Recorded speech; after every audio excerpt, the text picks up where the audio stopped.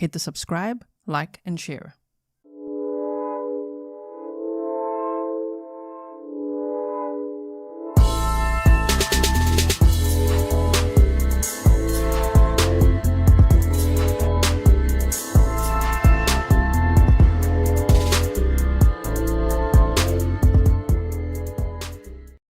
Hello everyone and welcome back to another live stream with me, Gisela K. This is Grizzly True Crime, and today we're going to be watching day 2 of the Chandler Halderson trial together. This trial took place in January of 2022. What for? Chandler Halderson, who was 23 years old, murdered both of his parents, Bart and Krista Halderson, who were 50 and 53 years old, in their home in DeForest, Wisconsin on July 1st of 2021. By July 8th, he was arrested. He had murdered his parents and dismembered them. This case comes with a trigger warning, of course. And so we watched day 1 together. If you want to know more detail about the case, you can expand the description box and there's a write-up there for you. Or I would highly recommend checking out day 1. Oh man, those opening statements, it's some of the best that we've ever seen, right? So check out day 1 if you haven't yet. There's also a playlist that I've made for you, and you can follow the trial along. Everything is timestamped for you. It's defluffed for you, and all of that we do, right? Okay. Martina says, Gisela, I see you're wearing your court clothes. Yes, I am. And for those who are watching live with me, I'm so sorry for the few minutes of delay there. You know, Bill Gates, you know, it happens. So I'm going to put myself over here. Okay, and let's bring up the trial footage. There is Judge Hyland. And I will tell you the names of the other attorneys as we go along. Of course, DA William Brown was amazing with those opening statements yesterday. Are we ready, everyone? Let me put the sound on for you, and here we go. Thanks, everyone. Please be seated. Good morning, ladies and gentlemen. Again, thank you for your promptness, and I hope that no one experienced any difficult travel getting here. At the end of the day yesterday, I realized that the weather reports that I ignored made it sound perhaps difficult, and I didn't mention to you that, again, if you find yourself delayed because of some sort of weather situation, just be safe. We will wait. We will wait until everybody's here. I don't know if we'll experience any other type of weather condition as we go through the next weeks, but thank you for today, and be in touch with us if you need to contact us if you experience something that you think would be a serious delay for you.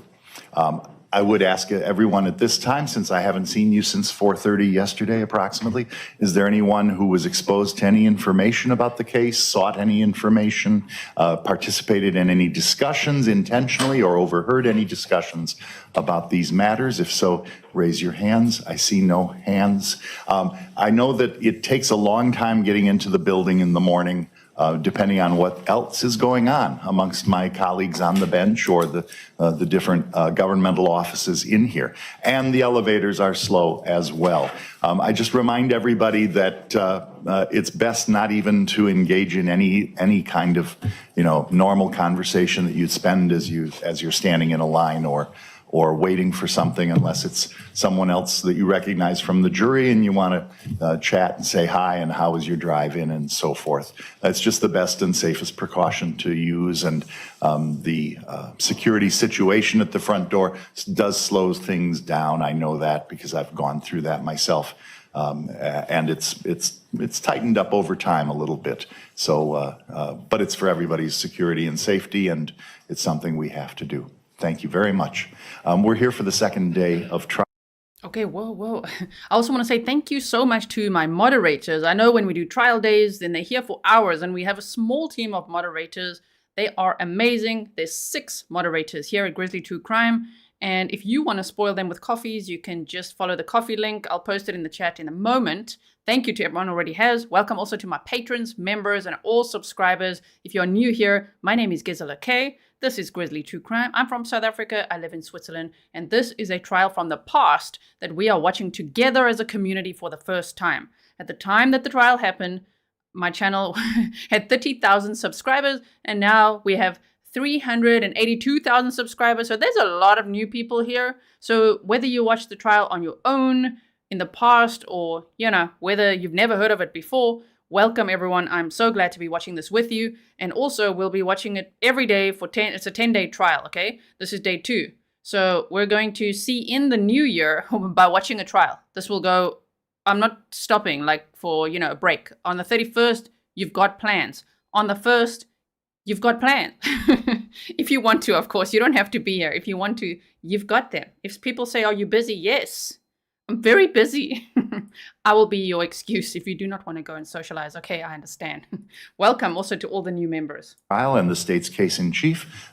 Could you please call your next witness? Michael Hilgendorf.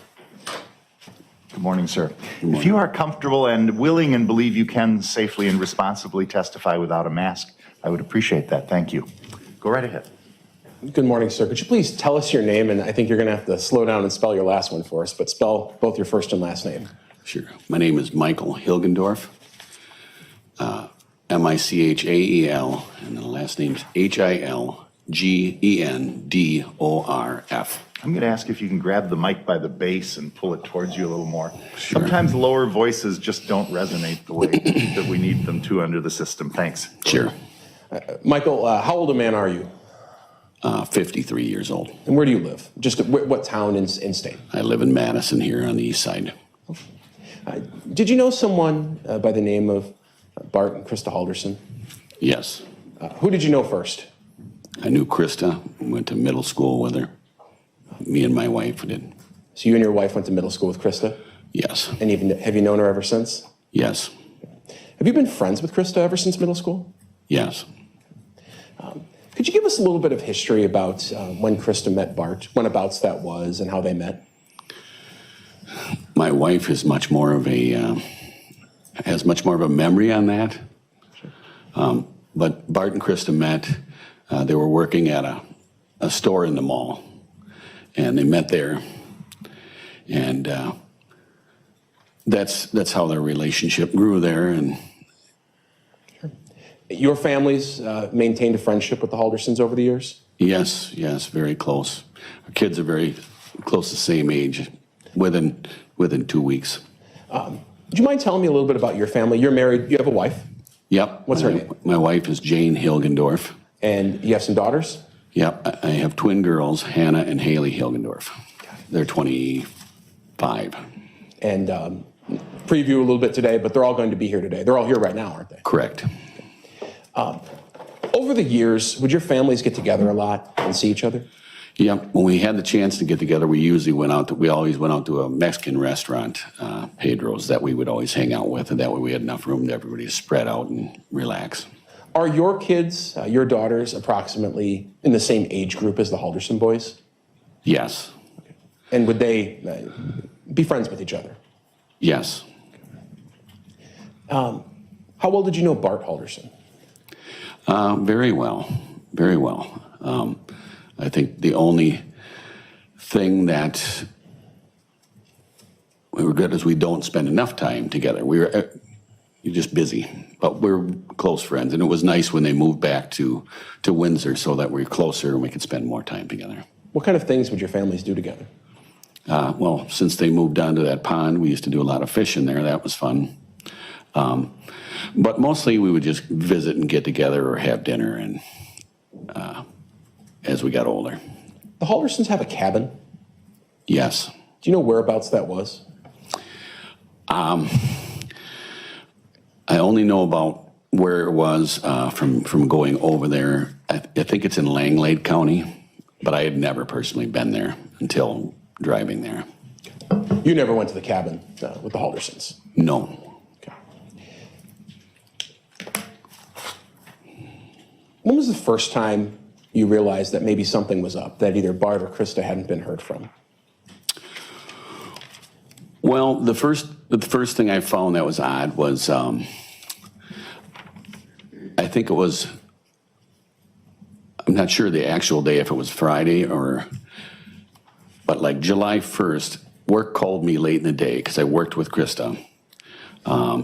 And they wanted to know if she had called me and let me know that she wasn't going to come in the day, which I found was odd. It was already late in the day for me. I was within an hour or two of leaving. Sure.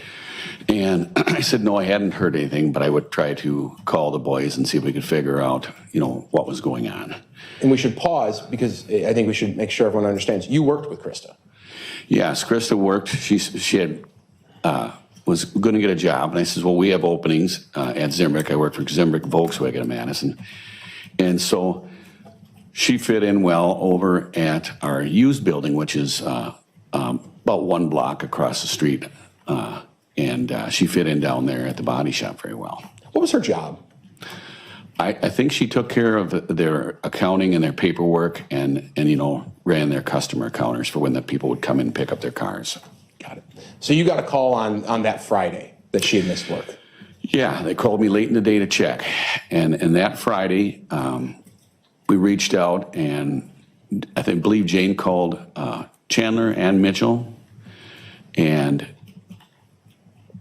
then we, at that point in time, I got back to work, and we were told, obviously, that they had went to the cabin. And we were leaving on vacation for 2 weeks to go to our cabin in Sainer, Wisconsin. And so we took off, and assuming that everything was kosher, and we just left and went on vacation because that's where we were headed. Did you leave that Friday? Yes. So if I told you that Friday was July 2nd, that sound about right to you? Yeah, it's right in that area. You're up at your cabin. How long were you planning on staying up there? I think we were planning on staying until the 9th and then coming back. At some point, did your concern or your family's concern grow over Bart and Krista and where they were? Yes, it did. Well, we really hadn't heard a whole lot. And then we had received a call again as far as from Chandler that they still were not missing or not found. And at that point in time, I asked my wife just to get the address, and we would drive there to their cabin to see how they were doing or if they needed help. Now, this was the next week after that Friday, going into that next week? Yeah, so I would think that would have been a Wednesday of the next week, if I remember correctly. Okay. So we got up, drove over there, and that was the first time, we'd ever been to that cabin. How did you get the address? Chandler gave it to my wife, and then we added it into the GPS and drove over to the cabin. So on Wednesday, you drive over. Was it close? Or you're right next door? No, it was 88 miles away. Okay, bit of a trek. Yes. And it was just you and your wife at that point? Correct. Tell me what you found when you got to the cabin. Absolutely nothing. There was a log over the driveway, which looks like that's the way they had it. It was kind of goes up to like an old wagon wheel and crosses over. So I stepped over that. There was probably, I would say, 12 to 14 inches of grass, so the grass hadn't been cut, and you could see that nobody was there. I did walk around the cabin and look at all the doors, and everything was locked up tight. There was external padlocks on all the doors. If you missed day one, I have time-stamped, when they showed us the body-worn camera of the police officers walking around the cabin, which was 3 hours north of where Bart, Krista, and Chandler Halderson lived. They lived in DeForest. It was called Oak Circle, the little area, Oak Circle, DeForest, Wisconsin. And they also owned a cabin that Krista's grandfather built in the 1940s. It's a beautiful cabin, right? So they used to go there regularly. It was near Sawyer Lake, which is also in Wisconsin. Am I right? We did some map time yesterday. 3 hours north. And so they went there because Chandler Halderson had told the police that his parents had left, for that July 4th weekend. And that they just, packed up and they took silver bars, liquor, and tools and a large amount of cash. And that people he didn't know picked them up in a car that he didn't know. And they were going there just spontaneously. So that is why the police actually went out there. And interestingly, they went out there on July 8th of 2021. Now remember, the murders happened on July 1st of 2021. And Chandler had a very busy little weekend there. He dismembered his parents, so that is terrifying. He scattered their remains. He went to watch fireworks with one of Krista's work colleagues as well. He went to his home, watched fireworks with his girlfriend. He had his girlfriend over even. On July 7th, he reported his parents missing. And on July 8th, that was the day that the police went out to search that cabin with Chandler's brother, because Chandler's brother at that point was very worried. And Chandler was arrested later that night. On the day they searched the cabin, and initially the police from Dane County, Wisconsin, they were going to go out there to the cabin, and they said, no, we're not coming out there anymore. And the police there near Sawyer Lake didn't really know why. They're like, oh, okay, well, we'll just search it ourselves then. And it's because they had discovered Bart Halderson's torso at Chandler Halderson's girlfriend's mom's partner's home. We're going to hear from them on day 3. Yesterday, I was all excited day 1. I said come back for day 2 because I think we're going to hear from the ex-girlfriend on day 2. That's going to be tomorrow, day 3. But today, nonetheless, it's going to be very interesting. We're going to see ring cam footage. We're going to see a walkthrough of the house. We're going to see detectives testify. And of course, Bart and Krista's very close friends as well, this Hilgendorf family. So we'll hear from the mom, the dad, and both daughters as well. So, okay, let's carry on. Okay. After walking around the cabin, did you conclude that they hadn't been there? Correct. I got back in the car with my wife and I said, they're not here. They haven't been here. What did you do? What did you do at that point? What did you and your wife do with that information? Well, at that point in time, then we called Chandler back to let him know that they were not there. Can I ask you a question? Were you at the cabin, around the cabin when you called? Yes.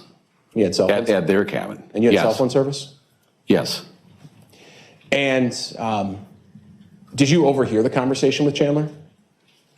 Or was I it did. was it just your wife on the phone?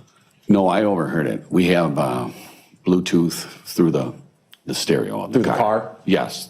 Why is he asking if the cell phone signal was good there? Because Chandler Halderson was buying time by saying, my parents are out there, but they don't have good signal. It's only if it's like a clear day, not cloudy, there's nothing happening, in certain spots where they can have a signal so that they can reach people. Because no one had heard from them. Only Chandler had, and that was on July 4th, where his mother's phone had texted Chandler to say, we've arrived safely and we're going to the parade at Sawyer Lake today. But that parade happened on the 3rd. So he really messed up with that little detail. The police are already like, okay. We'll learn later that Chandler actually put his parents' phones, he wrapped them in foil and put them in shoes. I think it was in the basement. Like, oh my, okay. So. Okay. And did you inform Chandler that his parents weren't there? Yeah. We told him that the parents weren't there. What did he say? At that point in time, he said you didn't see anything. No shotgun shells, no blood, nothing. And I said, nobody, absolutely nobody has been here. He asked if you saw shotgun shells or blood. Shotgun shells, blood, anything. And I, at that point in time, the conversation ended up fairly quickly. And that's when me and Jane were back in the car, obviously, and we turned around to head back to our cabin. And I responded to Jane, I said, this is really giving me a sick stomach. I said, this does not seem right. There's something's not right here. And that's where we left it. Okay. What did you end up doing that day? We ended up going back to our cabin. We slept for a couple hours, put everything in the car, and came directly home that same day. So, which was, I believe, like I said, a Wednesday. Sure. After you got back home, did you yourself have any other contact with Chandler Halderson? I did not. Okay. But on the way home, I know my girls had went over to the house. Okay. All right. 1 second. Sure. No further questions. Cross-examination? Good morning. Good morning. Just a few questions. You are aware that the Haldersons moved to Plymouth, Wisconsin when Chandler Halderson was around first grade. Is that right? My wife would remember more things like that. I don't know what age they moved there. There was a chunk of time, maybe 10 years, when they didn't live in Dane County and lived in Plymouth, Wisconsin, correct? Correct. And during that time, is it safe to assume that the regular meetings at Pedro's, and of course, they weren't living in the house with the fishing, so those things weren't happening, correct? Correct. And so you were getting together with them less than you would when they lived close by? I myself, yes. My wife was still getting together with her off and on. My wife would drive up.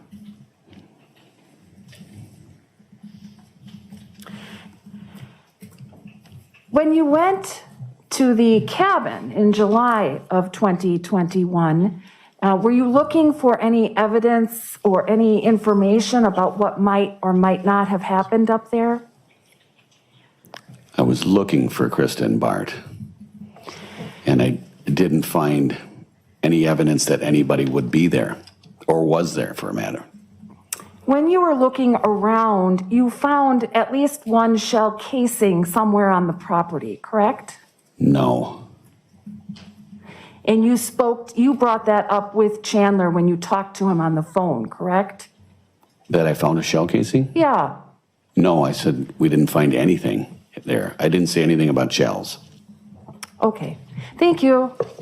Any Was that where did she get that information from? Probably Chandler, right? Yeah, he told me he found shell casings out there. No, he didn't.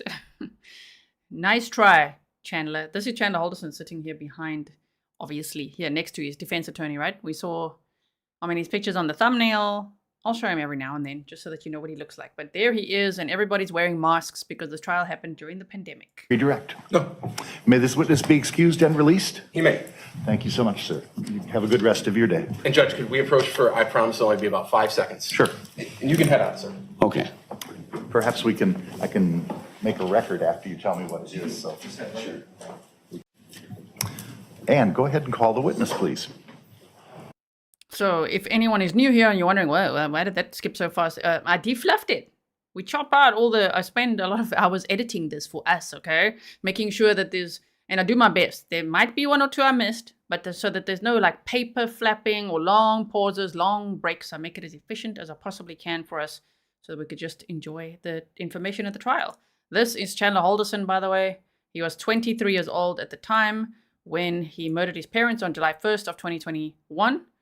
And the trial was in January of 2022, and in March of 2022, he was sentenced to life without parole. And interestingly, he's in the same prison, the Dodge, is it called Dodge County Correctional Center?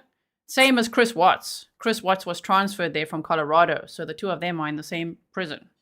Stefan says, smooth defluffing. Oh, thank you so much. Okay, so let me take Chandler off the screen here. And let's carry on with Judge John D. Hyland. State's going to call Hailey Hilgendorf.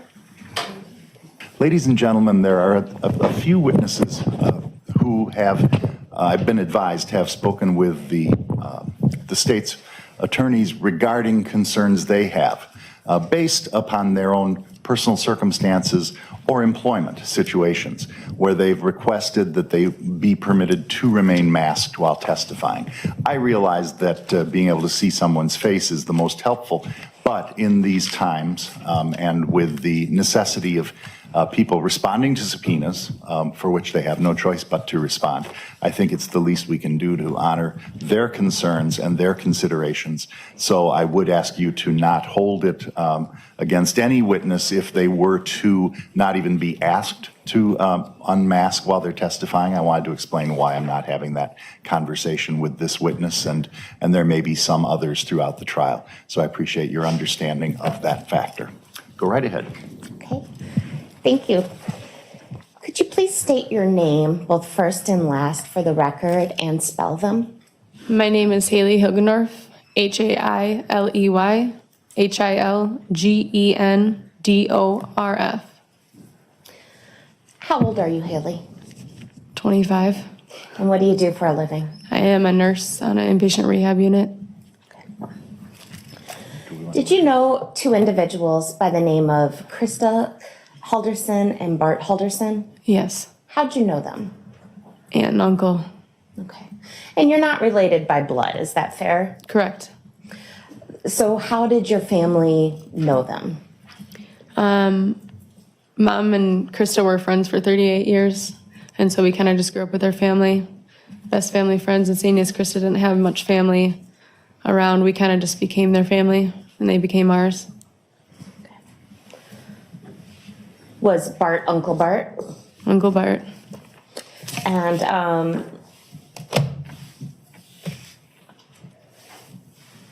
just tell me briefly, what sort of things would you guys do when you got together, or?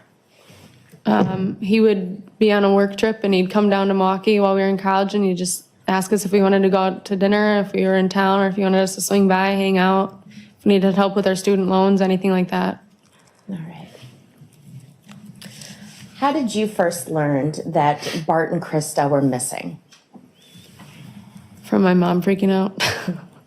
Okay, in a phone call? Yes. Based on that conversation, what, if anything, did you decide to do? I decided to come home from Milwaukee and figure it out for myself. Okay. And what did you do once you came home? As soon as I got home, I talked to my mom for a little while and decided that I should head over to the Halderson residence. And why'd you do that? Because since they're like family, I'm sure that Krista would have wanted us to take care of her boys as my parents would have wanted us to take care of them. Okay. And who was at the Halderson home? Chaz and a bunch of other detectives and stuff. Okay. And you say Chad. Yeah, that's sometimes why we say Chazzy Boy. Okay, his name is Chandler Halderson, and his Snapchat account was Chazzle Dazzle, and people nicknamed him Chaz. And he was apparently a pretty good swimmer, especially in high school. So, interesting. Just some fun facts. As you mean Chandler? Correct. Okay. Do you see Chandler in the courtroom today? Yes. At this moment, I'd ask anyone within the courtroom, but not in the jury box, to lower their mask for the count of 3. 1, 2, 3. Go ahead and replace your masks. Could you identify him by where he's seated and maybe the color of his shirt? He's to my right over here with a blue shirt. Ask the record to reflect the witnesses identified the defendant. It shall. So do you remember what day this was that you went over to the Halderson home? Pretty sure it was Wednesday. Okay, so that would have been July 7th. Does that sound right? Correct. Okay. And what did you go over there with the intention of doing? Making him dinner and making sure he was okay. Okay. Did you go with anyone, go by yourself, or something else? I went with my twin sister, Hannah. Okay. Do you remember roughly what time you guys showed up? 5:36. Okay, so dinner time. Dinner time. Okay. Explain to me, was this the first time you'd been at the house, or had you been there many times in the past? I've been in there quite a few times in the past. How did the house look that day? A little different. I noticed the couches were covered. And I didn't notice too much else. There was a table that was turned on its side. And I can't remember much else, to be honest. Okay. You said the couches were covered. Do you mean like with blankets? Or? Yes. Okay. Did Chandler say anything about that at any point to you? No. Okay. And where was the table on its side that you saw? Have you been in there? You can explain what room. We've shown pictures. It's just in the kitchen where the tile was, like near the wall. Okay. Did you take any pictures of anything in the home that day? Yeah, I took a picture of the table with the Chris's handwriting. Why'd you do that? I don't know, because I was trying to figure out if they actually left or not. Like, I was trying to make sure that, like, I don't know, I guess I was conflicted because I heard that they left unannounced, but then I heard that there was a possibility that my parents picked them up, and I'm like, because I actually wanted to know if I was trying to figure out who Pam was, because I've never heard of Pam, and that was the name on the bottom. It said, call Pam if you need anything. So I was like, Mom, who's Pam? But I didn't want to forget who the number and name was on there, so that's why I originally took it. Okay. All right, so when you get to the house, do you have any interactions with Chandler? Yes, he greets us at the door and gives us a side hug. He gave you a side hug? Is that how he normally greeted you? No. We're a Explain hugging that. family. We all hug each other, full arms, straight on. Other than the side hug, how would you describe Chandler's demeanor? I would just say he was preoccupied. He had a lot of other stuff going on. There wasn't much he could do with us. Very busy. So when you got there, did you guys talk? Did you make dinner? What occurred? We ended up not making dinner because the detectives were there for a while. My sister and I sat up on the couches while they were downstairs doing stuff with the detectives. And then at one point we helped out with the dogs because we know they're dogs and they're very scared of people. So we took them out the back and we were playing with them outside for a while, playing fetch. And then we'd come in because one of the dogs got hurt. And so we decided that we'd just bring them in because we don't want them to keep running around if they're already hurt. And then we fed them dinner upstairs. So we returned back upstairs. Okay, you fed the dogs dinner. Yeah. A side hug. Normally they hug like family. These are family friends. Big hugs. But now, suddenly, after murdering and dismembering his parents, oh, Chandler is giving side hugs. Yeah. Okay, what happened next? Detectives left probably like 15, 20 minutes after that. And then my sister and I sat at the table with Chandler. Did you and Chandler discuss anything of note on July 7th when you were over at his house? The thing that stuck out to me most was about the text messages. So, you want me to explain that? Sure. Okay. So we were like sitting down. We were just like talking in general, like asking how he was doing. He said he was fine. He's hanging in there. He's just trying to figure out what's going on. And that was my only red flag looking back when he said they asked me for text messages. The detectives did, and you never have to give them your phone. You can just send screenshots because they got everything they need.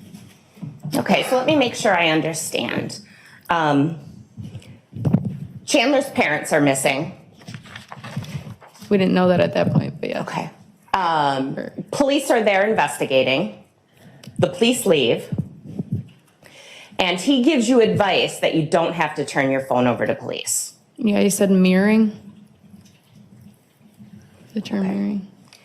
Instead, he says, don't turn over your phone, take screenshots. Yeah. And that was his concern at that moment on July 7th. It was one of them, but that's the one that like stuck out to me. Oh my. Don't give your phone to the police, okay? Just take some screenshots. They don't have to have your phone.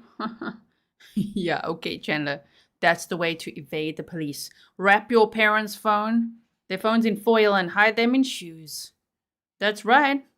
Say that, try to fake text message yourself from your mom's phone and mess up the date of the parade. Like, I don't think he should be giving advice on how to avoid getting arrested, right? Obviously, it's in hindsight now, but I mean, it's pretty sus though, right? They must have been like, what is happening in here?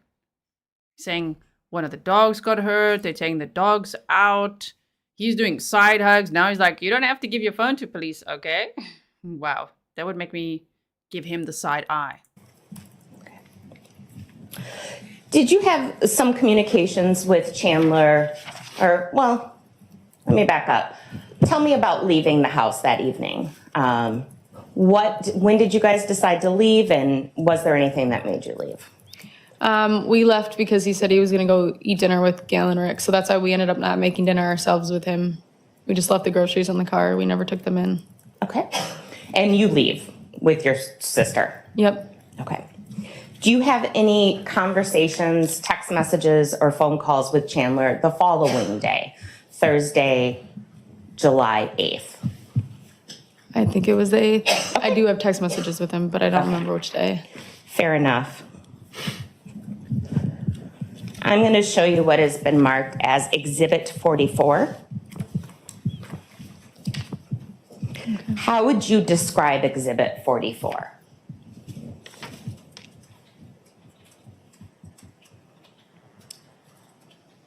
And you can turn the page if you would need to. Is the whole thing? Yeah, how would you describe it? Okay. Normal, but still seeming concerned that his parents are missing and he needs help still. All right. Is Exhibit 44 text message exchange between you and Chandler? It is.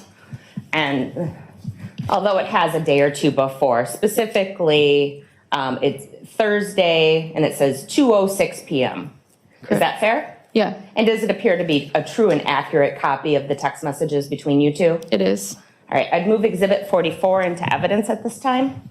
No objection. It is received. And I would ask for the Elmo. It may be published. And Hailey, there should be a screen right in front of you that you should be able to look at. Okay. Although this is sometimes. So we're just going to start the Thursday. And again, that would be July 8th. And is this what you wrote? Hey, how are you doing today? Mm-hmm. Is that a yes? Yes, sorry. And then Chandler writes, I'm doing all right. I found some keys and my brother's heading up to the cabin now, so we will know more soon. And how do you respond? And I said, okay, sounds good. Let us know. It's kind of clear. Let us know if you need anything, I believe. If you need help with anything? Yeah. All right. And then Chandler responds, thanks, Kat came over to help out around the house. I might ask my neighbor to help with the lawn because the mower shakes my head way too much. And how do you respond? Again, it's clear, but I said, okay, I can ask my dad too. And Chandler then responds, that would be nice of you. But he's a really busy guy. Okay. Do you understand or do you know why Chandler made the comment about his head and mowing the lawn? Yes. Tell me about that.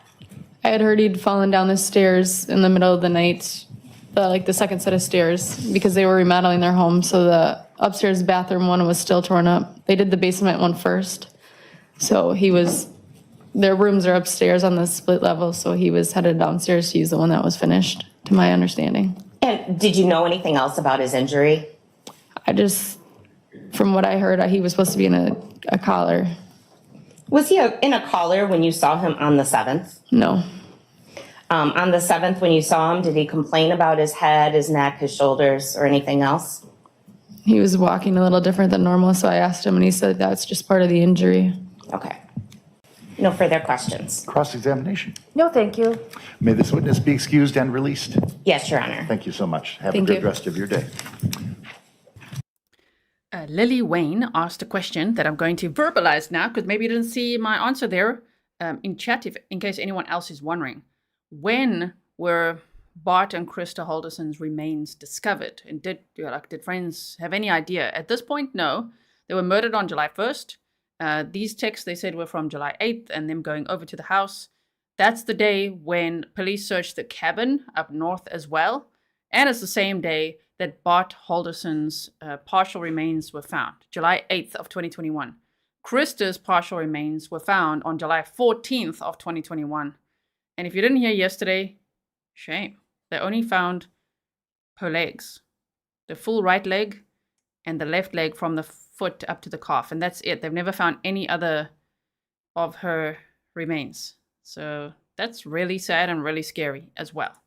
He was arrested on July 8th of 2021 and charged with, initially he was actually charged with falsifying information in a missing persons investigation. But later, as we know, he faced 8 counts when it was this trial. It was 2 counts of first-degree intentional homicide, 2 counts of hiding a corpse, 2 counts of mutilating a corpse, and those 2 counts of lying to the police. So there were 8 charges. Sorry for my paper flapping for a second here. Yeah. 2 times first-degree intentional homicide, 2 times mutilating a corpse, 2 times hiding a corpse, and 2 times false information on a missing persons investigation. So that's what he was facing here. All right, in January of 2022 when this trial happened. State now calls Hanna Hilgendorf to the stand. Hello. Good morning. Go right ahead. Good morning. I'm going to ask that you pull that mic right up to you since Okay. you're going to leave your mask on. Could you please state your first and last name for the record and Yes. spell both? Okay. My name is Hanna Hilgendorf. My first name is spelled Hanna, and my last name is Hilgendorf, Hilgendorf. How old are you, Hanna? I am 25 years old. And what do you do for a living? I am a nurse. All right. Did you know two people by the name of Bart and Krista Halderson? Yes. How'd you know them? My mom was best friends with Krista growing up, and then she met Bart, and they've been a huge part of our lives our entire life. In fact, you called them aunt and uncle. Yes. And how did you learn this summer that Bart and Krista were missing? Okay.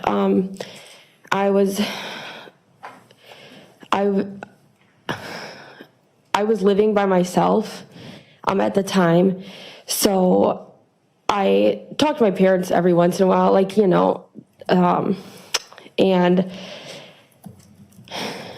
sorry, I have to breathe. Okay, so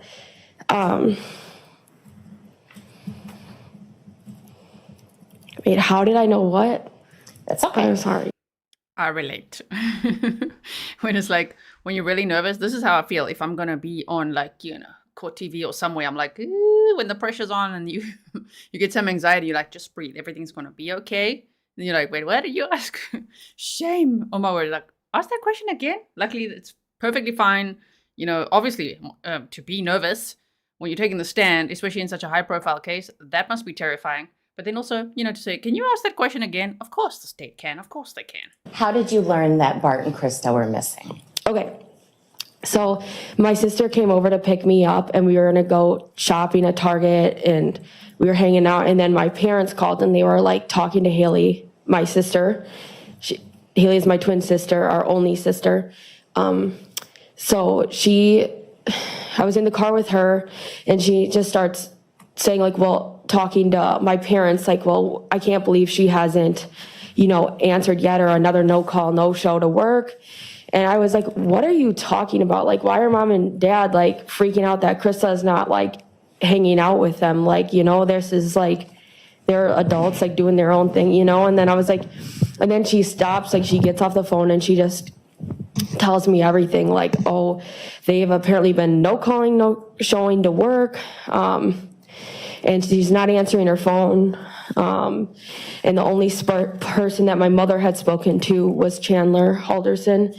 And so, and my mother, well, that's the only person that she was getting a hold of at the time, trying to figure out what's going on. And he seemed to have known where they had went. Okay. So based on learning that Bart and Krista were missing, what, if anything, did you decide to do? Okay, so I decided, you know, we need to be here for Chandler. At this time, I didn't know anything about, like, you know, much except for they were missing, and Mitchell and Chandler Halderson were like, we were really close to them growing up. So I said, man, like, Chaz is like home all alone there, you know, like without them, like, this is so sad. And so we run inside, and we had just bought some food to cook, and we were gonna go cook it at their house, because we were like, well, let's just go over there now. Instead of cooking it here, we'll just go run there and say hello to him. And when we pull in the drive, I just remember, like, there was, the DAs were there, or detectives, I don't know what you guys are. Okay, but you guys were there, and then, The police, yes. but in plain clothes. Okay, yes, the police. I don't know what they really, okay. So, I was like, whoa, this is like crazy, you know, like, what is like going on? So we go inside, and, yeah. Okay. Hannah, had you been over to the 4595 Oak Spring Circle address in the past? Yes. Did the house look the same, different, or something else? A bit different. Tell me about that. Okay, just like each detail of what you remember, yeah. Okay, so there were sheets on the couches, and then in the basement, I remember, like, there was these couches pushed together with a blanket laying over the couch, as to, like, you could, like, lay in that, basically, you know? And Chandler had mentioned he was sleeping downstairs to one of the police that was, when they were downstairs, I heard him saying that. So he had just been sleeping in the basement with 2 couches, or like, it's almost like a little fort looking thing that he built for himself, basically downstairs. I can't say to be exact because the picture gets less clear in your mind as time goes on. Sure. But it was like a fort looking thing. Okay, and did Chandler say anything to you, or did you overhear him saying anything about the sheets on the couch? Yes, I heard him talking to the police saying that one of the people that he had, you know, because he went to you guys and explained that his parents were missing, because talking to my parents really were very adamant that he went and reported this. And apparently, like, there was another police earlier that day before Sims and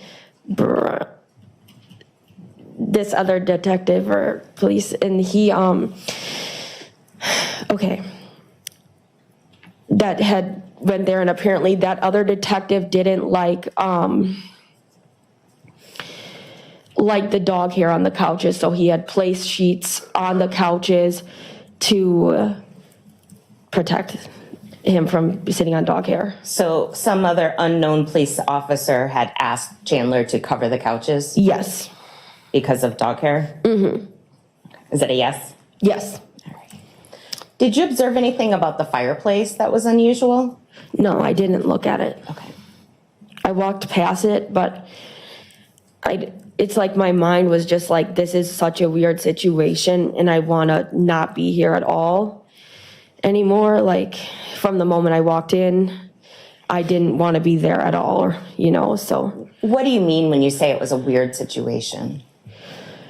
Well, first off, the police are there, you know, and I didn't know at all, like, anything of this caliber could be possibly ever be going on, that I would ever experience this in my life. And the feeling I received from Chandler was different to me than that of that I normally feel from him. And so it's just weird. Okay. You know, I gave him a hug right when I walked in, and it wasn't like, oh my God, good to see you, you know? And I know that his parents were missing and stuff, but it was just he seemed different than he normally does. Not as, he's the more like warmer one usually. Damn, he's usually the warmer one. The quieter one is how some described him as well. Wow, and Chandler was being so weird. It was a weird vibe there. And Hanna could just sense something is so wrong. I just don't want to be here anymore. Can you imagine now in hindsight knowing, I mean, her intuition was spot on, because if she knew what happened in that house at the time, yeah, no one would have even gone over there. So scary what he did. And he was less warm on this occasion? Yes, I would say less warm. Did he make any statements about his health or how he was feeling? Well, yes. I guess I didn't know he had hurt his neck and stuff like that, you know, prior to this. But he had said something about a neck brace. And I know after the fact, you know, talking to my mom about that he had fallen down his stairs. Oh wait, can you repeat that one more time? Sure. I asked if Chandler spoke to his health or how he was feeling. Yes, okay, sorry. I get off the beaten path and then I'm like just telling you. That's okay. I know you're incredibly nervous. So, yes. Okay. So he had said his head didn't feel right. He was explaining, you know, he hadn't really gotten to eat all day, and he hasn't gotten a lot of sleep, and his head just really doesn't feel right, is what he had kept telling us. Do you remember telling the detectives that he told you that his head is messed up? Yeah, like he just didn't feel right. Mm-hmm. Something of that caliber, yes. Was Chandler wearing a neck brace when you saw him on July 7th? No. How did you know about the neck brace? My mom had told me after the fact, I was like, this is just weird. Like, what in the heck is going on? You know, talking to my parents about this. And she said that he had fallen. I said there was something about that. And then my mom had mentioned what had happened prior. Okay. Do you, at some point that evening, talk to Chandler about his parents being missing? Yes. So, you know, we sit down at the table and the detectives leave. I wanted to go with them, but Why? just a weird vibe. And this is just not somewhere, I just didn't feel very safe. Like I felt, I don't know how to explain it, but it's like I'm sitting in the middle of what now seems to be a crime scene with somebody who is acting differently than I'm used to. And she was spot on. I mean, she'd known this family her whole life. These were close family friends. Krista grew up with her mom and Hailey's mom. These are twin sisters, right? We saw Hailey testify. We saw the dad testify first, Michael Hilgendorf. Then Hailey, now Hanna. And she was just like, ooh, I just felt like I was like in the middle of a crime scene and Chandler's acting different and she just wanted to get out of there. I'm sure we've all felt that gut instinct, huh? Trust your gut. And it just doesn't feel like a good idea. Okay. And what, if anything, did Chandler say about his parents being missing? Okay. Well, do you want me to answer the first? It was about the, what he said differently? Or you said, never mind. Okay, sorry. I don't know what my previous question was. It was gonna be why don't we just start fresh? And what, if anything, did Chandler say about his parents being missing? Okay. He said, you know, in the moment he told me, you know, they're probably just at a casino. What did you think of that comment? There's no way. There's just no way that they are like just the sweetest, loving people you will ever meet. And there is no way that, you know, they would have ever put anyone that they love or care about in a situation where they're worried about where they are. You know, she's like, do you need a glass of water? Do you need this? Do you need that? Like very sweet, loving, like caring people. There is nobody sweeter than those two. Like anything that they can do for you, they're going to do it. And they would never make anybody worried about where they are kind of people, and especially no way to a casino. Like she is a very modest, very kind of shyer person and wouldn't be doing that. Did Chandler say anything else about his parents being missing besides the casino comment? Really, he just kind of questioned me, like, should he make a Facebook post? Tell me about that. Well, we sat down and me and my sister went up and we were sitting at the main dining table in the upstairs, and he said, like, I don't know what to do now. Like, should I make a Facebook post? Like, right after the police had left. And I was thinking to myself, I wanted to say, duh, you know, like, your parents are missing. It's almost feeling like you have to think about how to act, you know? Like, if your parents are missing, you go online, you tell everybody, you go to the police the day of, especially a no call, no show to work. They would have never done that. So, and to ask me, you know, what you should do now, and should you make a Facebook post, like, how should you go about this? It was just interesting. And did Chandler? I just love that. Well, I wanted to say, duh. Wish you had said that. Duh. Chandler, what are you asking? Should I make a Facebook post? What's the appropriate behavior right now to look more innocent? You might as well just have asked that. What should I do? Yeah, perennials. Duh, dude. Why are you asking me? Did make any comments to you about giving your phones to police? yeah, that's like the first thing we had discussed. So he said that if a cop ever asks you to take your phone, you do not need to give your phone to them because you can show them everything that they need without letting them mirror your phone. And that was like one of the first things that he had said to me. That's why I was like, I don't know. I was like, are you kidding me? Your parents are missing again. In my head, your parents are missing. You had apparently had contact with your parents, which I had learned later down the road talking to my mother after the fact. It wasn't my thing that I heard of, but it's just another thing adding to the story of like, your parents are missing. Why don't you let them mirror your phone so we can figure out if you had tried to call them, if we could see the location on the phone or anything like that.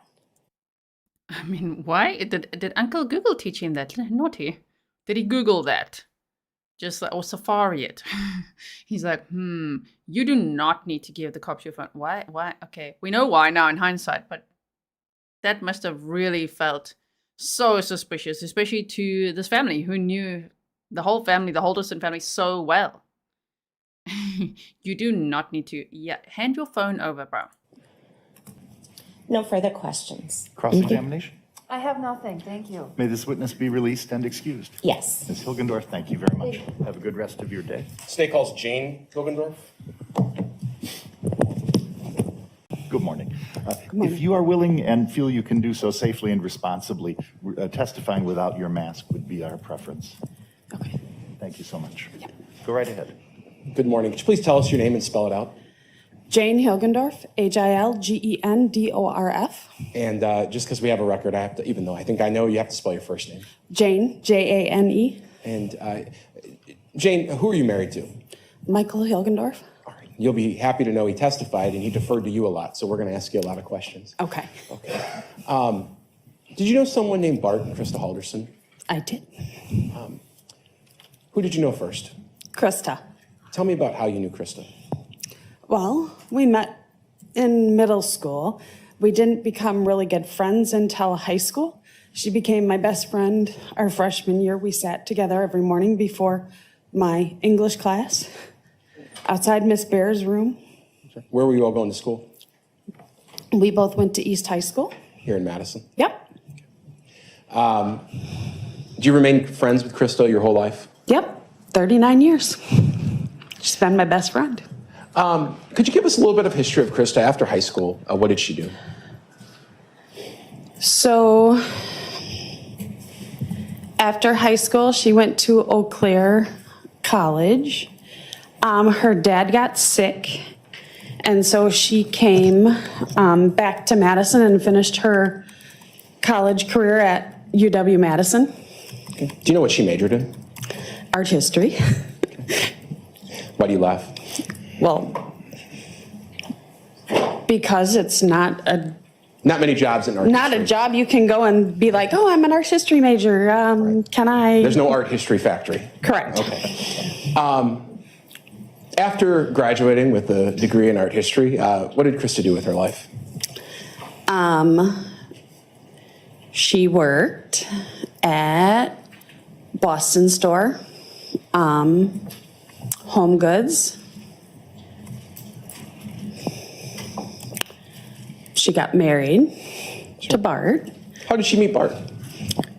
They both worked together at Boston store. Okay. She was a manager and he was a clerk. Was that the one here in Madison? Yep, That at East Town Mall. Used Yep. to exist.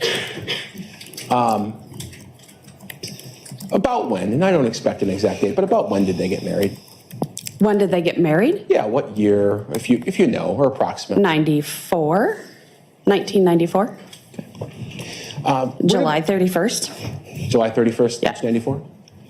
Where did the Haldersons start their family? What town were they living in when they started? DeForest. And how long did they live in DeForest, approximately?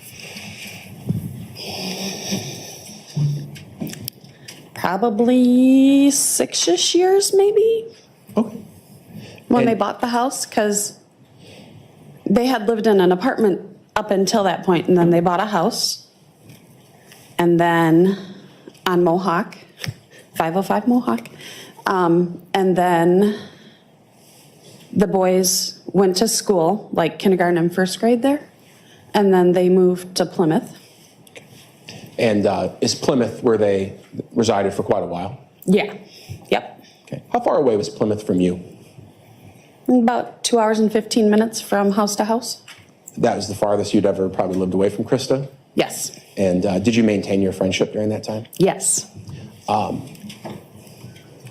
The boys were born and they went to school in Plymouth? They were born in DeForest, Okay. started school in DeForest, and then went to Plymouth Okay. to school. And did they go all the way through school in Plymouth, or did they move before they graduated? Nope. Bart had received another job when Chandler was a senior, and Krista's like, we're not moving him until he's done with high school so that he can finish out Okay. at one school. So the boys were able to graduate from Plymouth. Correct. And Bart's new job drew him closer to you again. Yes. And you were happy with that. I was excited about that, yes. And they went back to the same general area of Dane County. Windsor, but yeah. And that's the house on Oak Spring Circle. Correct. So they moved there just after Chandler would have gotten done with high school. Correct. Maybe 5 years ago. Yes. Yeah. Throughout all of these years, your families stayed connected, were friends. Yes. Tell me what types of things you do together. So once, I believe it was winter break, Krista and I and the two boys and my two girls, my twins, we went to like Blue Harbor and stayed in a hotel at a water park.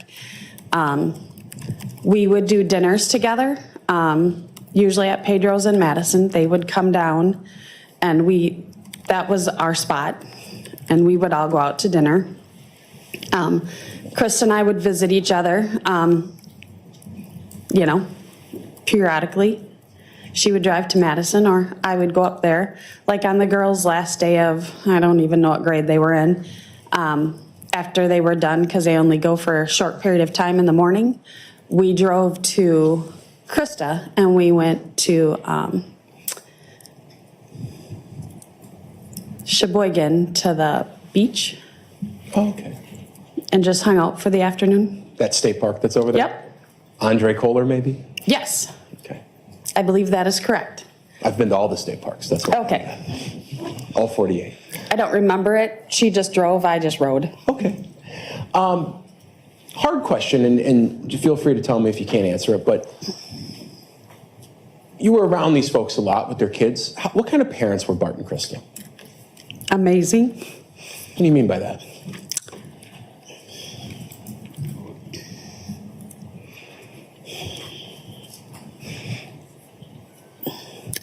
They never really got angry. Like, I'll throw myself under the bus because when I get mad at my girls, I used to yell. They weren't yellers. They didn't do any of that stuff. I mean, I don't think they had probably ever even spanked their kids. They always gave them options and choices. Okay. Now, Mitchell and Chandler, very close in age, 18 months or so apart. Correct, yeah.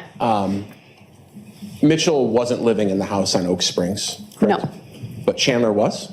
Right. When they first moved there, he lived there for a very short period of time. And Mitchell did. Mitchell did. And was Chandler always living there, or had he moved out at times and come back? He had moved out and when he went to school in Platteville. And then, they move out, live in a dorm, then come back for the summers. And then I think he lived on, I believe it's Main Street,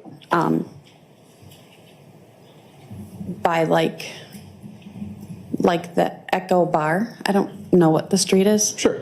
He lived down here somewhere Yep. with some roommates? Yep. Okay.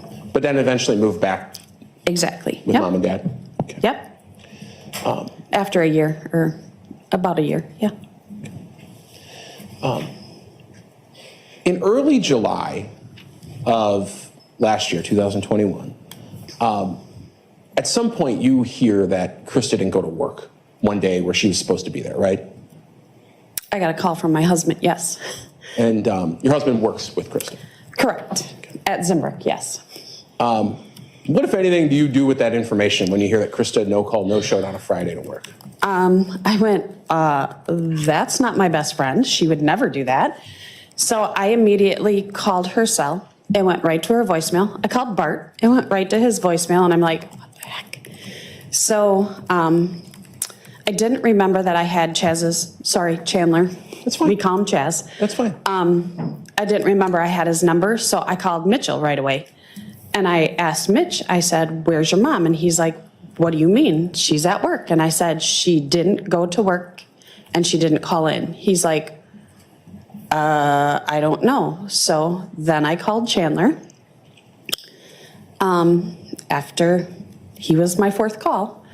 In the meantime, I had texted Krista a few times, asking her where she was.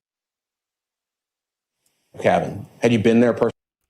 By the way, there was a minute or so there where on all the court feeds, the audio just dropped off. So we didn't get to hear that last part of her sentence there. It happens again twice in this day 2 court footage, just so that you know. Personally?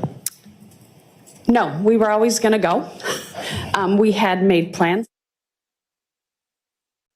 Said, I don't know. And I said,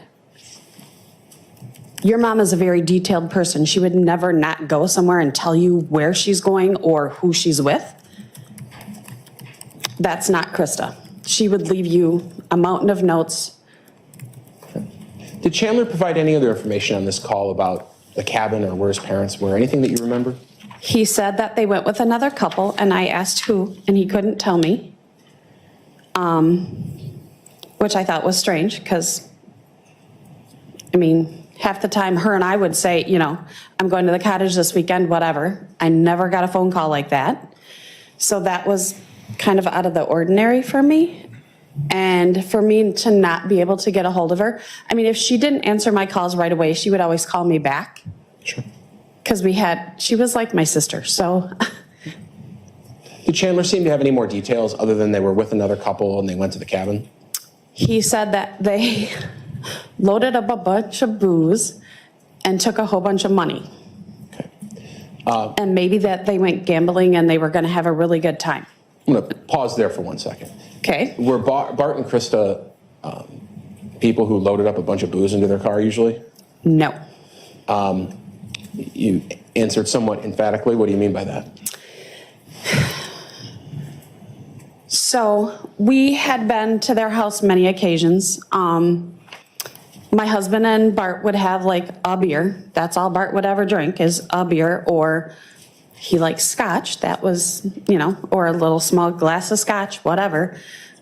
Just as we were winding down, Krista usually didn't drink. She would have maybe a beer. So I can preface this. I had asked on one of my occasions when I went up to her house, I'm like, do you want me to pick up a bottle of wine for us tonight? And she's like, no, I don't want to drink in front of the kids. And I was like, you're an adult. You can. Right. You don't share that concern yourself. No, I don't. Okay. I can have a glass of wine. I'm an adult. We know the defense is probably going to ask about that, right? Just like, oh, so did you see them every day? Do you know their behavior every day, huh? Did they ever drink more than that one drink? Don't you think they would have packed it for the weekend? I can hear the defense attorney's questions already. Let's see. You are. And the money, did that make any sense to you that Bart and Krista would load up cash, a bunch of cash, and go up to the cabin? No. Bart's a CPA. He was very tight with his money. They both were. They kind of had a budget, and they didn't spend outside that budget. Okay. Hence, their house was in disarray a little bit. Sure. They were remodeling. They were remodeling it to what Krista wanted, yes. Bart was a certified public accountant, that's CPA. I mean, yeah, he wouldn't just be like, let's take some cash, some booze, and some silver bars and tools and randomly head out to the cabin without telling anyone. You know, we see this a lot in these true crime cases, that the killer so often completely underestimates the victim's network, right? And how well people really know them and what would be completely out of the ordinary for them. Doing some work themselves. You bet. Maybe not up to code. Demo day. He had a shirt that said demo day. Yeah. After this initial call with Chandler, this is on Friday, the day of the no-call, no-show. Correct. What'd you do? What'd you do with that information? I tried calling her. We were planning to go up to our cottage. So I had called her a few times. I didn't get a hold of her. We all went up to our cottage as planned. So it was myself, my husband, one of my twins, and her boyfriend. Okay.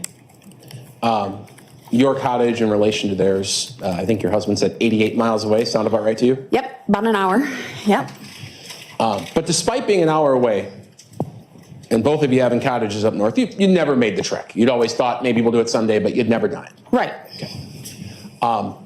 So while you're up at the cottage, are you worried about what's going on? A little bit.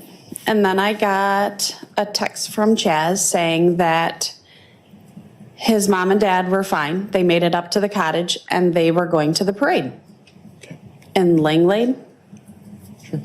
Or, well, sorry, White Lake, I believe was his comment to me. And I was like, oh, okay.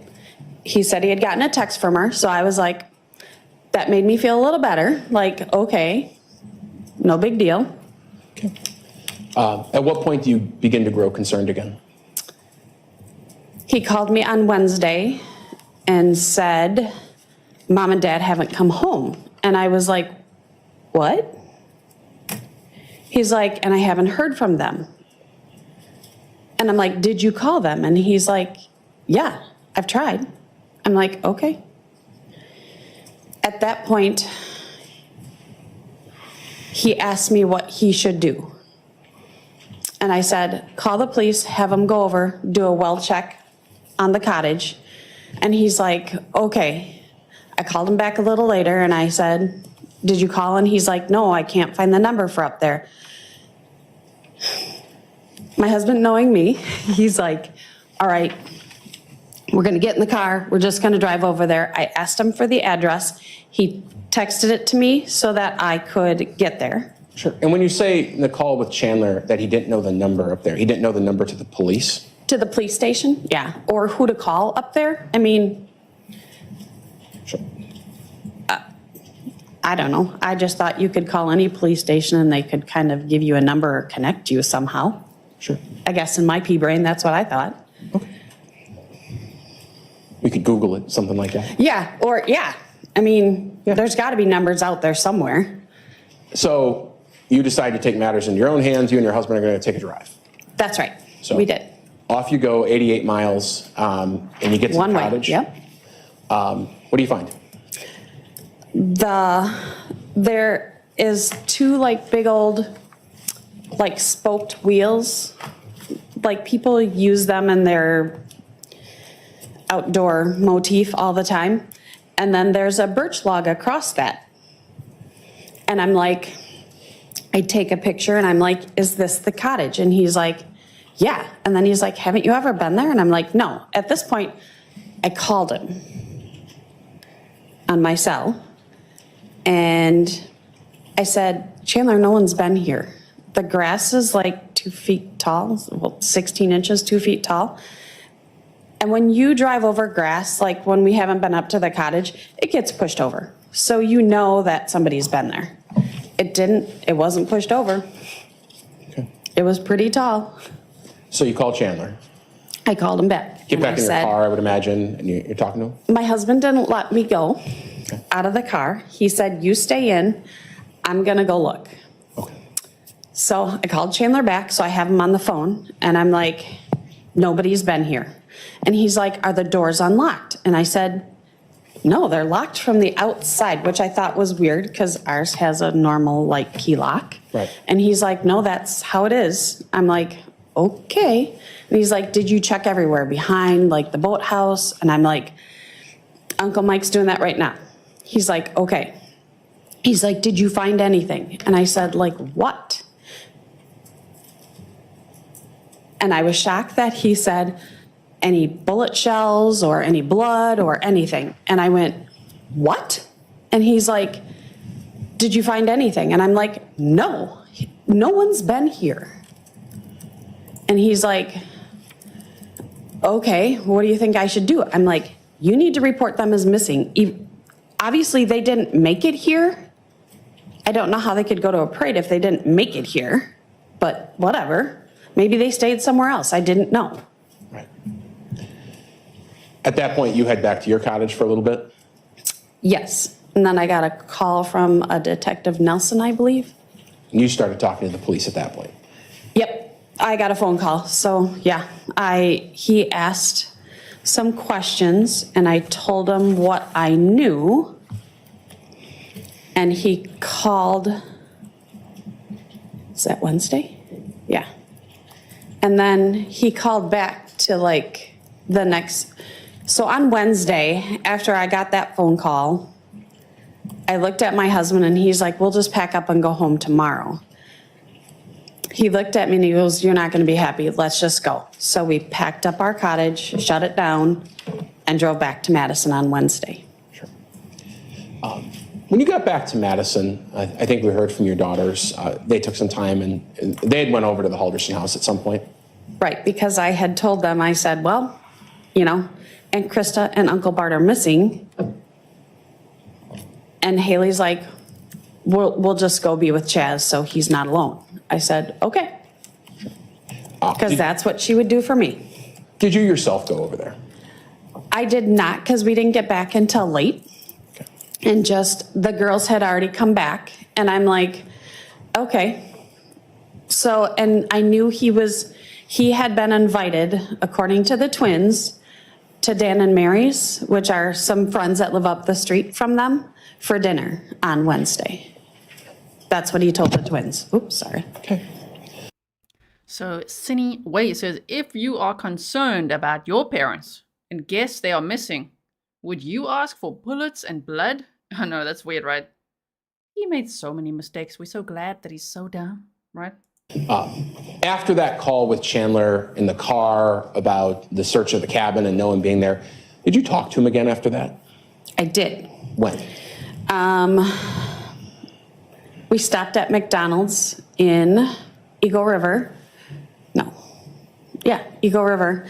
And I called him back and I said, have you heard anything? And he's like, no. He's like, but I went to the police station and filed a report that they hadn't come home. And I said, okay, good. So they'll be looking for them. But I forgot to mention one. I was on the phone with him when I was sitting at the cottage. I said, I have looked for Bart's car everywhere. And he's like, oh, Aunt Jane, didn't I tell you that they didn't take their car? I said, what do you mean they didn't take their car? He's like, they rode with the other couple. I said, who? And he's like, I don't know. I said, do you know what kind of car they drove? Because I'm thinking, you know, maybe we can look for that car. And he didn't know. So I was like, okay. So you head back to Madison because there's no car to look for, there's no people to look for, and they're not at the cabin. Nope. After you get back to Madison, do you have any contact with Chandler yourself? No, I didn't. No. No, I did not. Okay. You never went to the house yourself? After, like, Mitchell invited me over to the house. Like. Since? Yes. Okay. After everything occurred, yes. I'm going to take 1 second, okay? So if you want to take a drink of water now would be a good time. The judge will probably even pour it for you if you ask. You want some water?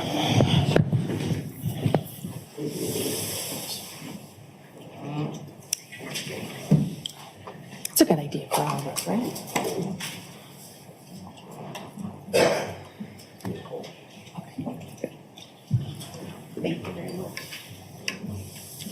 No further questions. Any cross-examination? No, Your Honor, thank you. May this witness be released and excused. Yes. Thank you so much. Have a good remainder of your day. Literally, no cross-examination? I could already hear the defense attorney's questions. They refrained instead. You can leave the water up there if you want, or take it with you. Okay. And the next witness, please. State is going to call Mark from Boldt to the stand. Good morning, sir. If you're able to safely and responsibly testify without your mask, that would be our preference. Okay. Thank you very much. Go right ahead. Good morning. Could you please state your name for the record and spell both your first and last name? Michael Boldt, Michaelboldt.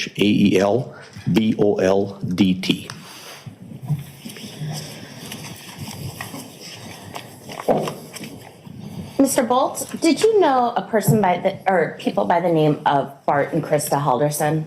Yes, I did. How did you know them? Bart was a lifelong friend of mine. Grew up down the road, and I got to know Krista pretty much as soon as he met her. Did you know their children? Yes, I did. In what capacity did you know Chandler and Mitchell? I am actually godfather for both of them. Did you have contact with them throughout the years? Oh, yeah. Yeah, we would see usually holidays and for both of the boys' birthdays and around tax time because Bart did my taxes, so. Okay.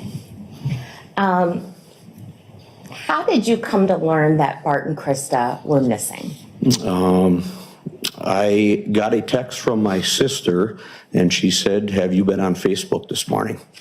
And I replied no, and immediately went to Facebook to where I see that she had shared the picture of Bart and Krista and that they were missing. And when you learned that they were missing, did you start to learn details that they had taken alcohol or gone to a casino? I did. I believe it was when Chandler had his interview with one of the local stations down here.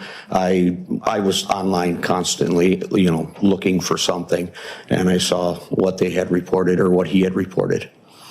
And you were good friends with Bart. Tell me about his drinking habits. When I was with him, if we had a drink or two throughout the whole weekend, that would probably be it. Sometimes we would go the whole weekend without having a drink, and it was never in front of Mitchell or Chandler. And I assume, obviously, Bart was your accountant. Yes. Tell me about his habits with money. I don't like to call people tightwads, but I would say Bart was very tight with his money. And he actually introduced me to his investor and suggested that I get something set up for my son as far as a 529 was concerned, which I took his advice, and I know he put money away for the children. And, we had conversations about it. And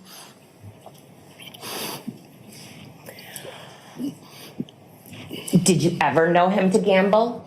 no. I could have given Bart a $100 bill, and I think he would have gave it back and said, "No, we're not going." I don't ever think that he stepped foot in a casino as far as I'm aware.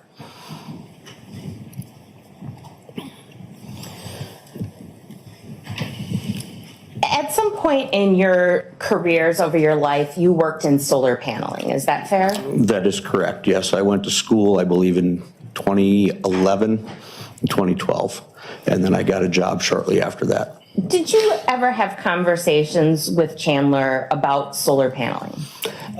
Yes, briefly. Bart and Krista and Chandler and I talked about it, and they had told me he was going to go to school for solar energy. And I borrowed him a tool that I had received when I went to school, and we discussed it briefly. And that was pretty much the extent of that. Did Chandler ever work with you installing solar panels? No, he did not.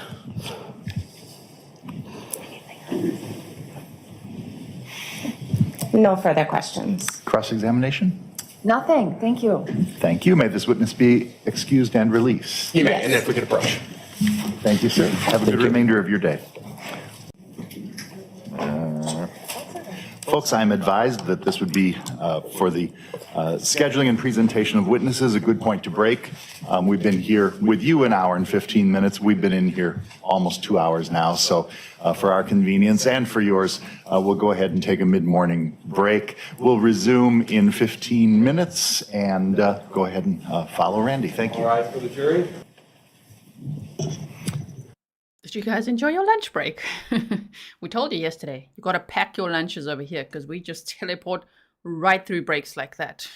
So here we go. They've gone on their break, and now we're back for the afternoon session. Detective, good morning. If you're willing and able to and can responsibly and safely testify without a mask, we would ask that you do so. Thank you. Thank you. Go right ahead, counsel. Good morning. Could you please state your name for the record and spell both your first and last names? Yes, it's Sabrina Sims, Sabrina Sims. How are you employed? I am a detective with the Dane County Sheriff's Office. How long have you been employed in that? By the way, this is one more time in today's trial footage where all the court feeds audio just dropped off for a second. And I don't mean sidebar, I mean while the witness's mouth is still moving and they're talking, but we want to hear what they say, but it just drops off for a minute or so. So I've chopped that out because there's no point watching what we can't hear. Capacity. I've been a detective for 14 years. And are you one of the 2 case detectives assigned to this case? Yes, I am. I just want to talk to you very briefly about how you go about investigating a missing persons case. What are sort of just generally the steps that you go through as a detective? Sure. So usually initially those are reported to deputies who we've already heard from. Based on the information they receive, we do follow-up interviews. Sometimes that leads us to information to your investigation.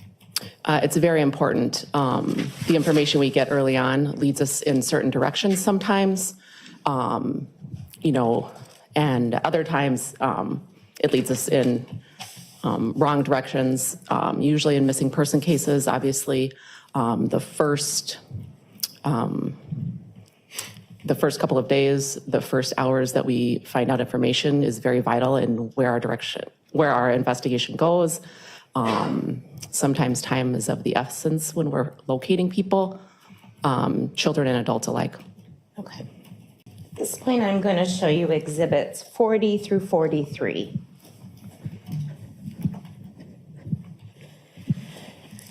Could you please identify exhibit 40? Exhibit 40 is a USB drive, which includes media interviews. And who is giving said media interviews? Chandler Halderson. And did you collect these from the various news stations in the course of your investigation? Yes, we did. Okay. And what did I do for you, Grizzlies? I made sure that you're going to see what the jury sees in the best quality possible throughout today. So instead of seeing the media interviews, for example, on the projector screen, you're going to see the actual media interviews. Chandler Halderson refused to be on camera, by the way, so there's just little audio clips of him here and there. He said, you can, if you've seen the 48-hour special on this case as well, yeah, you can film me, but not with my face. Like, you could just record my audio, okay? Willing to do that, so that's interesting. He probably knew. Everybody would be like, red flag, if he was on camera. And exhibits 41 through 43, how would you describe those? Exhibit 41 is a transcript of a media interview that Chandler Halderson did with Channel 3000. Exhibit 42 is a transcript of a media interview with NBC 15 conducted by Chandler Halderson. And 43 is a transcript of a media interview with WKOW and Chandler Halderson. And what date were these interviews given? July 8th, 2021. Okay. At this time, I would move Exhibit 40 into evidence and would ask to publish. Any objection to its receipt? Can we approach for a bit, actually? Sure. Thank you. Regarding the media interviews, we should read that. Your Honor, at this time, we'd request that you'd read the stipulation regarding the media Very interviews. good. I shall. At certain times during trials, it may come to pass that the parties reach agreements about facts. And this is done for a host of reasons and is always appreciated because it means we don't have to introduce those facts through witnesses and testimony. In this instance, at this moment, the district attorney and the attorneys for Mr. Halderson have stipulated or agreed to the existence of certain facts, and you must accept these facts as conclusively proved. In this case, the district attorney and defendant's attorneys have stipulated to the following facts. The television news broadcasts presented as evidence in this case, including interviews from WISC TV Channel 3, WKOW Channel 27, and NBC Channel 15, are authentic recordings of the news broadcasts. The person identified as an off-camera speaker in these news broadcasts as Chandler Halderson is, in fact, the defendant, Chandler Halderson. I also remind you, ladies and gentlemen, about the instruction that I gave yesterday before we first saw a recording. Recordings are proper evidence. These have been closed captioned for you, but again, the closed captioning is secondary. What you hear is the evidence, and I will remind you that if it appears anything has been redacted from these, those are redacted due to decisions made previously before trial. I'll also remind you that it is the statements that are heard on these videos from the defendant, and his identity has been stipulated as the speaker, that is the evidence that's being put forward to you here today. First one we're going to play is Channel 3000. Thanks for staying with us. Officials are still searching for this couple, Bart and Krista Halderson. Now, there are a lot of questions about the Dane County couple's disappearance that we are working to get some answers to, but tonight, police aren't saying much, and that led us to the couple's son, who says he's just as confused as investigators. Adam Duxter spoke with that man today. He's here now with what he learned. Adam? Well, Eric, Chandler Halderson lives with his parents in the village of Windsor and says another unknown couple picked them up early Friday morning before he was awake. And tonight we're left to wonder what happened to Bart and Krista Halderson. Brett Shuster says his usually quiet street is busier than ever since last night. I pulled in, there was a couple of sheriffs out there. Then 2 hours later, there's 3 or 4 detectives there. As we saw the detectives enter the house, that's where we knew there's something going on inside Bart's house. Shortly after, the Dane County Sheriff's Office shared this photo of Bart and Krista Halderson. Police say the couple had planned to go to their cabin in Langlade County. Their son, Chandler, asked not to be shown on camera, but he told us he didn't see his parents leave and added they didn't drive themselves. They were picked up by their friends, who I never got the name of, and I assumed it was someone I was aware of, the close neighbors of theirs up the street, or their best friends down on the east side. So that's what I assumed. I never really asked any further. Chandler says he assumed his parents had turned off their phones to avoid roaming charges. You're paying attention, right? That was Chandler Halderson's voice. That was him speaking to the media, but saying, hey, you can record my voice, but I'm not going to show my face, okay? They were like, okay. And it wasn't until after the holiday weekend ended that he got nervous. Because this weekend it was packed. I get that. Packed. Maybe the weather wasn't great for messaging. Tonight, Dane County Sheriff's Office says there are too many unanswered questions to say anything, while Langlade County Sheriff's Office wouldn't confirm they're helping in a search. Police instead spending today interviewing neighbors, like Brett Shuster himself. Just shocked. I mean, it's odd, though. Everything this seems, it's odd and shocking that, you never expect or anticipate seeing something that, especially that close to your house. I hope everything works out and it's just a misunderstanding with communication and comes pulling in the driveway any minute. And Chandler Halderson says for his parents to leave, even with another person, does happen from time to time. But he tells me another family member went to that cabin to check out cell service and was able to get through. Hopefully we'll get some answers soon. Adam Duxter reporting. Adam, thank you. No, it doesn't, Chandler. It happens from time to time that they just randomly leave with people, that I don't really know. Some strange couple out there. It's almost like Letitia Stauch and Iguardo's story. Remember all that? Oh my. If you haven't watched the Letitia Stauch trial, whoa, you got to check that one out.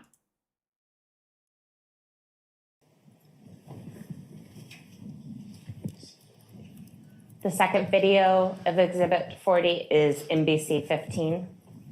The search continues for this couple, Krista and Bart Halderson. They live near DeForest. They were reported missing yesterday. NBC 15's Elise Ramos joins us live from the Dane County Sheriff's Office Northeast Precinct. Elise, you spoke with their son and people in the Haldersons' neighborhood. Yeah, John, the Halderson's son says that he helped his parents pack up the night before their trip to their cabin in Langlade County. He hasn't seen them since. I was told they'd be home Monday or Tuesday, and Tuesday afternoon I got a little worried. Chandler Halderson says his parents, Krista and Bart, were getting picked up by friends that Friday. They were planning to be at the cabin over the 4th of July weekend. Apparently they did make it. I got a text on Sunday. Halderson says after that text, he began getting worried when his calls to his mom went directly to voicemail. That's when I got worried and I went to make a report. Halderson says his aunt went to the cabin on Tuesday but did not find anyone there. Shocked in this. It's odd. The whole thing is just odd. Brett Shuster lives next door to the Haldersons. This is typically a quiet neighborhood. You usually would never see anything like this or anticipate or expect to hear something like this. One of Halderson's biggest concerns, who his parents were with when they left. They went with their friends, but I didn't ask who their friends were, so I'm still not really sure. While law enforcement searches for answers, the community is hoping for the Haldersons' safe return. I hope everything works out and this, lost communication, they're up north and they pull in any minute. So thoughts and prayers to them and hope everything's fine. I called the Langlade County Sheriff's Office today for information, and they told me that the Dane County Sheriff's Office is leading this investigation. I'm waiting to hear back from Dane County on whether or not deputies did a welfare check at that cabin in Langlade County. In DeForest, Elise Ramos, NBC 15 News. Authorities are still searching for a Windsor couple who have not been seen in days. So the state showed 3 media clips as exhibits to the jury. 50-year-old Bart Halderson and his wife, 53-year-old Krista, were supposed to travel north last week and return home on Tuesday. But their son tells Tony Galley his parents' whereabouts are unknown. Bart and Krista Halderson of Windsor had plans for the 4th. Their plans were going up with their friends and do some minor repairs on our cabin. That cabin is some 3 hours away from Windsor on a lake in a small community in Langlade County. Did you literally see them pulling out of the driveway heading out? No. Their son, Chandler Halderson, who asked to be off camera, says whoever his parents were traveling with from this neighborhood were to do the driving. He says he received a text from his mother. She got back to me on Sunday, said they made it safely. That's the last he's heard from his parents. Neighbor Brett Shuster's reaction to the Haldersons' disappearance. Wow. My wife is pretty shook up too. I mean, they're a very nice couple, very nice family. Detectives now go door to door here. While sheriff's personnel here in Dane County are checking for any and all information, the missing couple's son says law enforcement in Langlade County has checked on the family's cabin there. And he says that visit only adds to the mystery. The sheriff said it looked like there wasn't anyone home. Family and friends hope the Haldersons' unexpected extended time away is just that, and not a sign they're in trouble. In Windsor, Tony Galley, 27 News. A person who works with Krista Halderson says she's missed at least one workday without calling in, and they said this is completely out of character. So some of those media interviews that he was doing at podcast style, voice only, don't show my face. Okay, that was on the day that he was arrested. So can you imagine the news at the time when this case happened, when there's these missing people, a missing couple like Bart and Krista Halderson, and then Chandler, the son, the youngest son, is doing all these interviews like, I don't know, man, they went up there with their friends. And then later that night, it would be like breaking news. Chandler Halderson arrested and charged with initially falsifying information in a missing persons investigation, and later with first-degree murder and hiding a corpse and mutilating a corpse. Like, damn. Can you imagine the news at the time? Wow.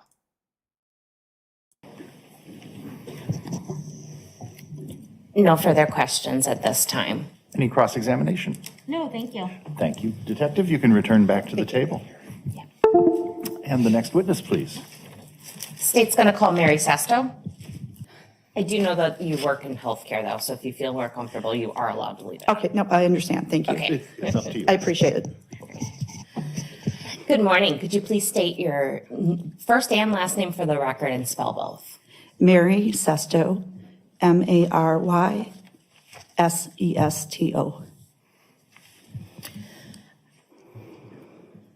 Ms. Sesto, how are you employed?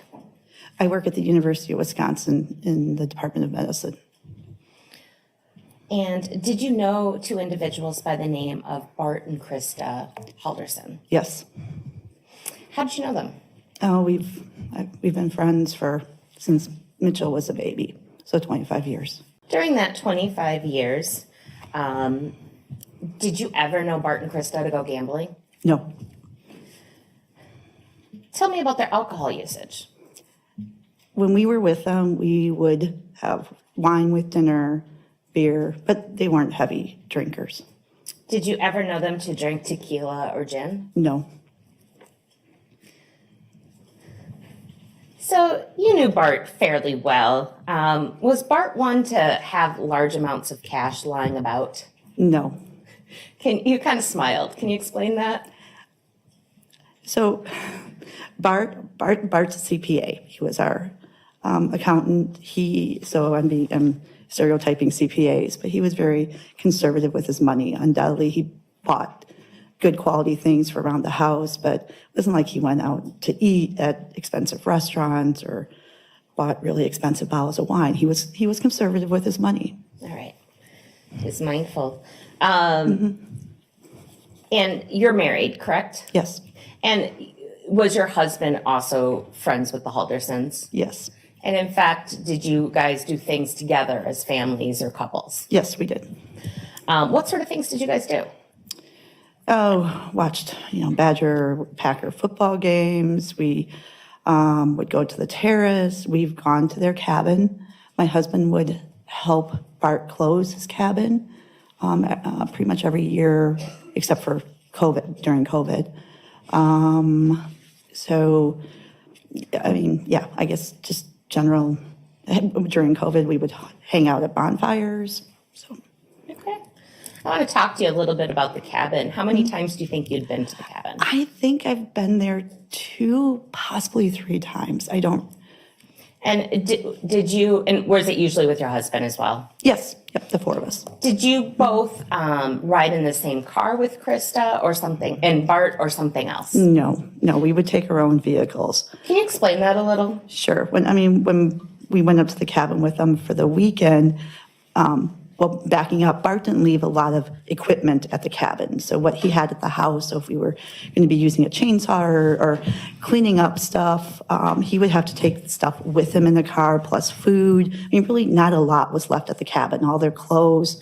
So there's no way the 4 of us would have fit in their Subaru or my car, or my husband's car, with all our stuff. So we always took separate cars when we went up there as couples. Was Bart pretty tight in his packing? He packed well, is that? Yeah. Okay, yeah.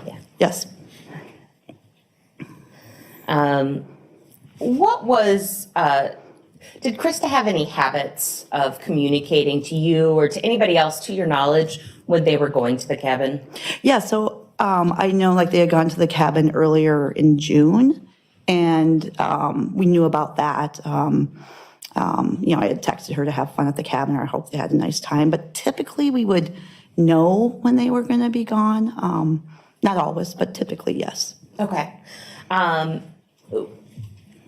Were they more planned sort of individuals, or were they more kind of fly by the seat of your pants sort of individuals? All planning. Okay. Would you have considered them cautious in the sense of making sure somebody would know where they were going if they were planning to be up at the cabin out in the middle of the woods? Yes. Did you know Bart and Krista a little bit as parents? Yeah, yes. If Krista was going to be going away and leaving Chandler for a period of time, do you know if she did anything in preparation for that? Objection.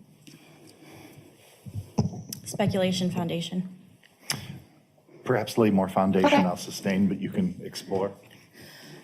Were you aware of some of Krista's practices as a parent? Yes. Did she do anything specific if she was going to be away with regarding food for Chandler? She would prepare food, to my knowledge, for Chandler, for the boys, if they were going to be gone. Do you have any specific knowledge as to their practice concerning the dogs in the cabin? So the cabin's very dog friendly, so they, to my knowledge, they typically took the dogs with them. When we went with them, they would bring their dogs as well. At the last time we were there, it was just one dog, but they would bring the dog with them, so. Okay, so the jury got to see a video, kind of a long video yesterday of the cabin, and it looks like there's a lot of property. Mhm. Okay, so places a dog could run and swim, and yes. Okay. How often do you know anything about Krista's habits about keeping in touch with her children? Yes. What do you know? So when we have been out with them, Krista typically texted.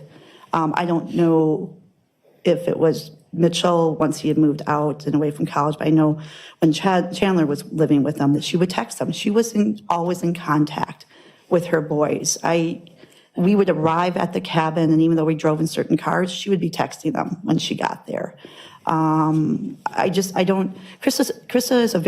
was a very doting parent. I just don't know of a time where, when she was with us, that she was ever out of contact with the boys.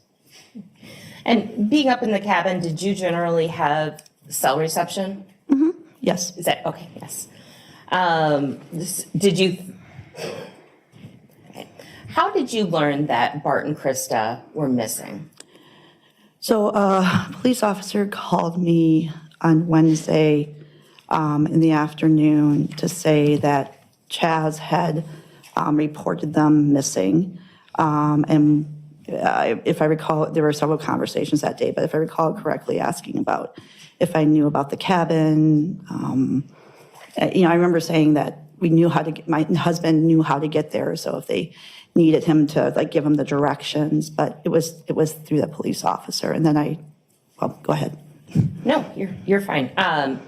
What, if anything, did you do once you learned that they were missing? Yeah, I texted Chaz and I emailed Mitchell. Okay. To offer support, see what I could do. Offered to bring Chaz food because, again, knowing Krista, that she would have left him a set amount of food. At least that's been my experience. We offered to bring him food down to the house. Okay. And did he take you up on that offer? He elected to come up to our house. Okay. And where do you live in connection to the 4595 Oak Springs Circle address? So just up the hill from them. Okay. So you guys are neighbors? Yes. Okay. And then do you remember, was it July 7th that Chandler came over for dinner? Is that Wednesday, July 7th? Yes. Yes. Tell me about that night. Do you remember about what time Chandler arrived? It was probably somewhere around 7:45 to 8 p.m., if I remember correctly. Okay. And how did the evening begin? Just, we expressed how sorry we were, how worried we were, what could we do to help. We did talk about police going to the cabin. Do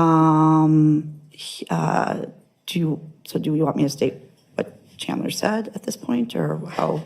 Sorry. No, you're fine. Was your husband, you said we, was the we your husband? My husband was there. Okay. For most of it. Was he there for the entire evening? No, he ran to grab pizza. Okay. But it was. And was that pretty early on? Probably 20 to 30 minutes, I'm guessing, after Chandler got there, because we waited to order the pizza until he was at our house. What did you and Chandler do while your husband was out getting the pizza? We talked. By that point, there were things that were said that just didn't align with the couple that I knew. So I went out into the kitchen to just put some distance, because I was just a bit uncomfortable. Okay. Let's back up a little bit. You said that you started to feel uncomfortable and some things were said that didn't line up. What was said? So Chandler was actually trying to be very assuring that that they had taken a large roll of cash. They wanted to blow off some steam. They were going to go gamble. That they had taken a tote of booze with gin and tequila in it, which were not, as I mentioned, alcohol, as I was aware of them drinking. And that they drove with another couple. So those things just... One and one were not equal. No, it wasn't the people I knew. Okay. So you said you went to the kitchen. Why did you go to the kitchen? Because he was just the things he was saying. He was just very, what I perceived as, just emotionally flat. I don't know. I was uncomfortable. So when my husband left, I stepped into the kitchen. So some people are kind of emotionally flat, and that's just kind of how they present. Was that Chandler most of the time? Not to that extent. So like that evening when he was at our house and he talked about the dogs and how he was frustrated that he expressed concern that the dogs had been locked out in the garage during the whole time that the detectives or police were there, and he got emotional that they didn't deserve that. They shouldn't be out there. So it was more so than when he spoke about his parents that I more emotionally flat. And so he got more emotional over the dogs than his mom and dad being missing. Yes, yes, when he talked about the dogs, there was more emotion. Why do you move into the kitchen? I just felt uncomfortable. I wanted me to be between the door and him. And again, he did not do anything that was physically concerning. I just was uncomfortable because what he was saying, it was not making sense to me. Okay, so you put yourself between him and the door. Correct. And when you say door, I am front door. Assume the front door, the door to go outside. Yep. Okay. What sort of things do you and Chandler discuss once you're in the kitchen? I don't recall that we had a lot of discussions specific when we were in the kitchen. We kept it light. It was, I really don't recall anything that occurred there. When my husband came back, and again, I don't remember if it was before he left or when he came back, we talked about, he said that Krista had texted him on Sunday. And again, I'm sorry, I just don't remember did that occur before my husband left for pizza that's okay. Or when he came back. But I couldn't believe that if they had left on Friday. I've never, ever known her in 25 years, once the boys were old enough, that she was out of contact from them for that length of time. Especially because Chandler said to everyone, they left on Friday. But then on Sunday, he says, then his mom messaged him on Sunday and said, hey, we've arrived safely. I mean, even that timeline doesn't really make sense.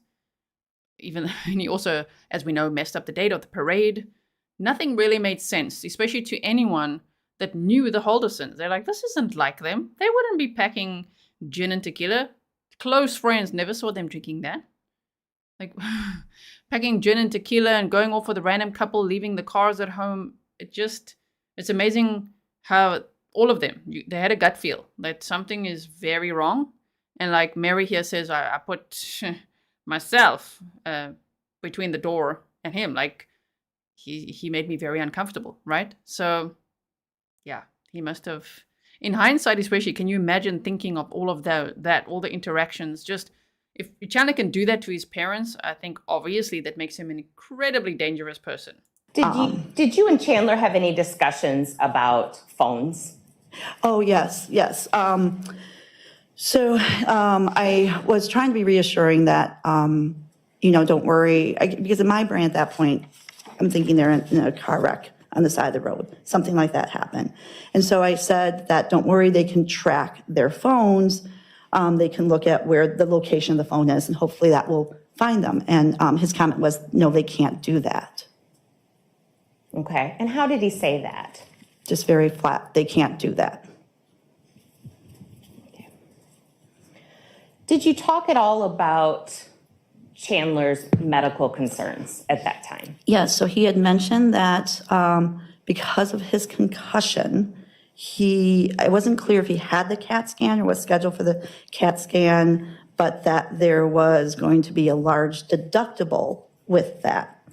And then I made the comment, and I don't know if this will make sense, but I made the comment, well, you'll be getting that large paycheck from American Family. So not exactly what you wanted to go to, but at least you have those resources. And so we had been told that Chandler had roughly a 6-month position with American Family that progressed from an internship to a paid position, but that he hadn't been getting paid and that he was going to be getting this large check. And then he made the comment that something along the lines, that didn't work out or that's not going to happen. And I was really uncomfortable with things that were being said prior to that. But I remember thinking, I just need him to leave now because I don't believe anything he said. So. Spot on. The red flags were flying every which way. It's like, oh man, this guy needs to leave now. I don't believe a word he's saying. At any point that evening, were you able to observe Chandler's feet? Oh, yes. Specifically his big toe. His big toe. He had asked, and this is towards the end of the evening when he was there, that he had there was a cut on his toe from some broken glass from the fireplace. He said that the dogs, they were playing ball downstairs and the dog ran in and broke the fireplace glass. And so he wanted me to look at his toe. So he took off his shoe and sock and sort of bent over and was showing me the bottom of his foot, the bottom of his toe. So, there was a small cut there. How big would you say that cut was? I don't know, small was more than just a puncture, but probably less than 1/8 of an inch, little round area. It wasn't, yes. All right. And you had talked to him about the CAT scan, and you said you work at the medical school. What's your job? So I'm a researcher. So I'm also, my background, I'm a physical therapist, but I haven't practiced clinically for a couple decades, so. How was Chandler's movement during the evening at your house? Fine. I noticed no... Objection. Oh. Can we approach? Okay.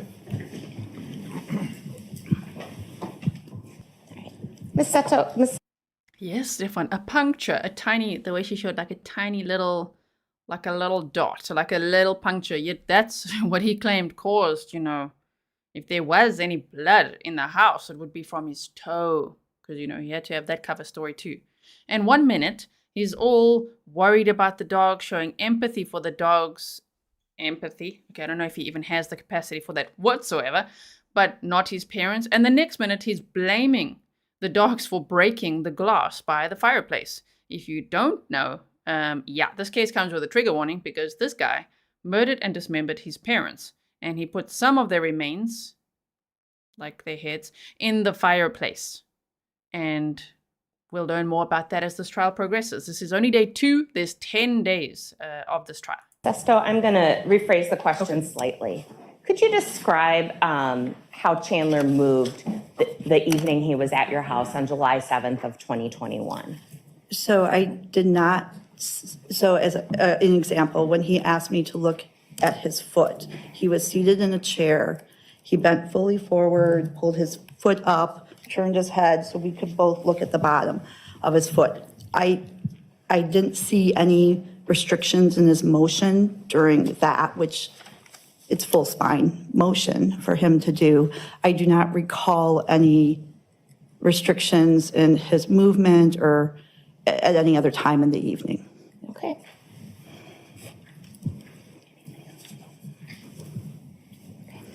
No further questions. And cross-examination. Yes, thank you. Good morning, Ms. Sesto. Good morning. So I'm going to sit here just for the mic situation. Can you hear me just fine? Oh, I'm fine. Yes. Perfect. Thank you. A couple questions for you. How long would you say that you've known Brett and Krista Halderson? I think 25 years. I believe it was when Mitch, I think it was after Mitch was born that Objection. Bart, okay? Not Brett. Listen here, defense attorney. Bart and Krista Halderson. Did I just hear her say Brett? I think so. Or did I hear wrong? If I heard wrong, I'm so sorry about that. I just thought I heard she said Brett. Okay. we met him through another neighbor. Okay. And in that time, I'm going to assume that you had a lot of one-on-one time with Krista. Yes, I mean, yes, Krista and Bart. I mean, we did a lot with them as a couple. So as a couple, you hung out a lot. Yes. You went to dinner. Mm-hmm. And how often would you say that you had one-on-one time with Chandler? Just one-on-one? Let me think about that.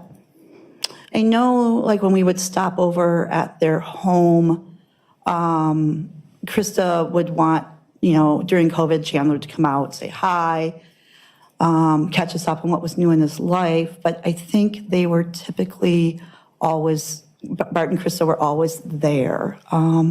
Sorry, I'm just going back before COVID. No. Yeah, I think as we hung out, like we were together over Thanksgiving. I would chat with Chaz then, but there were other people in the room. So yeah, I can't think of a time where it was just me and him in a room. So this was probably the first time that you did have that kind of interaction with Chandler. Yes. And would you say the same thing about interactions with Mitchell? So yes, I mean. So you never really had one-on-one interaction? Oh, that's what, I'm sorry. Yes, that's correct. No, that was my fault.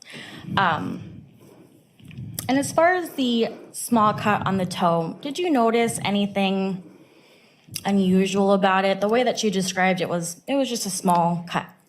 I mean, yeah, look, yes. I mean, it wasn't, I was looking for, Chaz was concerned about signs of infection, anything like that. So I was looking for redness, oozing. It was, I said if it continued to be problematic, you could go and get it checked out. But I didn't notice anything other than he had a bigger than a puncture wound on the bottom of his toe. Okay. And I'm going to assume you didn't notice any other types of cuts or anything that would have been concerning to you. No, I didn't. I just looked at the bottom of his foot. Okay. You also testified about Chandler working at American Family Insurance. Yes. That information was provided to you by Krista, correct? No, I think the first time I heard of the company was when Bart, Krista, Chaz, and my husband and I were standing outside, and they had talked about he had done an internship and had gotten a paid position, but they were trying to get the payment set up. And someone asked who was the company, and so that's when it was said American Family. So I think that's the first time I heard it. It was all of us together, and I don't remember who actually said it was American Family. Okay. And was that the first time that you heard of this job? Yes. I had heard that he had been doing some internship, but that it had been sort of progressed to a paid position. And then the last time, if you will, that you heard about this job was when you and Chandler were in your home in the kitchen. The next time I heard about it, yes. All right. No further questions for you. Thank you. Any redirect? Yes. You said that there were times that Krista would have Chandler come outside and catch you up during COVID. Mm-hmm. What sort of things did Chandler catch you up on? Just it was mainly that night when they talked about the job. I know there was a time when he had moved back in that we chatted. It wasn't a lot of, I guess, catching up. Okay. All right. Thank you. May this witness be released and excused. Yes, Your Honor. Thank you very much. Thank you. Have a good remainder of your day. And the next witness, please. If you are willing and believe you can do so safely and responsibly, testifying without a mask would be the preference. Thank you so much. No problem. Good morning. Could you please state your name for the record and spell both your first and last names? Yes, my name is Kevin Linsmeier. First name is spelled Kevin. Last name is spelled Linsmeier.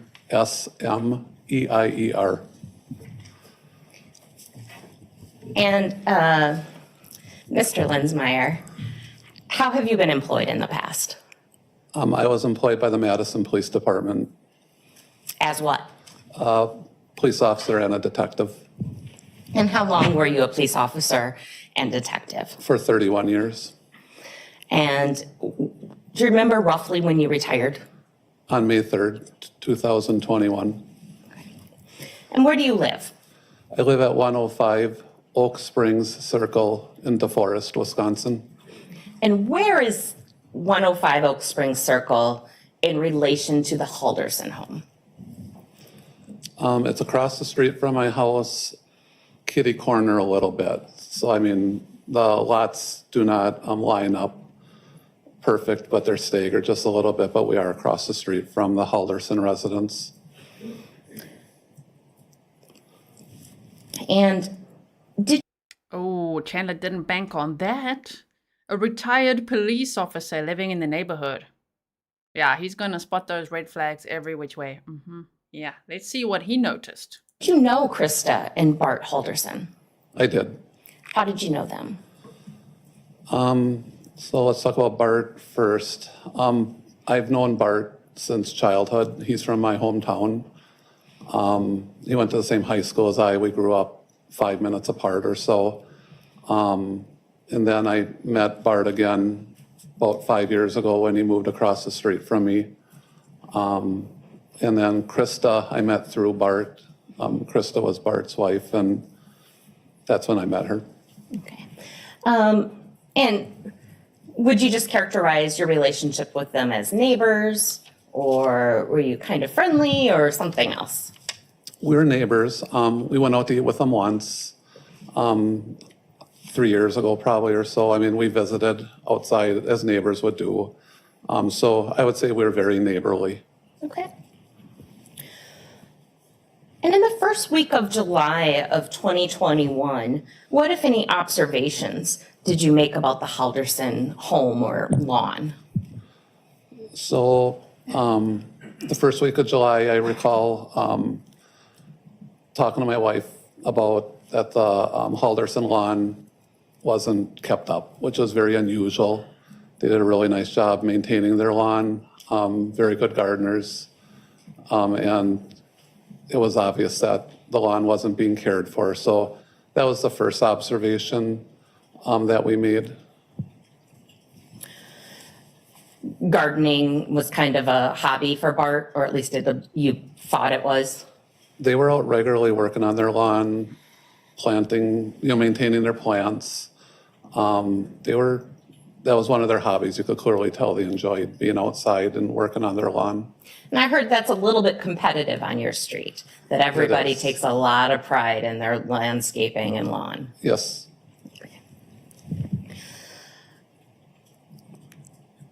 As of July 7th or so of 2021, had you ever met anybody named Chandler Halderson?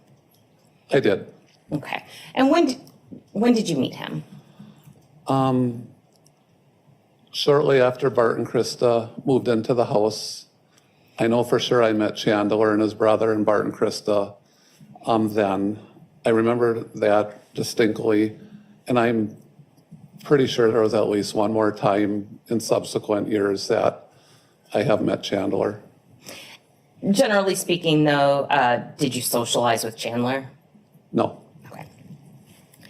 Did Chandler come to your home on July 8th of 2021? Yes. Do you have any security cameras of any sort at your house? I have a Ring video on the front door of my entrance of house. Show it to us. So, do you remember what time did Chandler come to your home on the 8th? It was approximately 8:30 a.m. Okay. And what happened? So the doorbell rang. I answered the door. I said to Chandler through the door, "I'll meet you in the garage." Why'd you do that? At the time, I had a very young puppy, that needed to be created.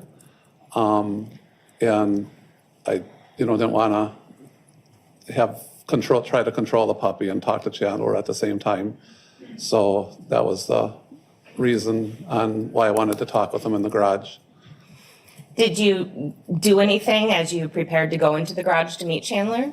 Yes, after I created the puppy, I decided that I was going to record the contact I was going to have with Chandler.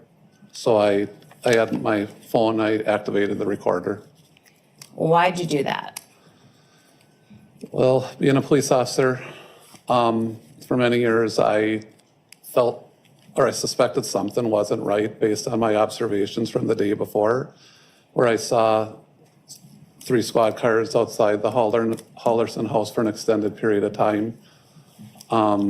That's not something we normally see in the neighborhood, let alone for a missing person type case. Usually the officers aren't at the scene for an extended period of time. So I suspected something wasn't right. I just didn't know what. Amazing. He's just like, okay, I think I need to record this conversation with this guy. So this was on July 8th of 2021. Again, Chandler murdered his parents on July 1st of 2021. The police came to the house on July 7th of 2021 because Chandler had, because of pressure from his girlfriend, from Dan, Krista's co-worker, from the Hilgendorf family, they'd all said, hello, you have to report your parents missing. His brother's also like, what the hell? So he waltzed into the police station on July 7th and reported his parents missing. And then the police spoke to him, and they had also gone to the house, and they were there for an extended period of time. So that's why on July 8th, that's the same day Chandler was arrested. A lot happened on July 8th. On July 8th of 2021, Chandler Halderson woke up, don't even know if he had coffee, who knows, he just woke up, went out the door and started questioning the neighbors about what their cameras, what their ring cams could pick up. So we're going to see some of that today. We'll see more throughout the trial as well of just how bizarre his behavior was. And so, wow, you knocked on a retired detective's door.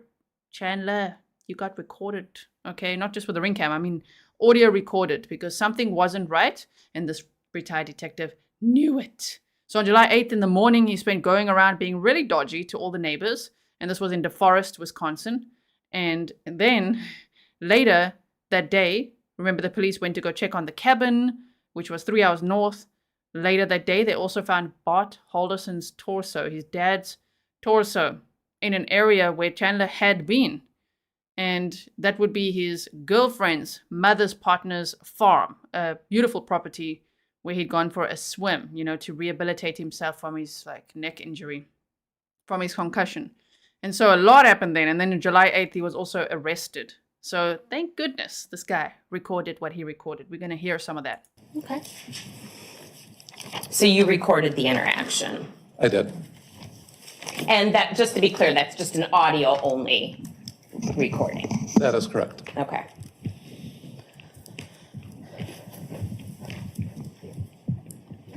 Mr. Linsmeier, I am going to show you what has been marked as exhibits 45 and 46.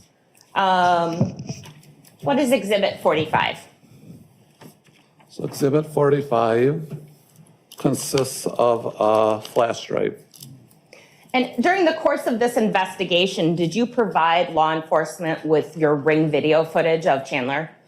I did. Okay. And you provided a true and accurate copy? I did.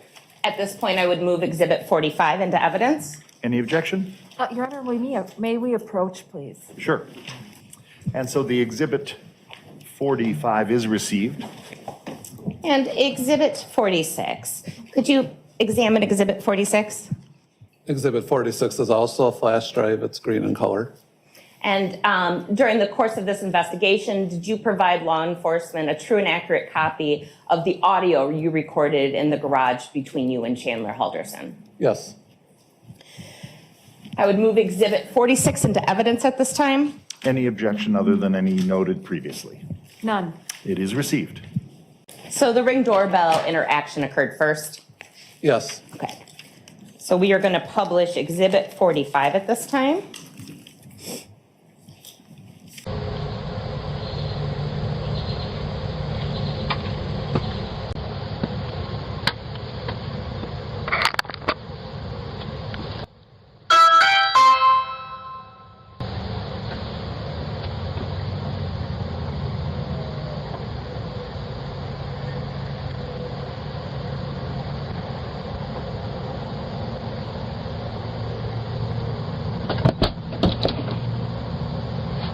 I'll meet you in the garage, okay? Okay.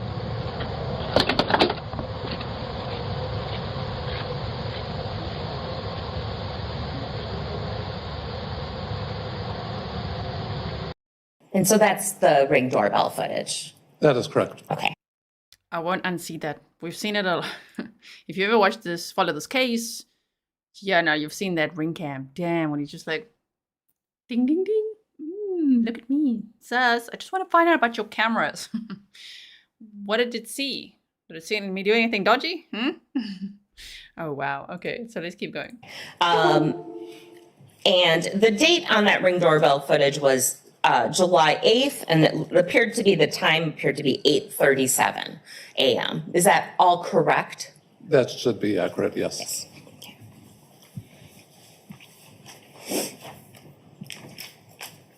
And this audio footage that we're about to hear in Exhibit 46, I assume that occurred pretty much seconds after that Ring doorbell? Yes.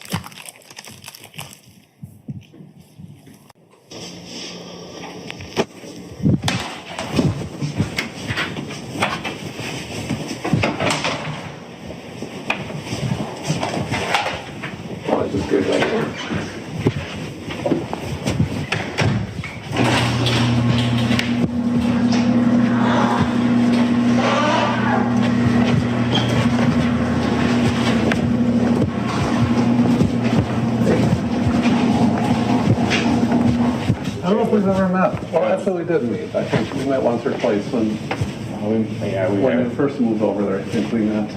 Sorry about what's going on. What it is, but I was wondering if your door camera. You do have a ring, yeah. Does it pick up the road? Yes, some it does. Would you have any notifications from Friday morning, early, before 6:15? We can check. That's not a problem. Is that before That'd be great. 6:15? Yeah, before 6:15, kind of since Thursday midnight. Okay. Any notifications? Okay.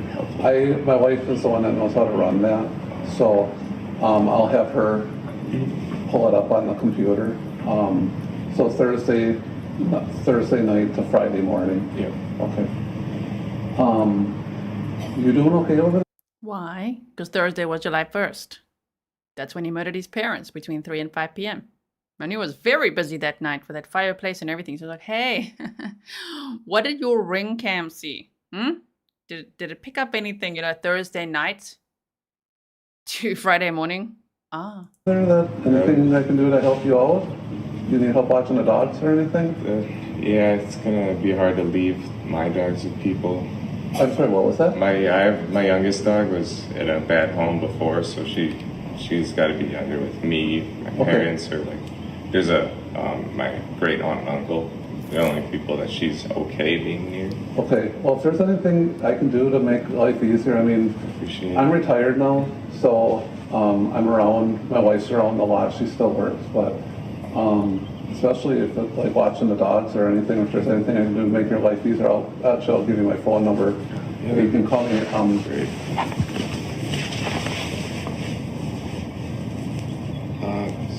Okay, ready? My name is Kevin. 1203. And actually, let me get your number too if I need to call you. Let me just give you a text. That's my cell phone, yeah, so you can text it too.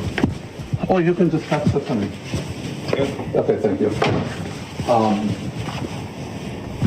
Yeah, if there's anything, I mean, especially for my wife and I, as you probably saw, we have a puppy. We just got a puppy. We've always had dogs. Now we have a 13-week-old, seeing it. a little work of art. But if there's anything I can do, I'm from, where your dad is from the Valders area. I grew up in that area. Oh, okay. He's 3 years younger than me, but we went to the same high school. So you were with my Uncle Brett?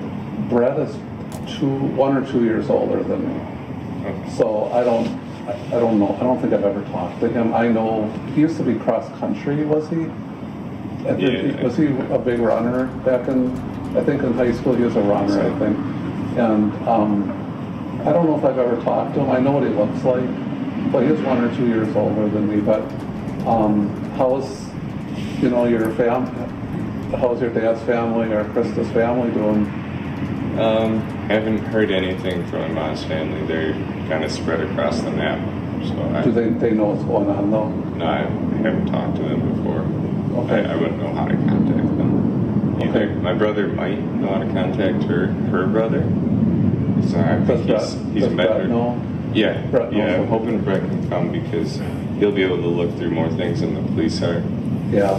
Well, when Brett comes up here, if he comes up here, have him come over here. I mean, if there's anything I can do to help out with anything. I mean, I was a detective for 23 years with Madison Police Department, so I worked, you know, that's the kind of stuff. I know Brett was a manager, he was a boss, but he should have a lot of experience. But, you know, and if you have Brett's phone number, I could easily call him up. If you're going to give me Brett's phone number, I'll give him a phone call and just, you know, tell him.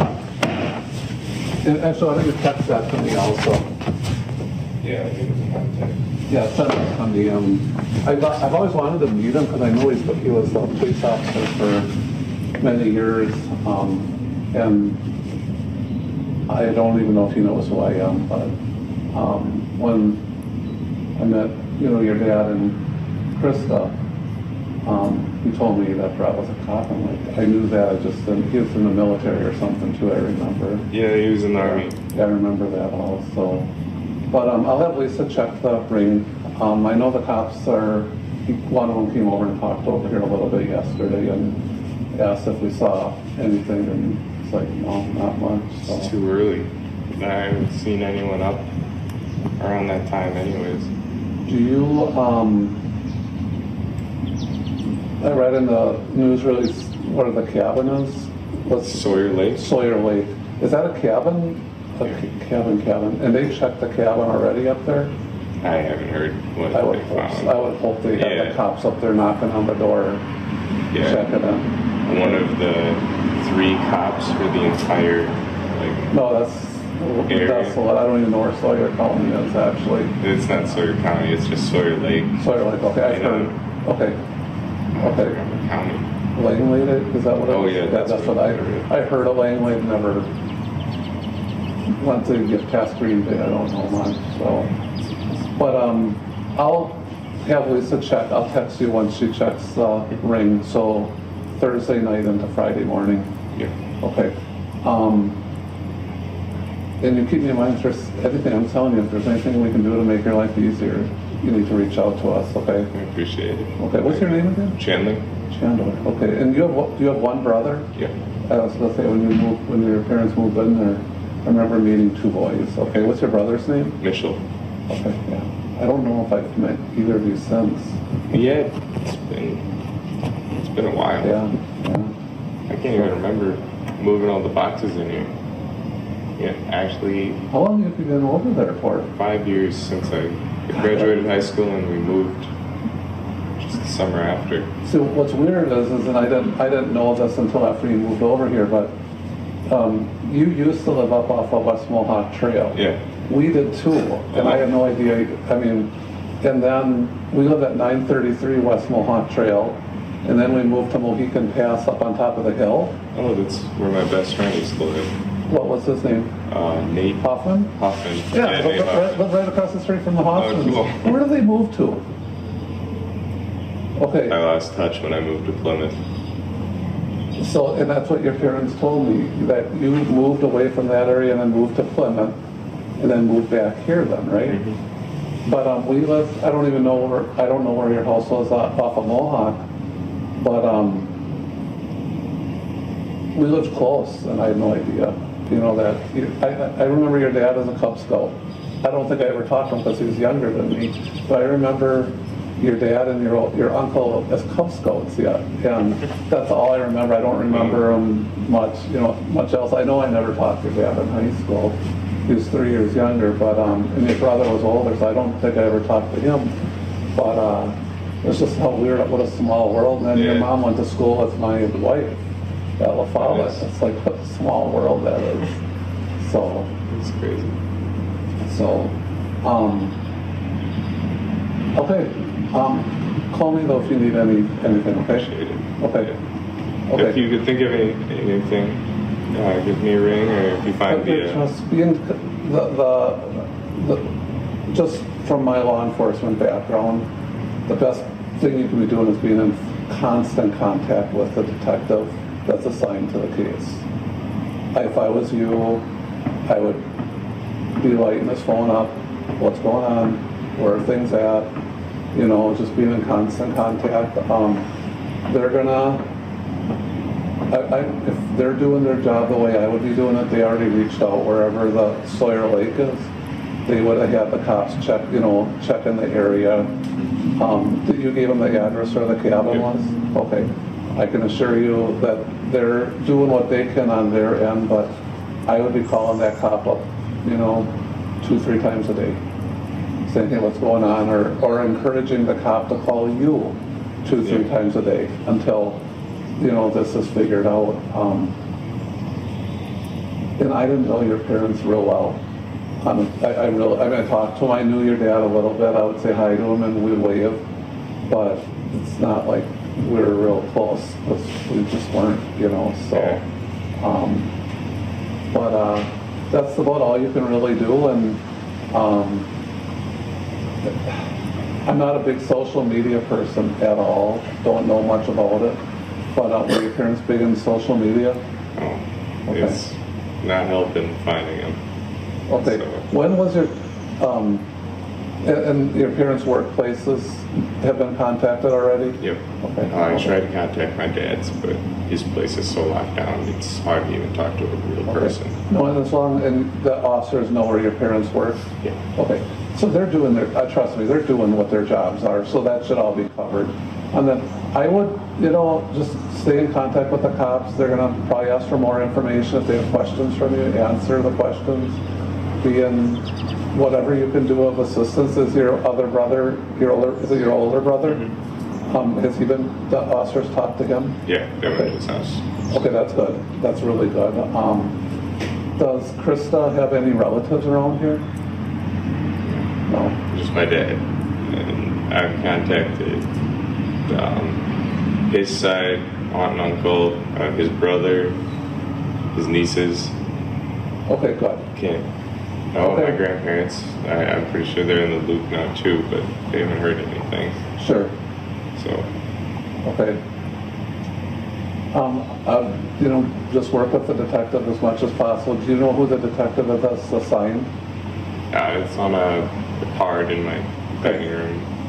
Once you call him, ask him, are you the detective assigned, or do you mind if I continue calling you for updates? Because what's going to happen is yesterday I saw 3 squads here. Yeah. Okay, so not all 3 people are going to be assigned the case. One person gets assigned the case because the other 2, most of the time, they're patrol officers or detectives. They have other cases they have to work on, but one person will be assigned the case. Find out who that one person is, and that's who you're going to call.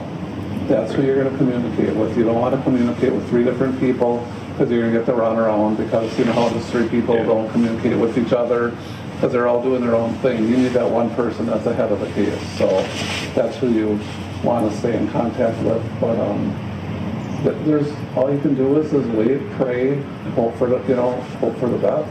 Has this ever happened before? Anything like Not like this long of not hearing from them. That's why I went to the police. So. Yeah, no, I'm glad you did. I'm really glad you did. So, yeah. I'm really glad you did. Did the police ask you, do they have passports? Did they ever travel I don't out of the know country? if they have passports with them. I can't get in our safe. I don't have the codes for safes. Okay. And that's where we keep them is safe. That's the stuff that they're going to check. And the cops have a way of checking to see if they got on airplanes. There's a way of them doing that.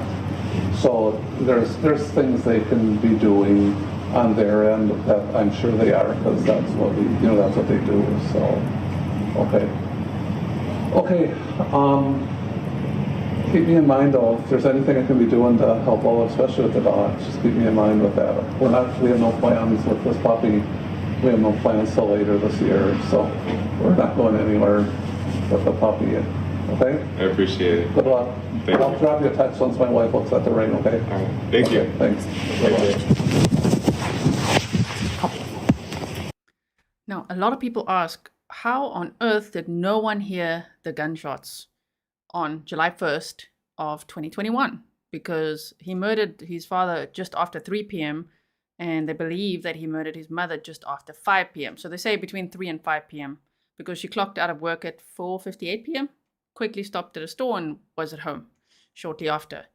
So how did they not hear that? Well, the answer is that a lot of neighbors reported that, I mean, one could say it would be, it's the 4th of July weekend, so fireworks would be set off, you know, practice rounds and all of that going on days before. But neighbors actually did say later, yeah, there were literally fireworks going off already from the 30th and the 1st in the afternoon. So there's that. And then they also believe that Chandler shot his parents in the basement. And they say the home was quite insulated, especially in the basement. So that would also make it difficult for people to hear that. Just in case you're wondering, because I think we all wonder, what? How did no one hear that? That would be why, which also makes me feel that it was very premeditated, right? Okay, so great work to this retired detective. Oh my, recording all of that. I mean, that was just, and the way he just kept Chandler there, just asking more and more and more questions. It was just really great.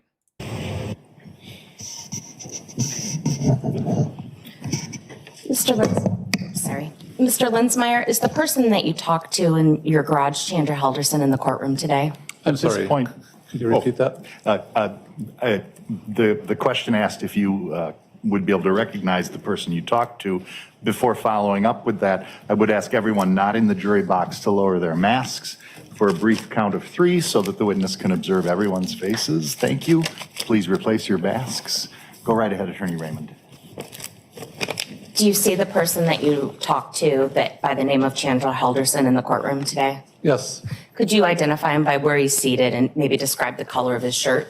Yeah, he's seated in front of me to my right slightly, wearing a blue shirt, dark tie, and a dark blazer jacket. And I know that audio was kind of long, but at the beginning, the defendant asked 2 questions. If you had cameras and what they pointed to. Is that fair? Yes. Okay. And did you notice any disability or limitations on the defendant's movements that morning? I did not. Nothing further. Cross-examination. No, thank you. May this witness be excused and released from a subpoena. Yes. Thank you. Congratulations on your retirement. Thank you very much. Have a good rest of your day. Ah, this judge is so nice. Still, no cross-examination. No thank you. Nothing for this retired detective. We don't want to know. Oh, I was telling you as well, just to add on to what I was saying. So the fireworks that were going off days before, if they obviously were gunshots fired, which they know they were, then it might just sound like those practice the fireworks, right? The practice rounds of fireworks. They might be like, huh, okay. You know, people would be quite desensitized to those type of noises, especially around that weekend. So, okay, here we go. Does the state have another witness that would take us up to the noon hour, or? I think this would be a good break, otherwise we'll go far beyond it. So it would be a good lunch break. Earlier was the morning break. I said lunch. It was the morning break. Now we're going to teleport through lunch. So if you brought your little lunch box, your packed lunch, now's the time to have that. Here we go. All right. And we're done. Close the lunch boxes. No, I'm just kidding. So yes, the lunch break is over here, and now we continue on with the day's testimony. We are going to see some more ring cam footage because there were many neighbors' doors that Chandler Halderson knocked on that morning. He went to almost all of his neighbors' homes. They're like, hey, so what did your camera see, huh? Because obviously he wants to know if anyone would have seen his suspicious activities, especially that Thursday night, July 1st of 2021, because he was dismembering his parents' remains. He was literally dismembering the remains, and that fireplace was going, and he was, in and out of the garage, and lights were going on and off, all of that. So now I think it just hit him that day on the 8th of July, like, oh my, since the police were there on the 7th, like, wait a minute, what did the neighbors see? Folks, I trust you had a good lunch. Was there anyone on the panel who was exposed to or participated in any discussions about the case or investigated or unintentionally or purposely sought information? I see no hands. Thanks very much. We'll continue then with the state's case in chief. Attorney Brown. State will call Kelly Bennett to the stand.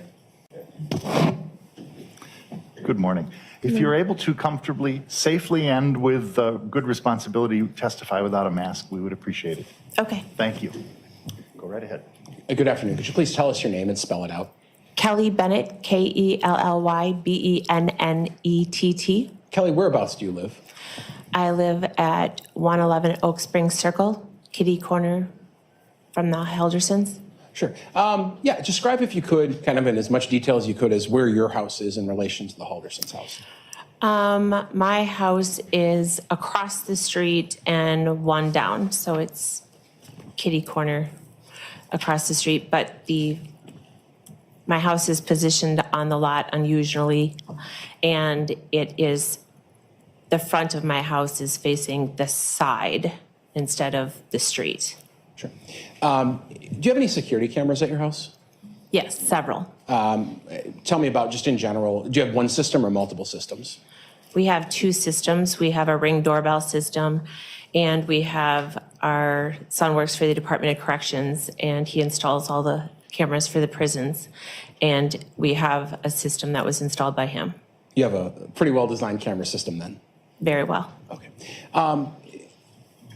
Were you asked to provide the Dane County Sheriff's Department some camera footage from your house from the early part of July, between maybe July 1st, all the way through maybe the 8th or so, at some point this summer? Yes, on July 7th, I heard that they were missing, and I had my husband approach the police officers and volunteer the cameras. Sure. And did you and your husband cooperate fully in turning over your camera footage to the Sheriff's Department? Yes, we allowed them to actually log into our system, and they could retrieve any and all footage they needed. And to your knowledge, time and date and things like that were all normal and normally operated on those camera systems? Yes, on those dates. I'm going to show you what's been marked in this case as exhibit number 49. And you can feel around. Is that a USB drive in there? Feels like? Yes. Okay. And exhibit number 542. What does the photograph on exhibit number 542 show? My driveway? Sure. That is your driveway? Yes. Okay. I would move, and exhibit 49, in the past, you've been told that the Dane County Sheriff's Office were able to download your video footage and put it on USB drives, essentially, for trial, correct? Correct. Okay. I'll move exhibits number 49 and 542 into evidence. Any objection? No. Those are received. Ms. Bennett, fair to say you know nothing at all about this investigation other than what you just said, right? Correct. I've never even looked at the footage on the cameras from the system designed by my son. And did you know the Haldersons very well? I met her once when I was walking my dog and just said hello. So you just provided video footage? Correct. Thank you. No further questions. Cross-examination?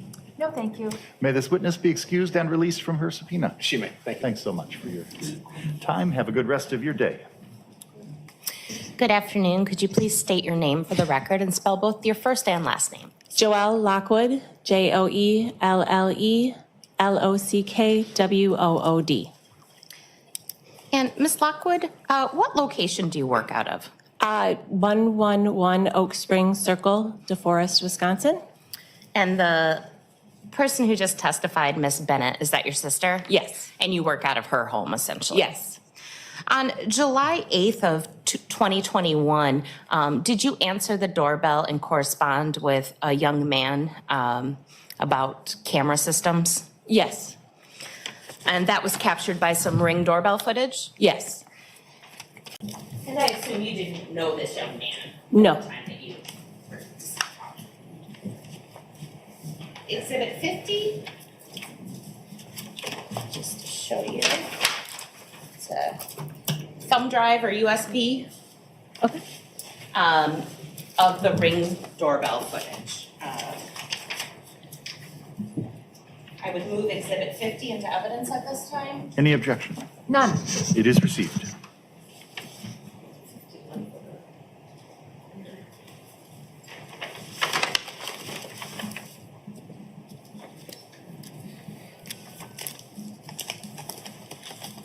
you remember about what time of day this was?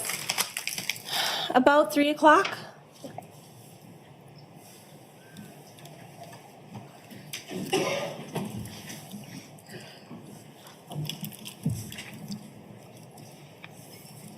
Do you wish to publish at this time? Yes, Your Honor. Thank you.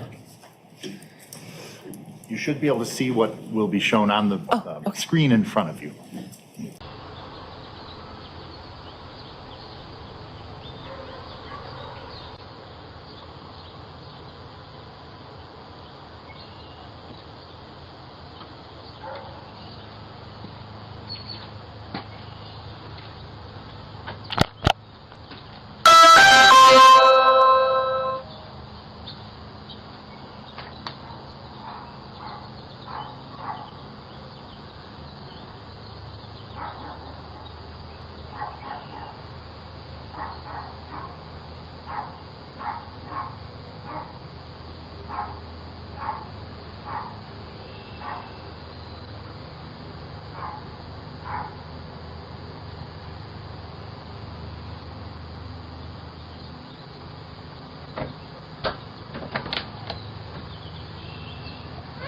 Hi, my name is Chandler Halderson. I live just down the road. Oh, yes. You're the one with all of the police. Yeah. I was told you had the fancy security system. I was wondering if you were able to capture the road or my house. The police actually came and downloaded everything they have. But it's actually my sister's house. Oh, okay. Yeah, so they were here, I think till like 9 o'clock last night and downloaded all the video she's got. So we're hoping that... Yeah, did it capture anything on... We don't know. We don't know. They just took a copy of everything, and so we're hoping... Look at him now. Look at him now. Wide angle lens? Yeah, and it's all... Be able to get a call. Yeah, and it's all HD, and then I think there's one... Especially in the dark. It looks like it has a little bit of night vision. Yeah, and there's one on the corner of the garage, too. I don't know if that one quite goes that direction, but... Maybe see this road in case it goes over here. Yeah, so hopefully, I mean, we gave them everything that we had, so we're hoping they find something on there. So if there's anything we can do. Yeah, I appreciate it. All right, thank you.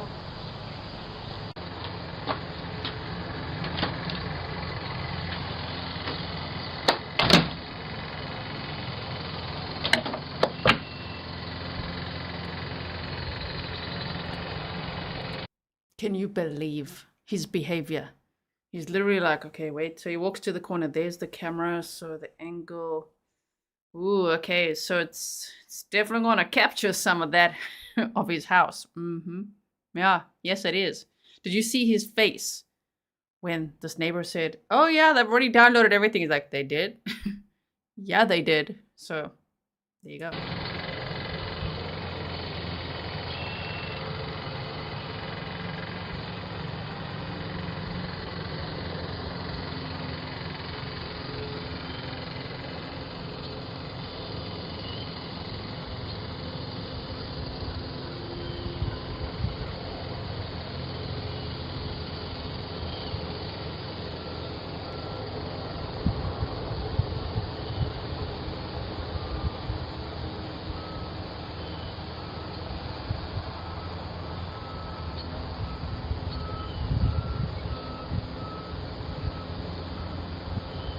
There in the background.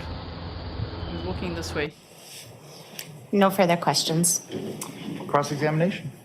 None, thank you. May this witness be excused and released? Yes. Thank you so much for your time. Have a good rest of your day. Good afternoon. Good afternoon. If you believe you can do so safely and responsibly, testifying without your mask would be the preference. Sure. Thank you. Good afternoon. Could you please state and spell out your name for us? It's Katherine Shuster, Kathryn. Last name Schuster, Schuster. And ma'am, if I may ask, where do you live? 4599 Oak Spring Circle in DeForest. Sure. How long have you lived there? A little over 4 years, I think, approximately. Sure. Just going to ask you some questions first about your neighborhood, okay? Oh, sure. What kind of neighborhood is it? Is it a residential? Is it out in the country? Tell me about that. It's a residential neighborhood on a little pond. Sure. Do you live on the pond? Yes. What kind of things do people do on the pond? Right now, they're ice fishing or paddle boating or canoeing or probably about it. Were there fish in the pond? Oh, yeah, definitely fishing. Okay. Yeah. Did you know a couple by the name of Bart and Krista Halderson? Yes. How did you know them? They were my next door neighbors to the west of me. Okay. And they moved in, I think, approximately 6 months prior to my family moving in. And when you say you knew them, how well did you know them?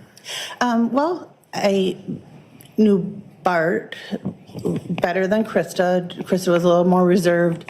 Bart, definitely talked a little bit more. I always saw him outside throwing the frisbee for his dogs and fishing. And my husband and Bart would text sometimes or talk, and so I knew him as well, neighborly. Sure.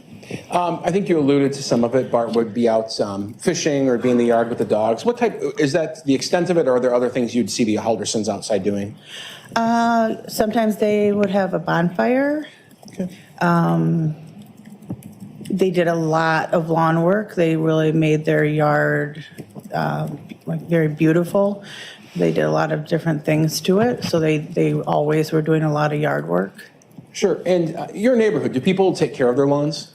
Yes. Okay. Very. Everybody is very particular about their lawns. Does it at times feel like maybe there's a little bit of a competition between people on who does it best? Sure. Yeah, definitely. If you're behind, you better get your yard mowed or your leaves picked up. Okay. Where do you rank in this lawn contest? My husband's pretty. I don't rank too high, personally, but my husband definitely is. For example, him and Bart kind of had a thing where Bart would mow and then my husband would be like, oh, Bart mowed, I better mow, or vice versa. That would happen. Sounds good. Did you know the Halderson boys at all, their children, Chandler and Mitchell? No. I had seen them. I had not seen Mitch as much as I had seen Chandler, but I had only interacted with, I have only interacted with Chandler twice since they lived there. Okay. In early July of last year, so after the 4th of July weekend, maybe going into the 7th, 8th, that time period, at some point, did Chandler come over to your house? He did. Now, do you have any security cameras at your house? We do. And were those full functioning and operational the day that Chandler came over? Yes, they were. Okay. At times, do you turn the security cameras off? Yes, I did. Why do you turn the security cameras off? Sometimes I turn the notification. Well, I didn't turn the camera off, but I turned the notifications off so that if there was a large influx of packages coming, then my husband wouldn't get all the notifications. Sure. He was at work. Yeah. I think that scheme's being pulled on me right now. So you had a camera system. Sometimes you turn the notifications off and the footage would maybe go away eventually. But Chandler came over one of these days. Right. And did you talk to him outside or did you invite him inside? I invited him in. Inside. So if your security camera picked up anything that day, it would have just been that brief ring of the doorbell, pleasantries, and then inviting him inside? Yes. Okay. And did you provide that footage to Dane County Sheriff's deputies? Did your family when asked in this case? I did. Okay. I'm showing you what's been marked in this case is exhibit number 52. Just a feel around. That feels like a USB drive, doesn't it? Yes. And that'd be consistent with someone's video footage kind of being transferred over for court, right? Sure, I would imagine so. I'll move 52 into evidence. Any objection? No objection. It is received. For the court record, I'll move 53, not to be published. Any objection to 53? No. It is received. And I'll move to publish 52. You may publish. What's going to be seen, you'll be able to see on the screen in front of you. rather than needing to strain your neck. Oh, sure. Or I Okay, should say thank the you. monitor. I get it. Thank you.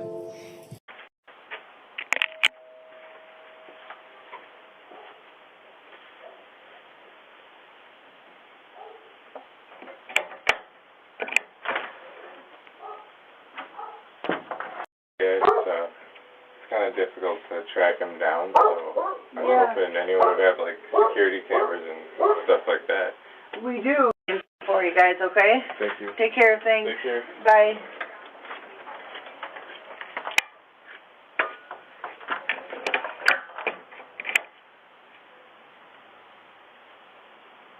Yeah, it's kind of difficult to track him down, so I was hoping anyone would have like security cameras and stuff like that.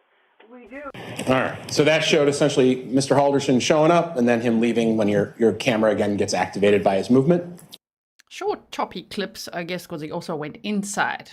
But you can see his mannerisms are exactly the same. Just, yeah, what can your security cameras see, huh? Correct. All right. And you have any reason to doubt that the time on the bottom there and the date of July 8th, around 8:30 to 8:36, that sound about right to you? Yes. I thought he came over at 8:08 and left 18 minutes later. Sure. About a 18 to 20 minute conversation. Yes. Nothing that was inside was recorded, of course. No. Okay. Let me ask you some questions about that, though. When Mr. Halderson first came in, what did he tell you?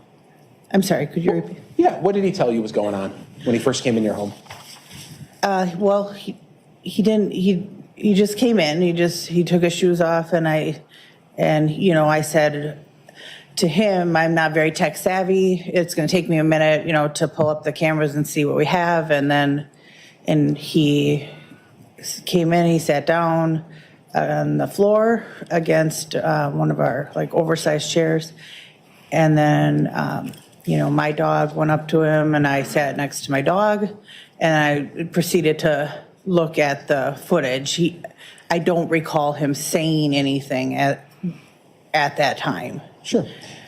Did he talk about anything in your house for that 18 minutes? Yes. Tell me about that. Well, I asked him some questions. So I believe while I was looking up some of the footage, I had made a reference to Minecraft, because it was on the TV, which was probably irrelevant. And then, that was just a brief conversation. And then I found the footage and I said, unfortunately, the camera was off from 6:02 to, I believe it was, 6:30 to 7:02, which was June 30th to July 2nd. And then again, it was on the 3rd, off again the 4th to the 7th. And then, so he's like, okay, well, most cameras don't go to the road. Just thought I'd check. And then I said to him, so your parents, why didn't your parents take their car? And he said, well, a couple picked him up Friday morning, which would have been July 2nd. Prior to me getting up at 6:15, they were gone. And I said, oh, okay, and you don't know who they went with? And he said, no, I've called all their friends. I don't know. They didn't go with anybody, and maybe it was one of my dad's clients. You want me to keep going? Yeah. Okay. And then he said, well, they took my parents' computer today, but they're not gonna, they didn't take my dad's computer. He has a high security job and they weren't able to take that. And I said, oh, I'm sure, they'll get a subpoena to get that computer. And he's like, wow, they'll never get into that computer. It's just too high tech. And I said, well, I think they will, basically the police will get into it. And then I just asked him about debit cards. I just said, are they looking at their debit card records, to see where they've been or whatnot?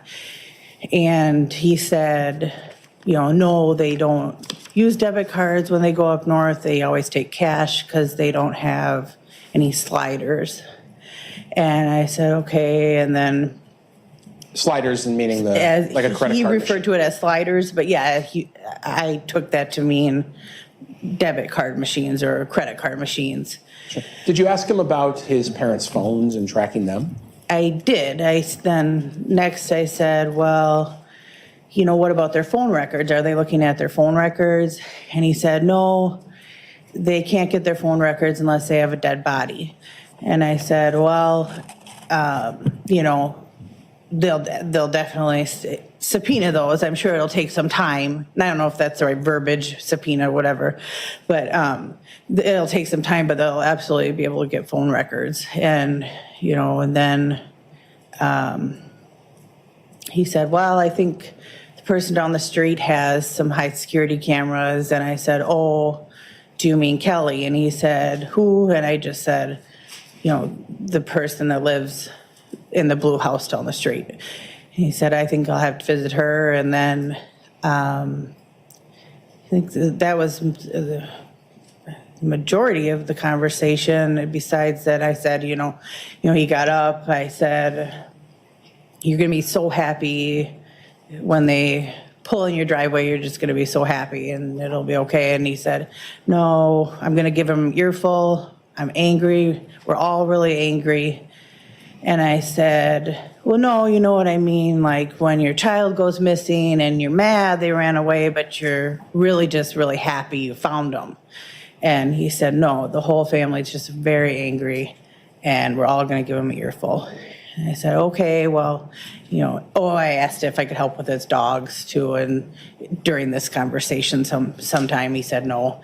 And I said, okay, well, you know, anything we can do, you know, either we're praying for you or we're thinking about you. One of those things I would say. I recall saying, but I don't know which one. Sure. And that was it. Sure. Then I watched him walk in the direction of the neighbor across the street. You said when he came in your house, where did he sit again? On the floor against, we have a big oversized chair. And I had pulled the ottoman out. It's an oversized ottoman. And I had pulled that out so he could sit on the chair. But he may have felt more comfortable on the floor. And he sat on the floor with his back against the ottoman. Or not the ottoman, the chair. Did he seem to you to have any physical trouble getting up and down? Not that I noticed. What was his demeanor like or his effect when he was telling you these things about maybe his parents being gone? It's hard to describe. I would guess kind of a quiet nature. I would say like would appear to be down maybe. Yeah. Police contacted you at some point, I would imagine? They did. And you've been cooperative all the way through with the police, helping them out with video and talking to them about your conversations? Yes. All right, thank you. No further questions. Okay, thank you. Cross-examination? No, thank you. May this witness be excused and released. She may be. Thank you so much for your assistance and have a good rest of your day. You as well. Thank you. Good afternoon, Deputy. If you are able to safely and responsibly testify without your mask, I would appreciate it. Thank you. Counsel. Good afternoon. Could you please state your name, both first and last for the record, and spell both first and last? Michael Wilk.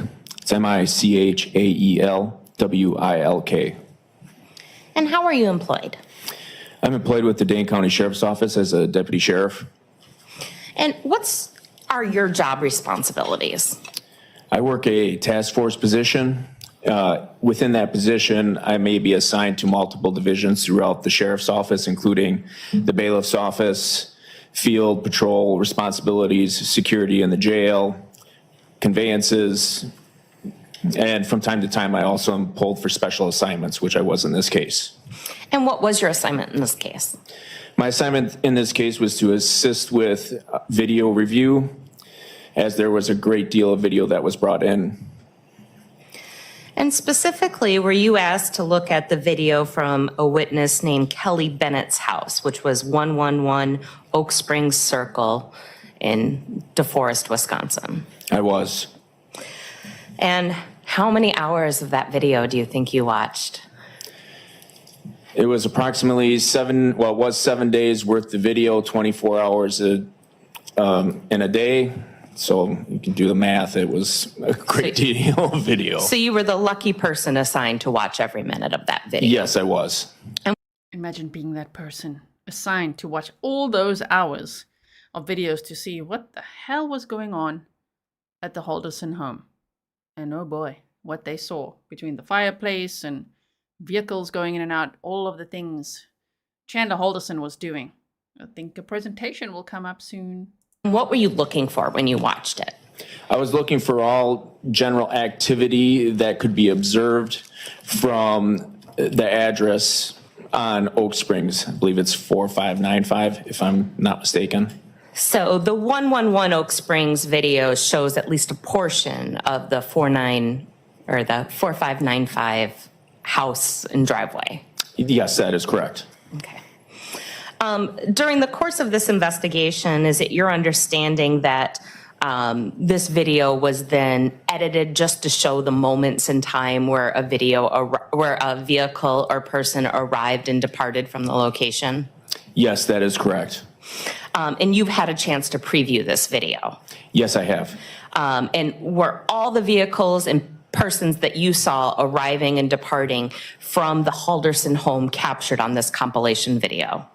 Yes, they were, with the exception of law enforcement vehicles on the 7th, because as there were numerous of them, those were not included in the video. Sure. Those didn't have any investigative leads since you knew No, they did not. who they were.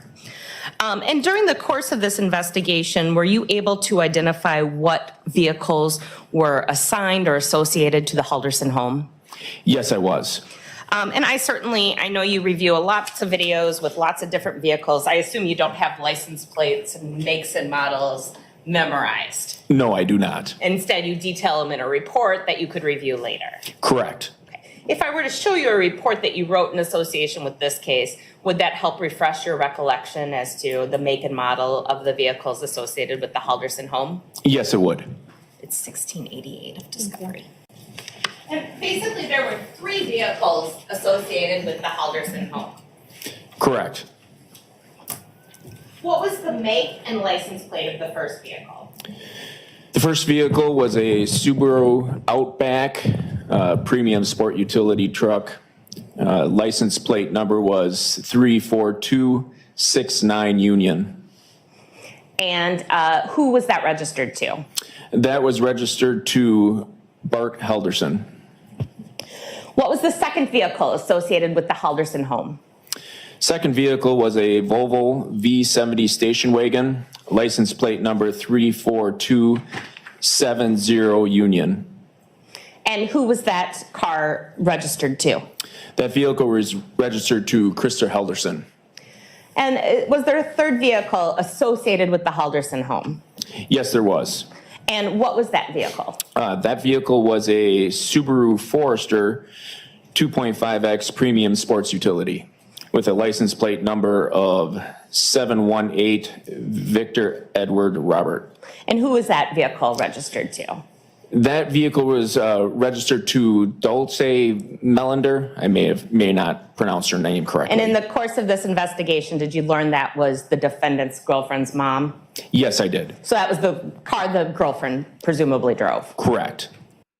So I hope you'll come back for day 3. We're not done yet. I just want to say, if you're hearing now, we're hearing the names of Katherine Melander's mom, Dulce, D-U-L-C-E, Dulce Melander. That was her vehicle that Kat, Chandler's girlfriend at the time, was driving. So there's 3 vehicles in question in some of this footage, of course, that they put together this presentation of that I'm sure will be coming up.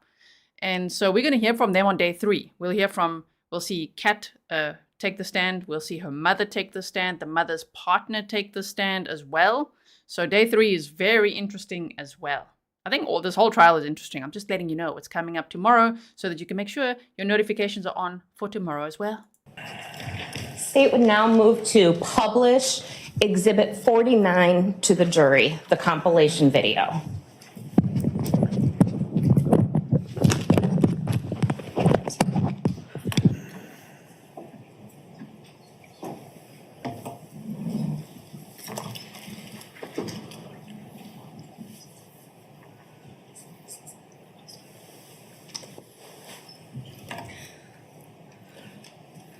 Can we pause it just for a second? So Deputy, there's 2 boxes here. Yes. Is it fair to say that part of the video is enhanced to really look at the driveway that we want to look at? Yes, the portion of the video in the upper right-hand corner is the true view of the camera as you would see it if you were to watch it without enlarging any portion of it. The bottom portion is an enlarged portion of the area that captures the front driveway and front entryway of 4595 Oak Springs Circle. All right, thank you.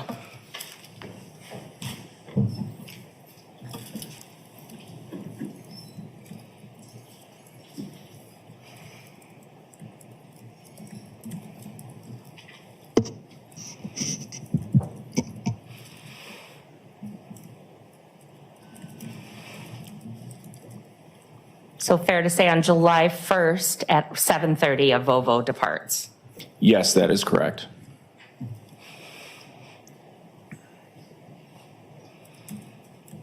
And now we're looking at July 1st at 5:13 p.m. A Volvo enters the driveway.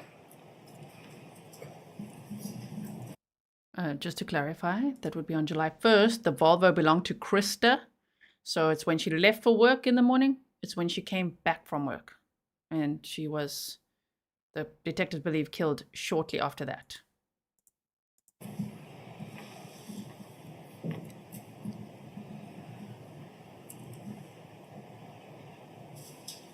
And then at 8:16 p.m., a Volvo departs the driveway. Is that right? Yes.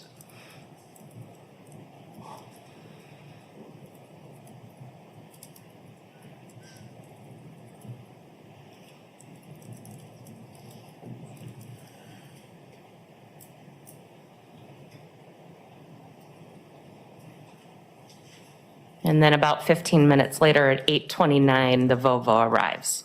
Correct. Again.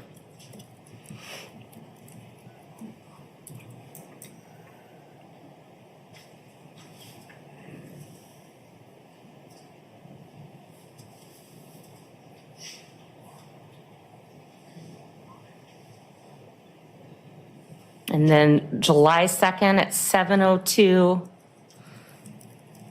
the Halderson Subaru departs. Yes.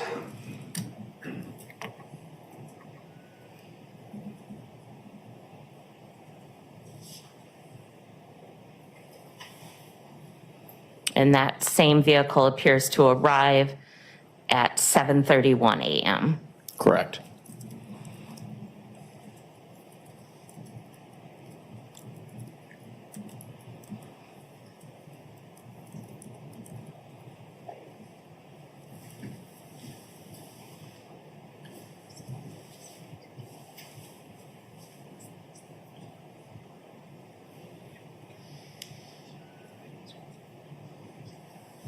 And then the labels do continue the rest of the video. Is that fair to say? Yes, it is. Okay.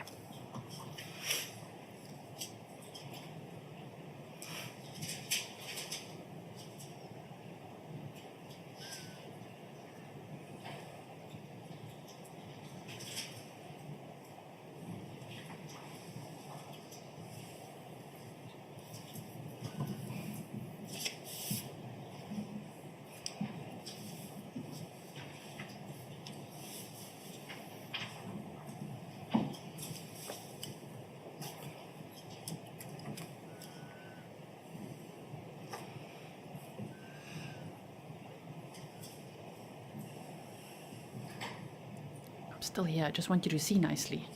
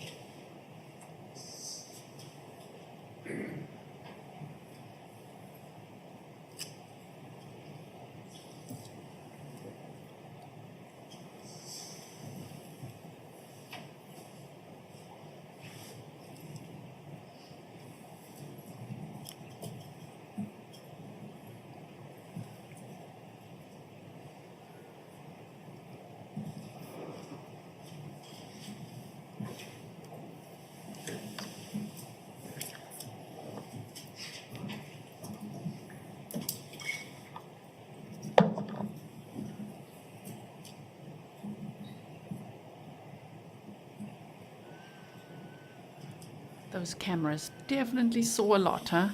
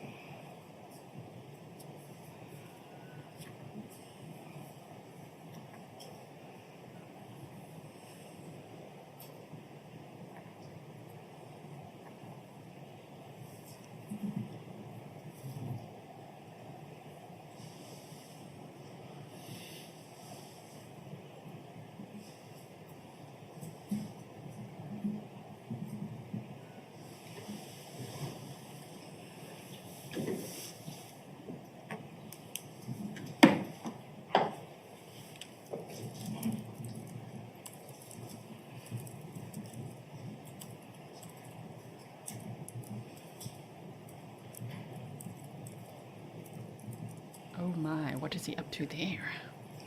Mm-hmm.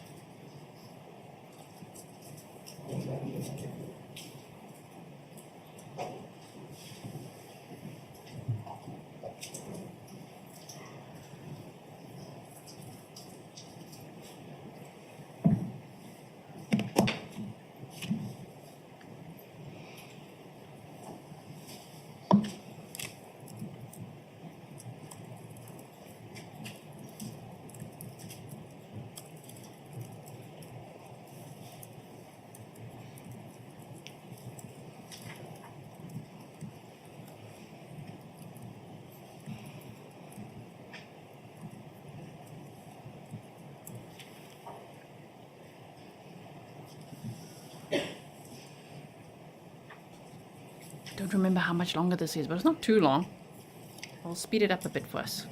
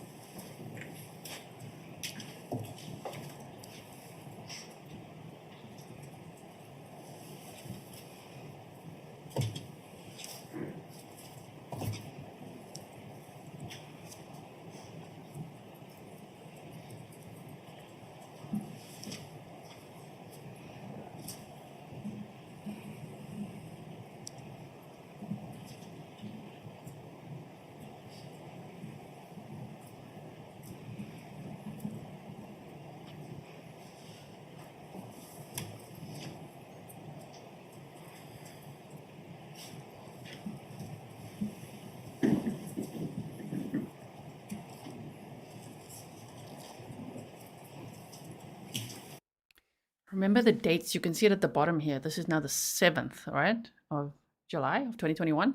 So by this time, he's gone to the police, he's reported his parents missing, and the next day he'd be arrested. But as I said earlier, the next day, the 8th, was very busy because the next morning he was there at all the neighbors' house. We just saw the ring cam from many of those neighbors' homes as well.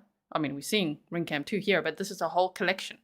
This is a summary of what the police officer noted, like some significant events with Chandler Halderson.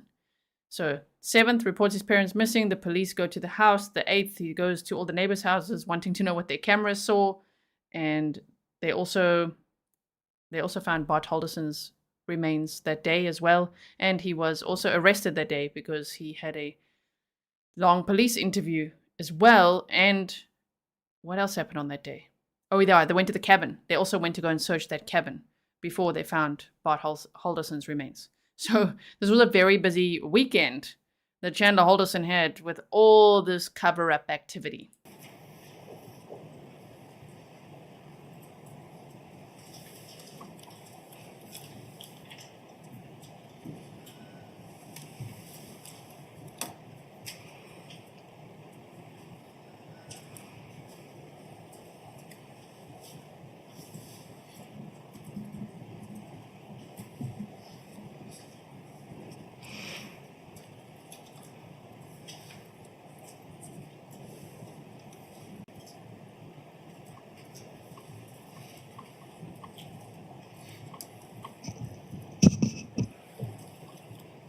Okay. And that was the full compilation video, Deputy? Yes, that is correct. So on July 2nd, we don't see any vehicles arriving or departing between midnight until after 7 a.m. Is that fair? Yes, it is.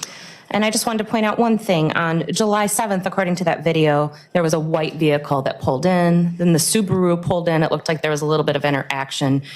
And then the white vehicle pulled out. Correct. Were you made aware later that that was about an air conditioning quote? Yes, something of that nature, or the general contractor that was doing work at the house. No further questions. Cross-examination? No, thank you. May this witness be excused and released. He can be excused but not released. Excused from today, but not yet released from your subpoena, so don't discuss your testimony with anyone else. Thank you much for your time. Thank you. Thank you. Good afternoon. I mean, I guess the defense wouldn't have anything to ask that police officer, but damn, we're not seeing a lot of cross-examination today. If you believe you can safely and responsibly testify without wearing a mask, it would be our preference if you could. Thank you so much, sir. Go right ahead. Good afternoon. Could you please state your name for the record and spell both your first and last name? My name is Brett Halderson, B-R-E-T-T, last name Halderson, H-A-L-D-E-R-S-O-N. I'm going to ask you to grab the base of the microphone. You can sit comfortably. That you can pull up closer. The fans are on right now, so it's becoming a little bit harder to hear, folks. Thank you. All right. Brett, your last name is Halderson. Were you related to Bart and Krista Halderson? Yes, Bart is my brother. Were you the older brother, the younger brother? I am an older brother by about 4 years. Okay. So you knew Bart his entire life? Yes. And you knew Krista, Chandler, and Mitchell as well? Yes. What was your relationship like with Bart, Krista, and the kids? General good relationship with them. We would have family get-togethers at holidays. We would talk over the phone occasionally, maybe send an occasional text message back and forth. And how would you describe Bart and Krista as parents towards Mitchell and Chandler? They were good parents, very nurturing. Krista was very involved with her children. I know it was mentioned like helicopter mom, but she was very attuned to everything that they were into. They were supportive in that anything they were involved in with school, with swimming. They were lifeguards. They promoted those things. They got them through Boy Scouts. Boy Scouts was very big in our family, and that followed through with them in raising their boys. Okay. How did you learn about your brother and his wife being missing? I believe the information went to my aunt and uncle, was referred over to my parents, and my parents gave me a call. And Brett, just to put this in some context, what did you do as a career? I worked as a police officer or deputy chief for the Menasha Police Department. What did you do upon hearing that Bart and Krista were missing? Initially, my first impression is statistically, they probably were out of phone range. Everything would be fine, and we would probably locate them or have communication with them within the next couple hours. So at that time, I believe I made a phone call to them just to see if I could get a hold of them, try to get things straightened out as soon as I could. What is the next thing you decided to do after that in regards to them being missing? After that, I believe just to get more information, I made phone contact with Chandler just to see where they were expected to be, what was going on with their life, where they were going, and I guess to find out the different avenues where we'd be able to make contact with them. And what did you learn from Chandler? He had mentioned that they were going up north. I think the big piece of information that was valuable was that they had left with an unknown person or couple. I think the male was believed to be a Dan, and left in that person's vehicle. And with that information, I prompted him to, try to find out who this Dan might be. I did even mention about finding if the neighbors across the street had a ring camera that may have got in that vehicle and a license plate that would be able to help us identify the person. Did Chandler seem to take your advice, and was he able to answer your questions? Yes. Yes. Matter of fact, he had gone across the street, and then shortly after speaking with Mr. Kevin Linsmeier, I received a phone call from Kevin Linsmeier saying that he was over there, and just wanted to make sure that I was aware of everything that was going on. Okay. What did you do next as Bart and Krista continued to be missing? I know I had the opportunity to speak with sheriff's deputies and then later the investigators, and I guess afforded them any information I could, as well as gathering pictures for, lost people, a poster, getting anything that we could to help find them. Are you, during this time period, are you in pretty frequent contact with Chandler? I believe multiple times a day, yes. Okay. Are you learning any more pieces to the story throughout your contact with Chandler? As we spoke, and I guess was prodding for more and more information, he did reveal that there was health problems. I was aware of my brother having psoriasis and some arthritis related to that, but he did bring up the information that Krista had some type of cancer that he was recently made aware of, as well as, I believe, the small stroke. And with that, it opened up the possibility that they may have gone somewhere to receive treatment for that and maybe just hadn't been giving that information to the family because they wanted to keep that personal. Okay. During the course of all these different discussions you're having with Chandler, at any point does he float the idea to you that perhaps they're out drinking somewhere? I don't believe that ever came up, no. Does he ever explain to you that they took a bunch of tools and a large amount of cash to the cabin? I believe he mentioned the tools and the cash as far as going up to the cabin to do some repairs, yes. Did he mention the possibility of a casino trip to you? He did not mention anything about a casino, and I'm not familiar with my brother or Krista ever visiting casinos for entertainment. With your brother being a CPA, did it seem likely to you whether or not he'd have a large amount of cash on hand in a safe in his home? Knowing my brother, I've never known him to have a large amount of cash on his person or in his home. He would have kept that, I would believe, more secure. And he believed in investments, is that fair to say? Yes.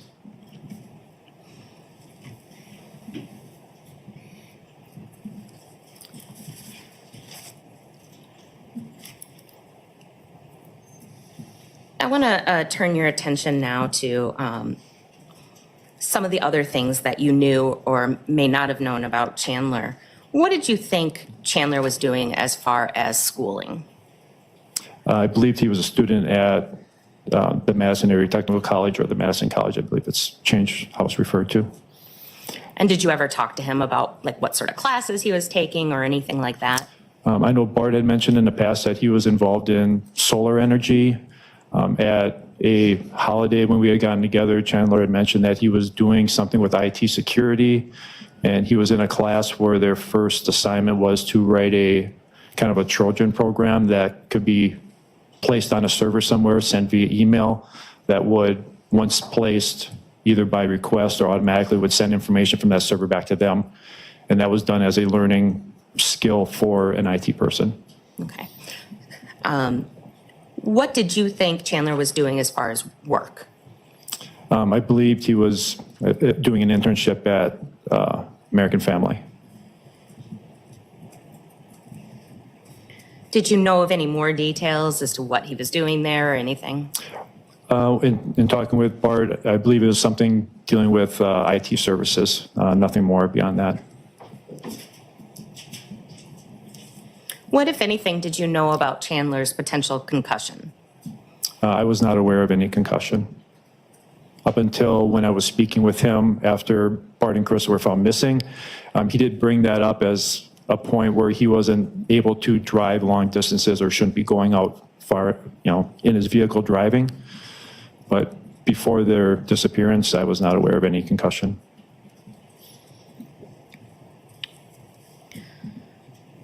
Have you ever went scuba diving with your nephew, Chandler? Yes. How many times? I'm a scuba instructor. I was able to talk my brother into having him and his two sons trained or certified in scuba diving. I think it was in September of 2019. They had come up to my house. I live in the outside of Appleton in the Hilbert area. They had done the online training. We did a pool session, and then we did an open water session. Actually, enough dives to get them certified as scuba divers. So in two locations, in a lake or some body of water and in the pool? Yes. So two times? Well, yeah, At the pool and open body of water, yep, and all within the same weekend. Okay. Did you and Chandler ever have discussions about police diving? I believe at some holiday family get-together after he was certified, he had broached the topic of what it takes to become a public safety diver. At that time, we discussed back and forth that it usually happens if you're part of a law enforcement agency or potentially on a fire department that has a dive team. And those were usually the two main ways of getting on a dive team. And then occasionally you'll find a civilian formed public safety dive team. Of course, Chandler got that information and decided, well, he's already one. He's helping the police out on their dive team. He had so many lies that it's actually kind of difficult to keep up with all of them.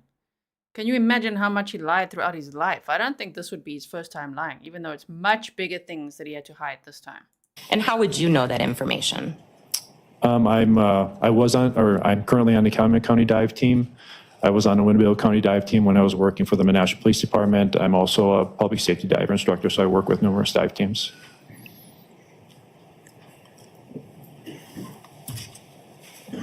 And to your knowledge, was Chandler ever on a rescue dive team associated with any law enforcement? No, he was not. What about the DNR? Was he on anything to your knowledge concerning Not to my that? knowledge, no. Mr. Halderson, when was the last time you talked to your brother, Bart? It would have been the morning of July 1st. Is there any reason you remember that date?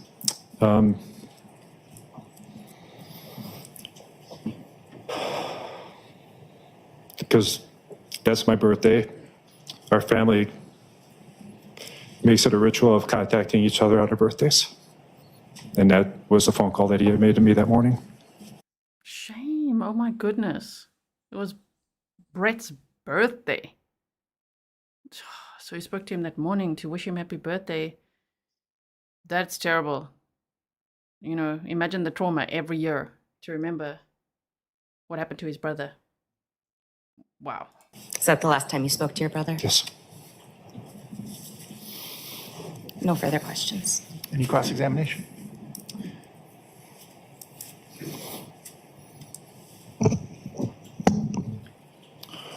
Good afternoon, Mr. Halderson.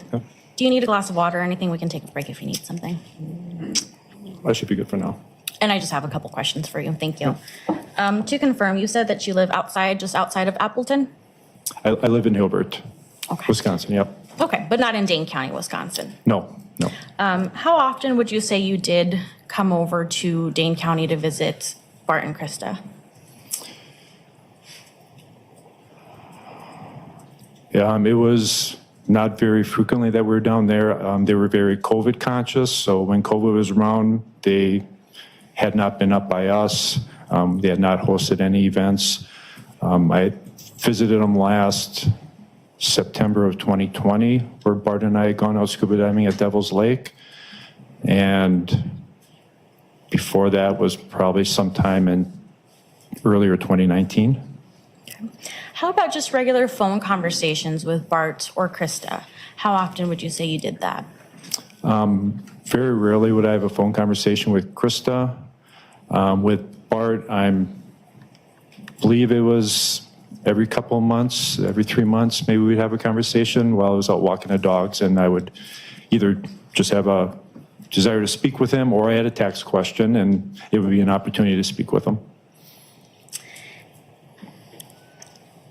And as far as the information that you provided to Chandler about what he should do, is it fair to say that you were providing that information because of your prior experience in law enforcement, or something that you would have provided regardless?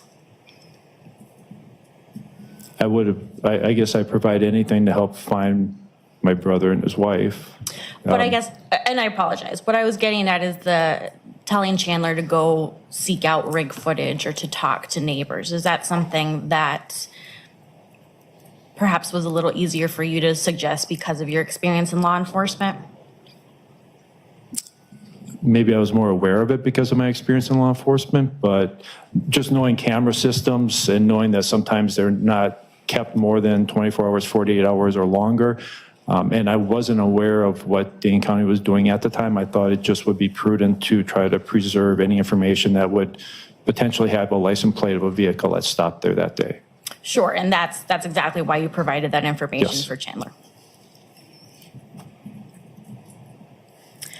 As far as Krista's family, are you aware she's close to her family? Objection, relevance.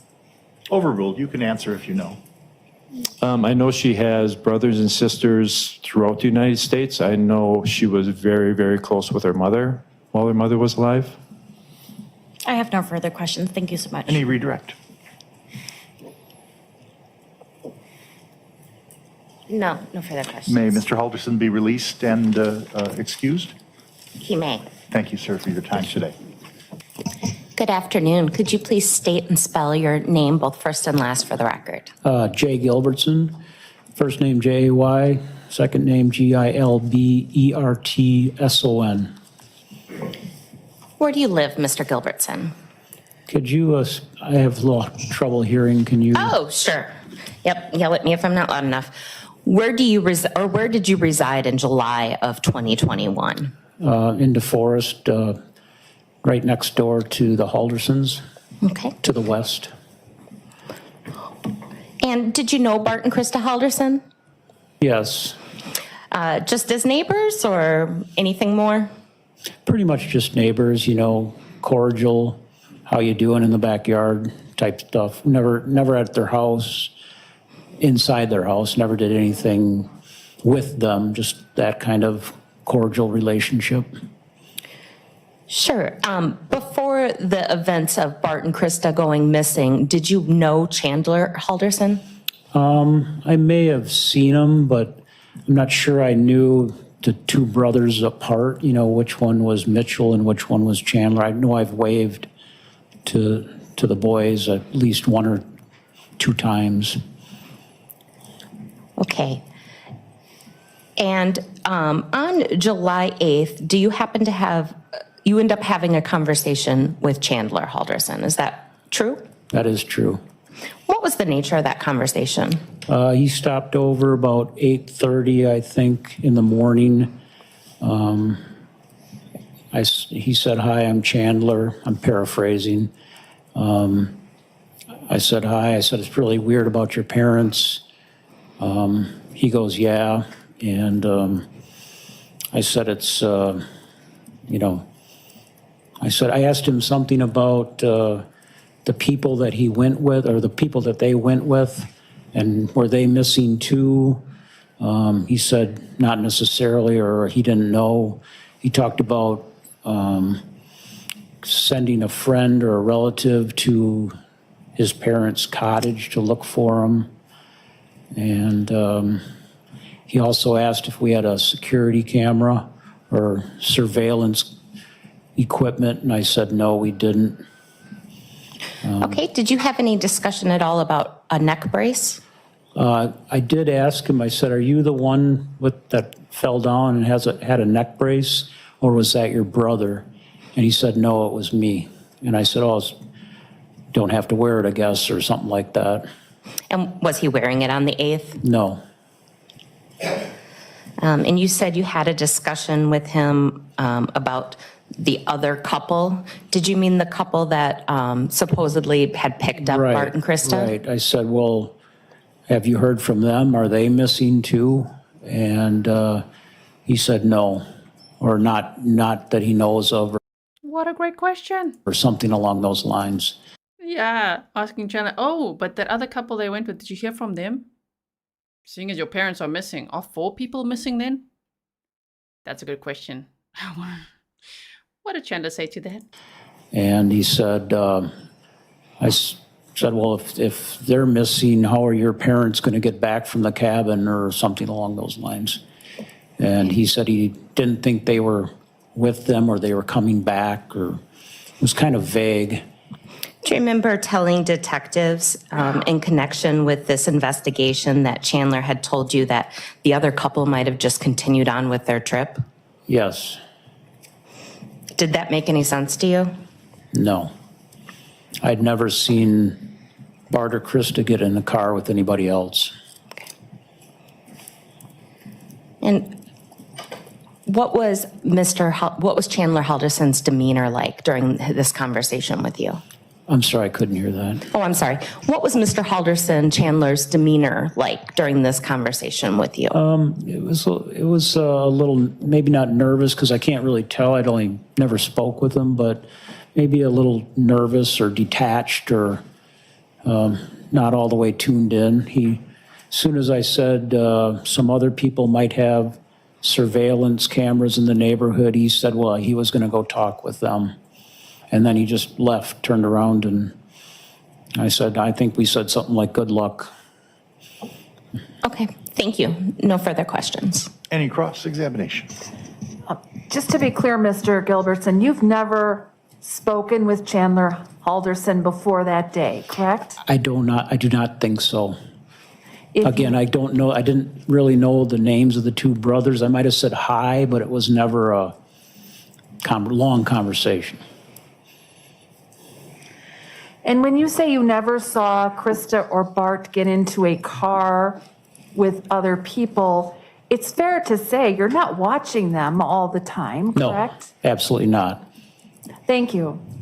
Any redirect? No. May this witness? She was like, absolutely not.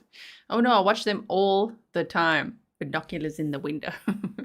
It's like, absolutely not all the time. Don't make it weird now, defense attorneys. But I just think that was this whole neighborhood, are they all Grizzlies? I mean, damn, the questions they ask, the observations they make, they're very good. Let's be excused and released from his subpoena. Yes. Sir, thank you for your time All today. done. Have a good rest of your day. Thank you. That takes us to a 90-minute mark, folks. So I think it's a good point to take our afternoon break, and we'll see you back here just before 3 o'clock. Good afternoon. If you can do so comfortably and responsibly. Did you enjoy your afternoon break? There we are. Quick, Kay, quick. Not even time for a coffee. We would appreciate testimony without a mask on for purposes of a witness. Thank you so much. Go right ahead, Attorney Raymond. Good afternoon. Could you please state your first and last name for the record and spell both? Yes. Lisa, Lisa. Last name is Murray, Murray. And Ms. Murray, where did you live in July of 2021? At 4593 Oak Springs Circle in DeForest. And you have kind of an interesting history with the 4595 Oak Springs Circle. Just a quick pause. Sorry, did I catch your name right? The first name, Melissa? Also, the sound is just it's a little bit funny now with this court footage. I tried my best, okay? I tried my best from all the different feeds and everything. It's just, this is the best I could do. See, it's a little echoey now. It was so good all day so far. But anyway, at least we can hear it. Address, what is that history? The 4595 Oak Springs addresser, the Halderson home, used to be my mother's home. She purchased the home in 1982, lived there until she passed away in 2009. I lived there for 2 or 3 years, and then I owned the vacant lot next door and built a new house right next door. Okay. So fair to say you're very familiar with the neighborhood and with that home in particular? Correct. Mama, thank you, Birdie. Lisa Murray. I need to listen. Keep those ears open. Thank you so much, everyone. So Lisa Murray, whoa. So her mother used to own the Halderson home. And what's interesting about this witness is obviously she knows the house very well. So if anything's different from what she usually sees, you know, from the house that she knew so well, oh, she's going to notice. Did you know Bart and Krista Halderson? I did. How did you know them? Being neighbors, just cordial, in the yard, how are you? Just chit chat. Were you familiar with Chandler Halderson? I had met Chandler maybe once or twice. So you knew who he was, but not any particular intimate knowledge? Correct. Did you, though, have a conversation with Chandler Halderson on July 8th of 2021? Yes, the morning of July 8th, about roughly 8:30 in the morning, somebody rang our doorbell. I answered the door and then called Jay, and Chandler was at the door and had just said, "Hi, I'm Chandler from next door." And we just said, we're sorry about your mom and dad, And he said, "Yeah, weird." And I think the next thing he said is he was looking for help. So he was looking to see if we had seen anything, if we had surveillance cameras or Ring doorbell. And we know how you would have been. Ring that doorbell. Hi. So about your cameras. Yeah, weird that my parents are missing. Anyway, about your ring cams, surveillance cams, you got any of those? What can they see, huh? Responded no, that we did not have a Ring doorbell. And then I think, I think we kind of started asking maybe a little bit of questions. What'd you ask? Well, I know Jay asked, "Are you the one with the neck brace?" Because we had heard that one of the kids had fallen and had a neck brace. And Jay had just mentioned, "Is that you or your brother?" And he goes, "No, it's me."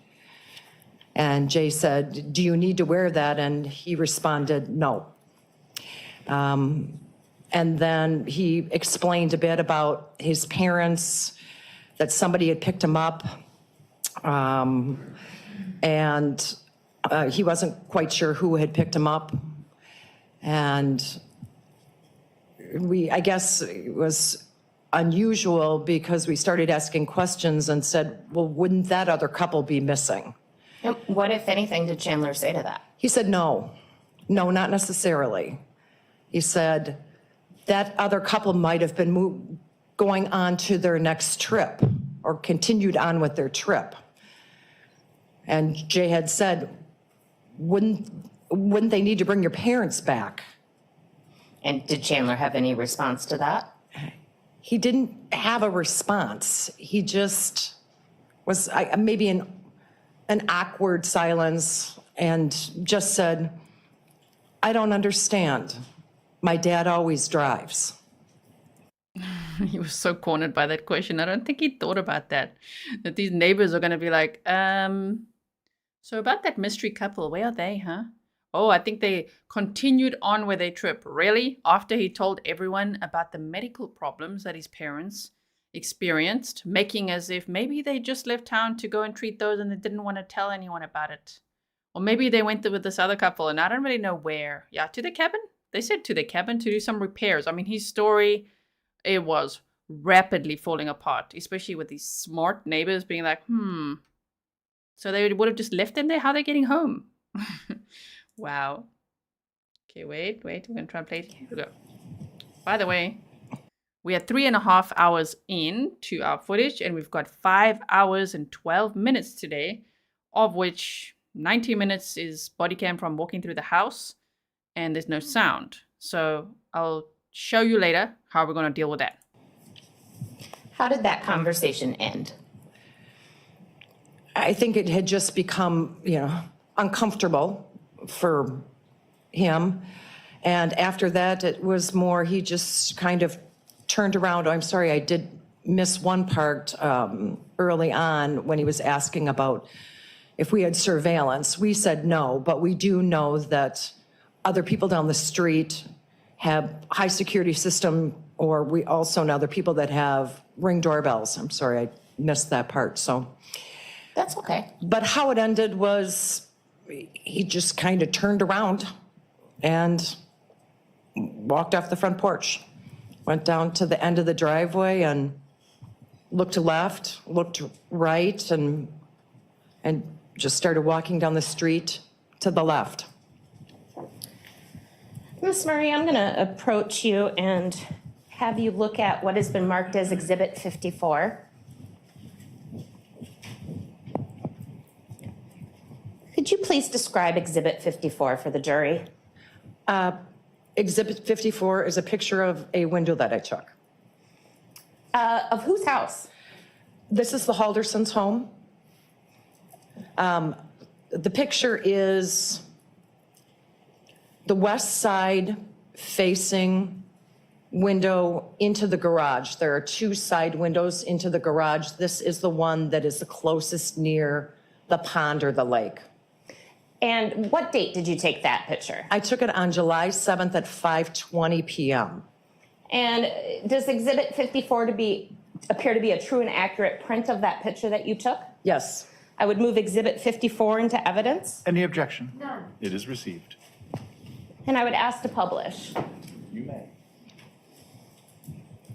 The photo should show up on the computer monitor. Okay. Now, Miss Murray, why in the world did you take a picture of your neighbor's window? It was very unusual that the window was open. It was July, it was very hot, and those windows are never open. You know, that side of the house, you know, we see out that side of the house from 3 different sets of windows, from our kitchen, from our dining room, and from our sunroom. We can see that side, and there's only 4 windows on that side of the house. I've never seen a window open there. Okay. And that struck you as unique and you wanted to document it in some way? Very unique. Is that window, you've lived in this home, is that window difficult to get to? It is. It's kind of an awkward window. With it being at the end of the house, you have to walk around the cars to get there. I've never been in the home since the Haldersons owned it. You have to kind of, we owned it, you had to fall over a workbench area to get to the window. So it really was an awkward window to open. Don't you just love how observant these neighbors were? And also how, I mean, this neighbor's like, that's weird. Let me take a photo. There were a lot of people that trusted their gut and they took screenshots or photos or, you know, handed obviously all their ring cam over to the police at the time. So even his girlfriend at the time, Katherine Melinda, who we'll hear from tomorrow when she takes the stand, even she's like, that's weird that he's there. He's like saying goodnight, but he's out there at that area where he likes to swim. Let me take a screenshot of that because you could see him on Snapchat. So all these people that were like, that's a little strange. They didn't brush that off. They took screenshots. They took pictures. They, you know, they saw something and they said something. They told the police what they had. And the Haldersons had lived in that home approximately 5 years? Correct. And to your knowledge, that's the only time you observed that window open was July 7th of 2021? Correct. No further questions. Cross-examination? Just to be clear, that window goes into the garage? Correct. And you didn't have any reason to know what was the layout inside the garage at that time, correct? I'm sorry, I couldn't quite hear you. Sure. Oh, I'm sorry. Okay. You hadn't been in that garage recently, correct? Correct. That's all, thank you. Any redirect? No. May this witness be excused and released from subpoenas. Yes. Thank you very much for your time. Have a good rest of your day. Thank you. Good afternoon, sir. If you are comfortable and believe you can do so safely, we would appreciate your testifying without a mask if you're able. Sure. Thank you very much. Judge, before we start, could we approach, please? Sure.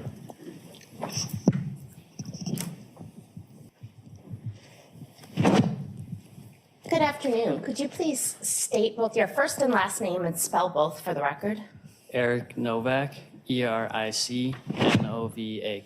And can you just pull that microphone right in front of your mouth there? The fans are running and some tones of voice don't get picked up as well. So we want you to be comfortable. That can be moved as close as can be. Eric, do you know somebody by the name of Chandler Halderson? Yes. How do you know Chandler Halderson? I met him in middle school, and we've been friends since then, and we lived together 2 years ago. Okay. I believe the court will probably direct everyone but the jury to remove their masks for a few seconds, but do you see Mr. Halderson in the courtroom today? Before answering, I would ask anyone who's not in the jury box to lower their mask as I count to 3. 1, 2, 3. Go ahead and replace your masks. Yes. Could you identify him by where he's seated and the color of his shirt? He's seated on that table, third from the right. and he's wearing a black suit. Thank you. At some point in time, did you learn, or from a news story or wherever, that Mr. Halderson's parents were missing? Yes, And did you reach out to Mr. Halderson? I did.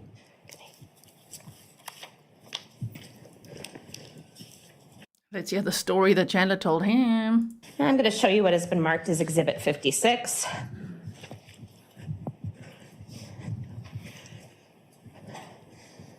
Is Exhibit 56, is it fair to say that is screenshots of messages between you and Chandler?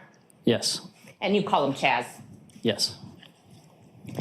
I would move Exhibit 56 into evidence. Any objection? No objection. It is received.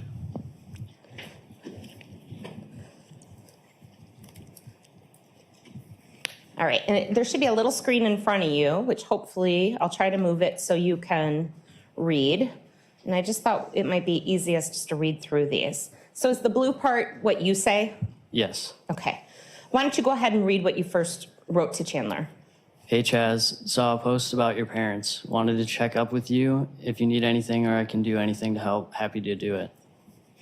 And then Chaz responds, and you sent that message on July 8th at 10:55 a.m.? Yes. Okay. And it appears that Chandler responds, I appreciate it. I'm sorry, but I don't have a name to this number.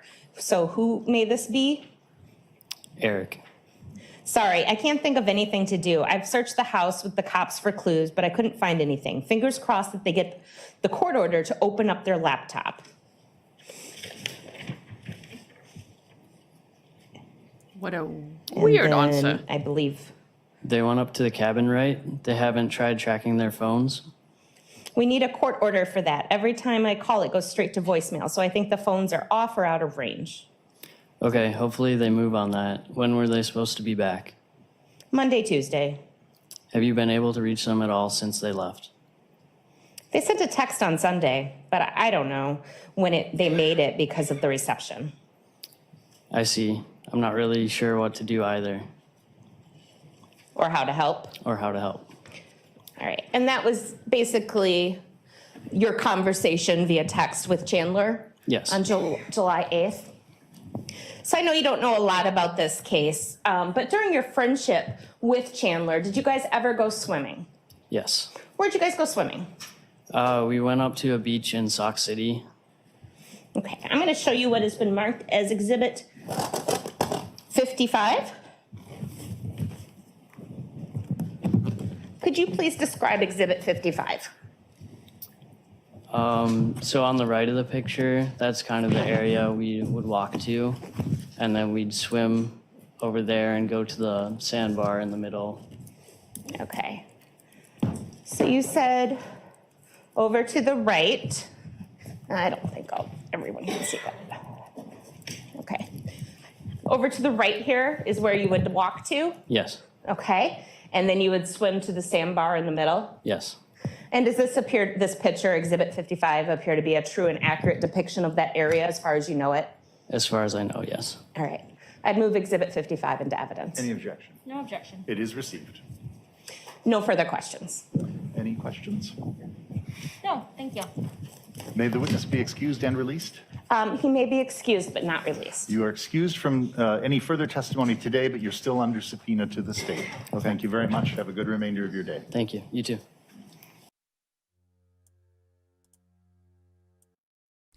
Okay, so this is, I just want to see, why is it here? This, I thought the detective is going to be here now. They have that witness. The detective takes the stand. Remember, I defluffed where there wasn't sound and things like that. So the detective takes the stand, and now they show a walkthrough of the house for 90 minutes. So just check this out Thank quickly. you. You too.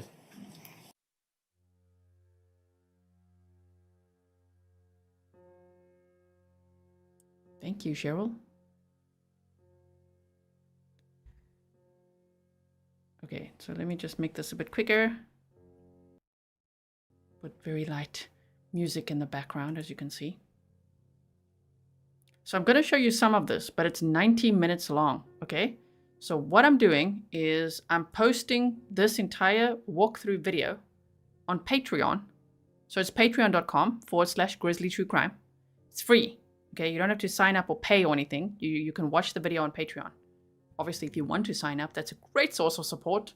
But that's where I'm going to be putting this so that you can watch this at your leisure. You can scroll through it. You can go back, forward. I just don't want you guys to get bored here for 90 minutes just watching a silent video of the home, even though I find it interesting to watch the home. So that is the plan, okay? So we make sure everybody's happy. Leah Matthews, my goodness, thank you so much for your $50 sticker.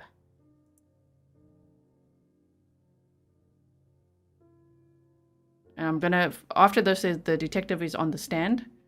So I'm gonna show you that as well. So just watch this for a second. I just want to see something. Just going to see something this side.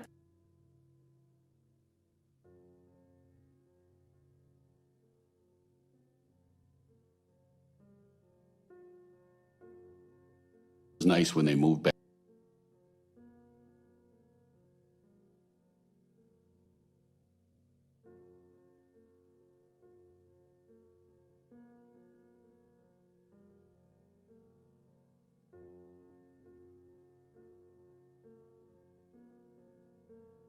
Okay. So, we'll get back to this in a moment. I think I put the detective, because, you know, I edit this stuff for us so that we have a defluff trial. So I'm going to, so shout out to Trial TV Live. That's the channel's name, Trial TV Live. I'm just going to show you that moment that I missed there, which is when he leaves the stand and the detective takes the stand to tell us what they're going to watch. Okay, so here we go. Could you please describe Exhibit 55? So on the right of the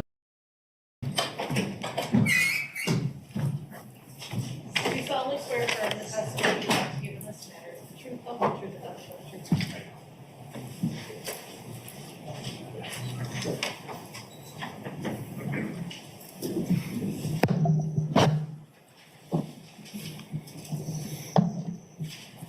If you would, again, as long as nothing's changed since your last time on the stand, testify without your mask. Thank you. Good afternoon, Captain Shunk. Good afternoon. Name still spelled the same as yesterday? Yes, it is. In the course of this case, many times, you found yourself with other law enforcement officers over at the Halderson residence, correct? Correct. And at times, people were conducting varying levels of searches of that home. Is that fair to say? Yes.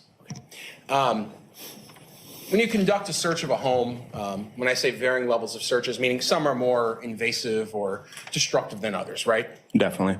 Early on in this case, people were looking around the home, but maybe weren't being wholly invasive or wholly destructive at that time, correct? Yes. And for instance, you walked around the home at one point. Yes. Were you at that time with other detectives ripping out drawers and throwing things on the floor? No. What kind of search were you doing initially in the home? When I was first there, initially we were just doing a visual search, consensual, consented to by Chandler Halderson. You were looking around? Yes. At some point later on in the investigation, a very thorough search was done by someone who specializes kind of in searching homes, right? Yes. Deputy. There you are. I was hoping you'd pop in. Trial TV Live is here. So if you were ever to look for the Chandler Halderson trial, right? A lot of the mainstream media have like lots of bits and pieces, which I'm also putting together, right? From Law and Crime and Court TV, and there's a few other channels as well, Channel 3000.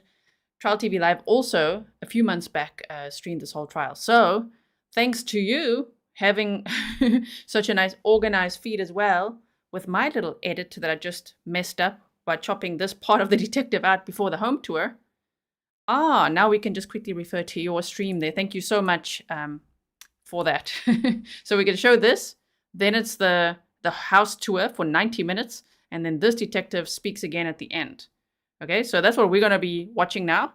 And then that full 90-minute house tour, I'm going to show you some of it, but I'm going to post the entire thing on Patreon. Okay, so here we go. Greg Leatherberry, who's going to testify in this case, correct? Correct. And prior to that search being conducted by Deputy Leatherberry and his staff and the people that work with him, was a video taken of the entire Halderson home to try to document the state it was in, at least to the best of your ability, before that more intrusive, destructive search was completed? Yes. And those videos are long, aren't they? Yes. And in fact, this one's an hour and a half, isn't it? It's very thorough video. And there's no narration to it. Correct. Doesn't make for engaging viewing always, right? No.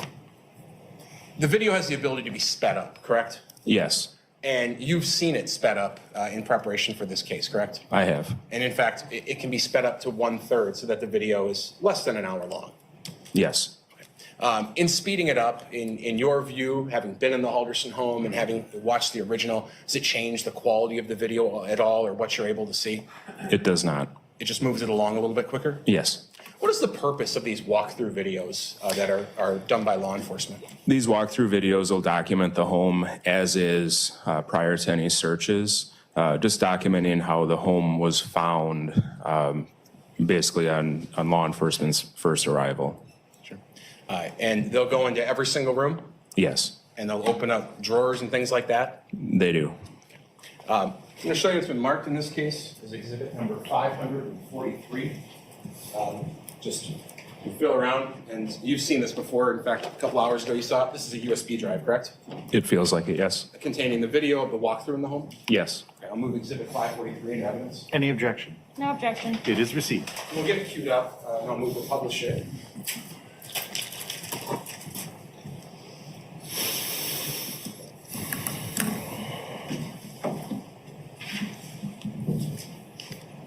So as we're getting it queued up, and if you could switch to HDMI on the left. Thank you. Just to preface this, again, this is going to be a walkthrough of the Halderson home. We'll pause it right there at 4595 Oak Spring Circle. And it's going to take, well, it says an hour and 28 minutes and 55 seconds. We're going to speed it up by about a third. It's going to be just under an hour, correct? Yes. And I will hit play here in a second. Judge, if you wanted to dim the lights, and I know everyone probably wants to get comfortable, it's going to take a minute. Okay, so this is how they started, so just check this out quickly.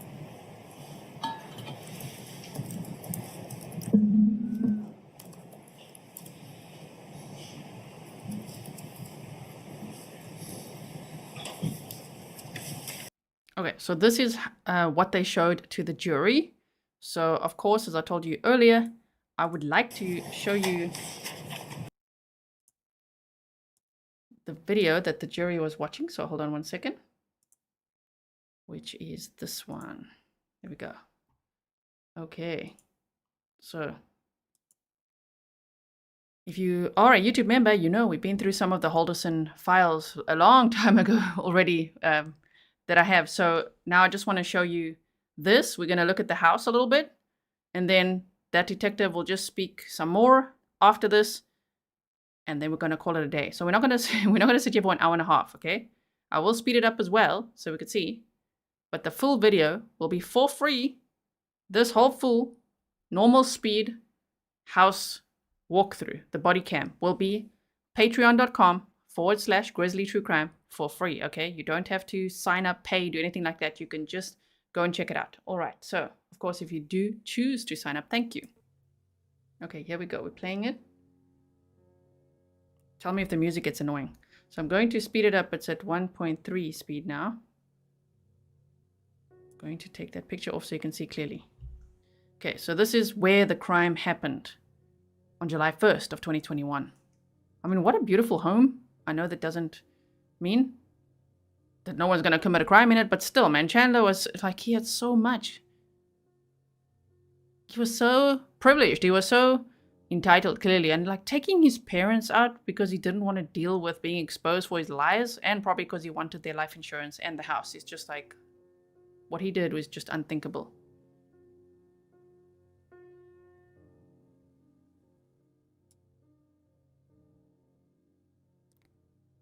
Stefan says, well-kept garden. There you could see all the blankets they've been talking about that he put over the couches. So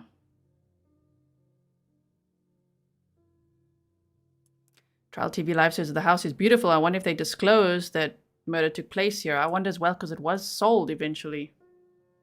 And it's been changed quite a bit inside.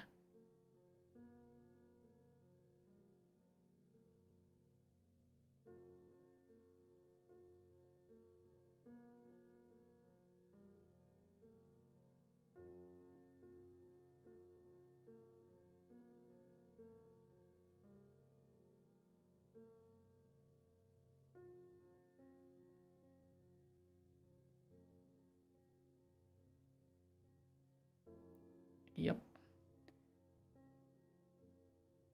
There's the couches.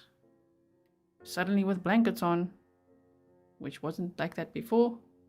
Table turned on its side.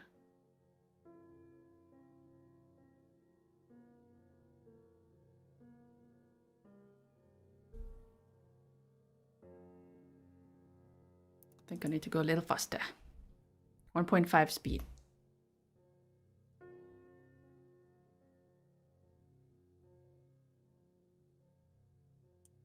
The fireplace.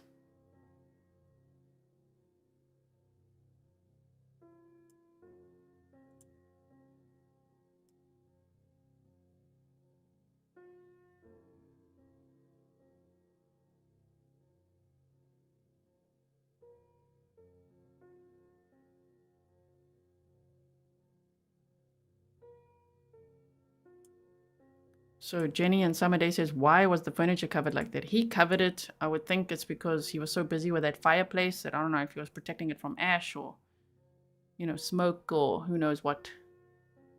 He said it was for the dogs or if he was making his fort.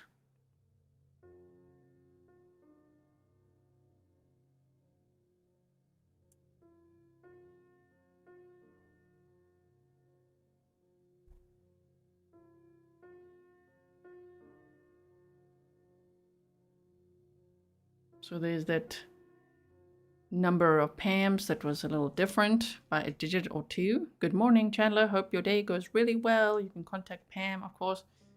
I don't know if I should be showing all of these health cards. And you know how YouTube is? They're going to call that personally, you know. They're going to call that, don't share that. Let's not give them clues of what it is. So there's all kinds of papers and things. I'm going to go a little forward now.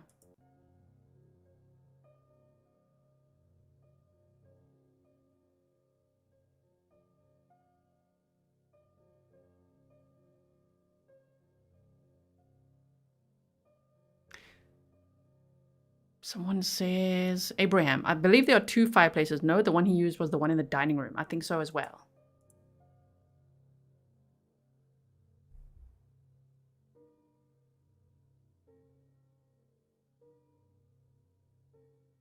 Okay, I know many people want to see the basement as well, so let's go a little bit forward here. Open every cupboard. They look for everything.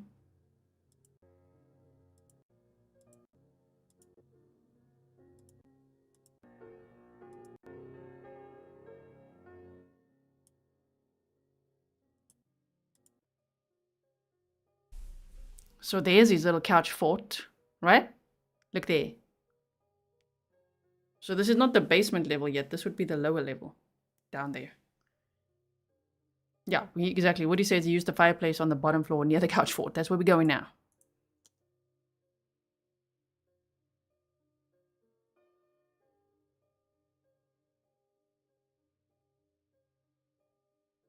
Yep, there.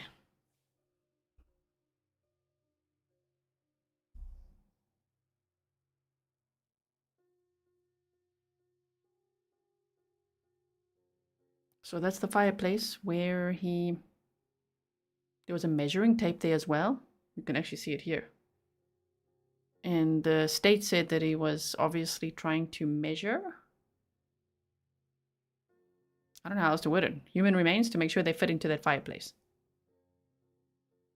Yeah, Stefan says one glass is missing, which he said the dog broke that glass. And that's when he got the toe injury.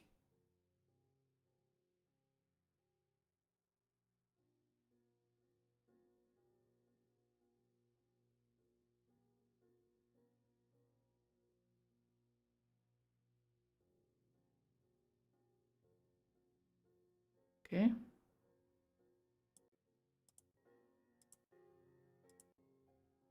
Oh wait, showing more of the fireplace there. Okay, hold on.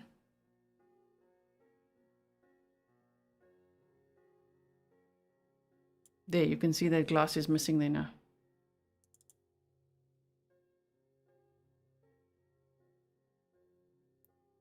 And also the new logs that he put on, and they found that they said it looked like a white stone or something, and they were like, that's strange. That looks like it could be bone. And they tested it, and it was.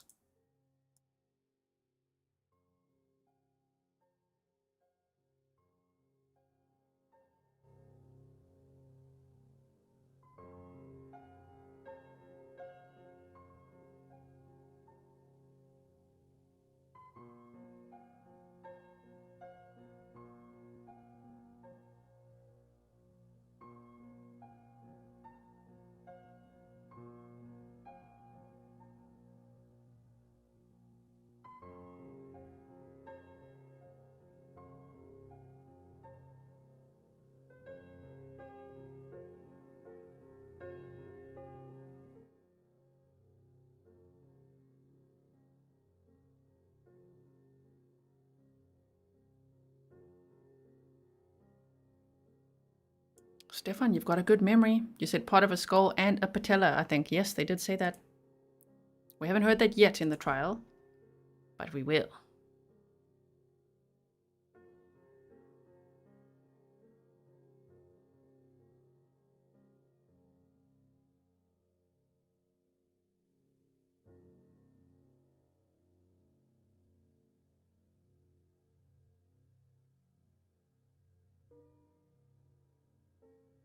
Look at all that, you know, all the ash, the smoke, you know, the broken glass, and just, can you imagine how hot he tried to make this? I think he poured alcohol onto the fire, because you could see, we're going to see, I think it could be on day 3 when they show us, you know, ring cam showing the fireplace going.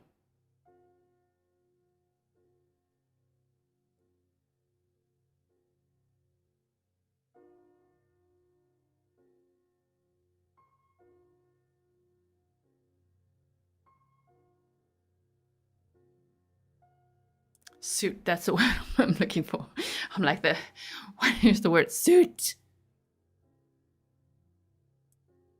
They were really interested in this, and they're like, what is going on here? And in July. It would have been pretty hot.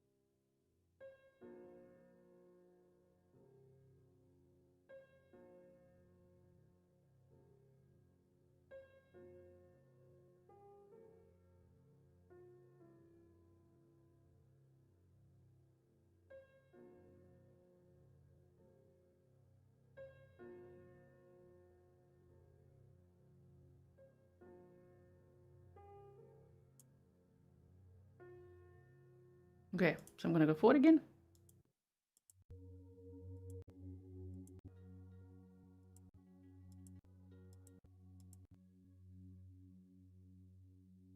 The shower where he FaceTimed his girlfriend from after he murdered his parents, pretending like everything was just fine.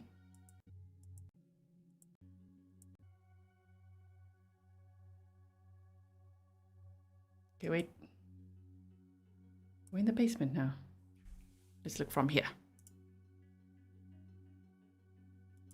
Abraham said, I could be wrong, but I think he used a fan to intensify the fire as oxygen increases fires. Either that or he was really dumb. I thought this will help. This will help clear the smoke out the window.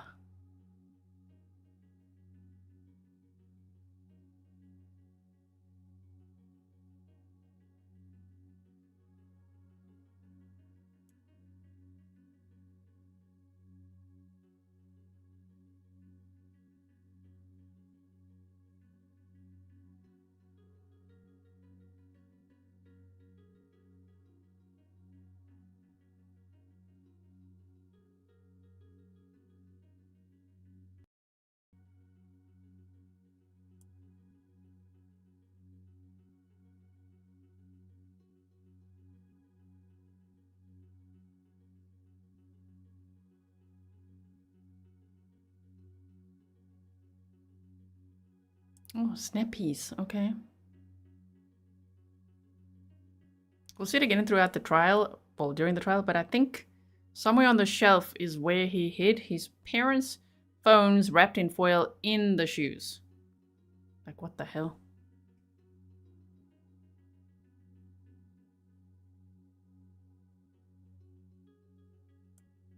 Why wrapped in foil? Because it might destroy the signal so that he thinks, you know, the phone won't be detected. Obviously, detectives found that.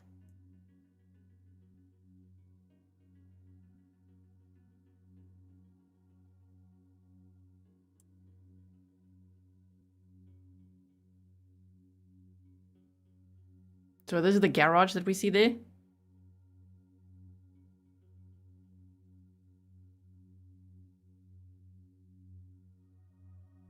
Yeah, Blue Bear says this is so spooky.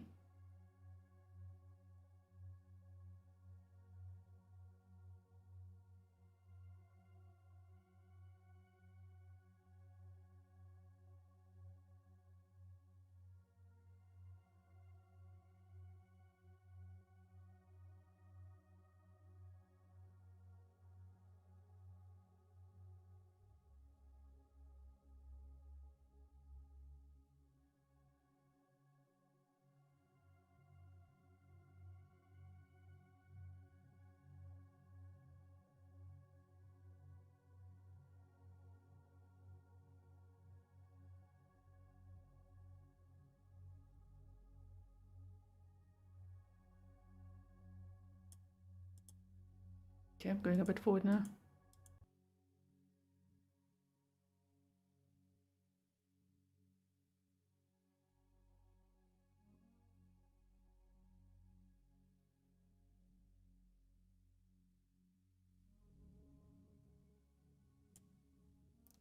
Okay, so now I think we're in the basement. Remember them showing us these bins. Not? Is it still the garage? Okay, let's look. Let me get myself out the way as well, so that you can see.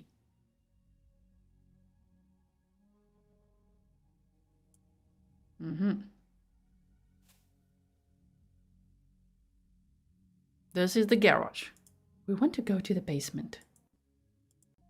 Yeah, this is the garage there. I mean, to say that his parents left, but not in their own cars. It's already there. The story's like, what? What do you mean? Still the garage.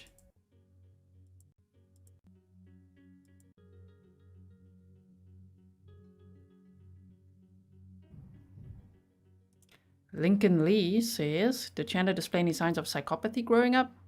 I wonder. Ah, yes, there we go. Now the basement. And police believe that the crime happened in the basement.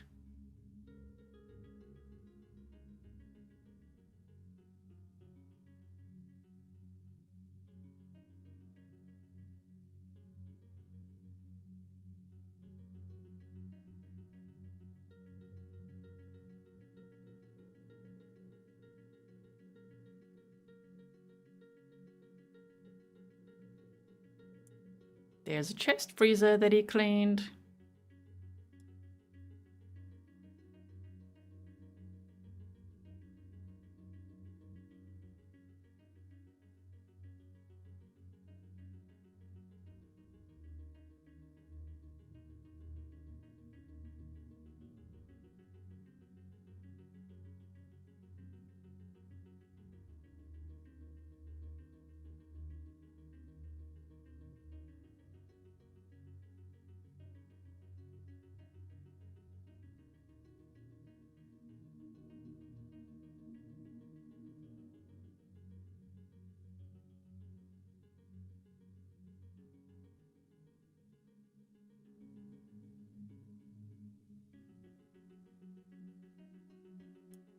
Joanna says, is the house going to be demolished or sold, or it's already been sold to another family?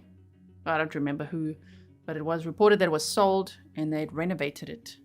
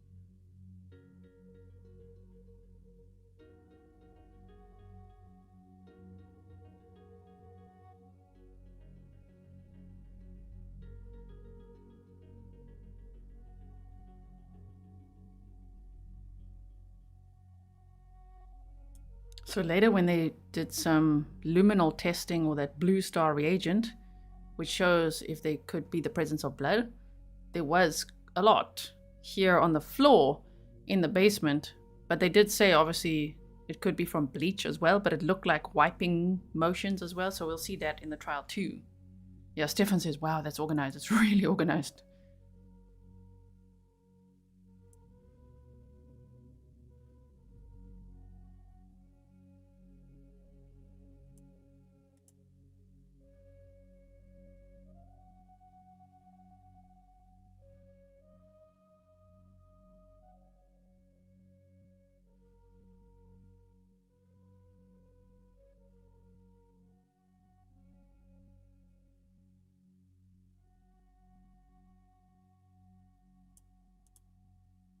Okay. I think you get the gist of it.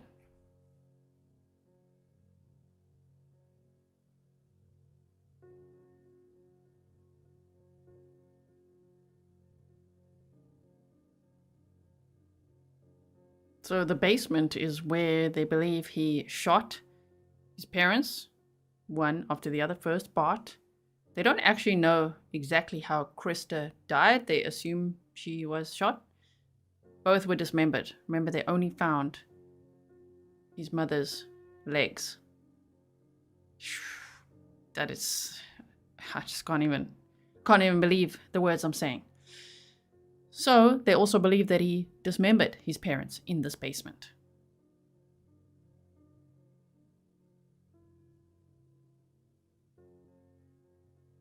Okay, so we're gonna go forward now. Go forward to the testimony.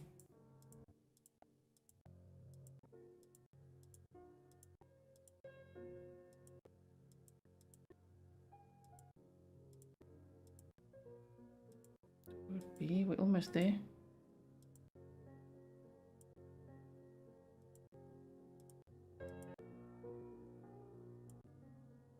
Better slow it down. Otherwise the testimony will be too fast.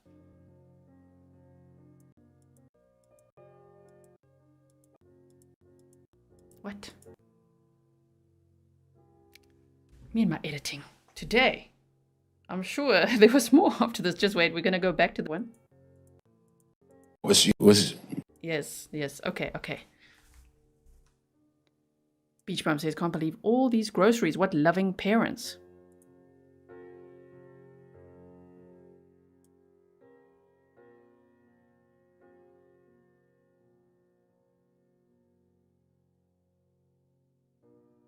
Yeah, Kevin says, I wonder how he got them into the basement. Kind of sad that they must have trusted him. Yeah, of course.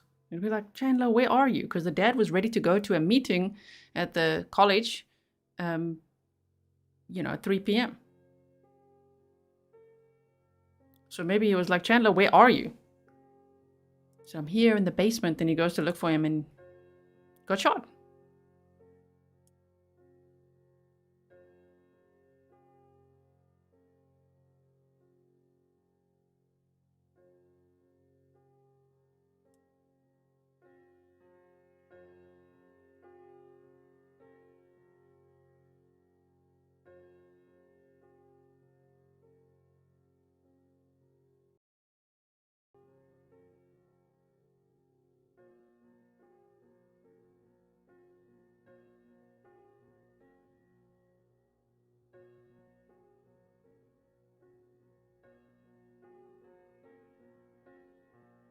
Yeah, that as well. Woody, you said guns stored in the basement. He lured them down. Exactly. Detective, that was the walkthrough video, right? Yes. And the time that was conducted, the whole purpose was to see the entire house. No one knew what was really relevant yet or not relevant yet, right? Correct. Okay.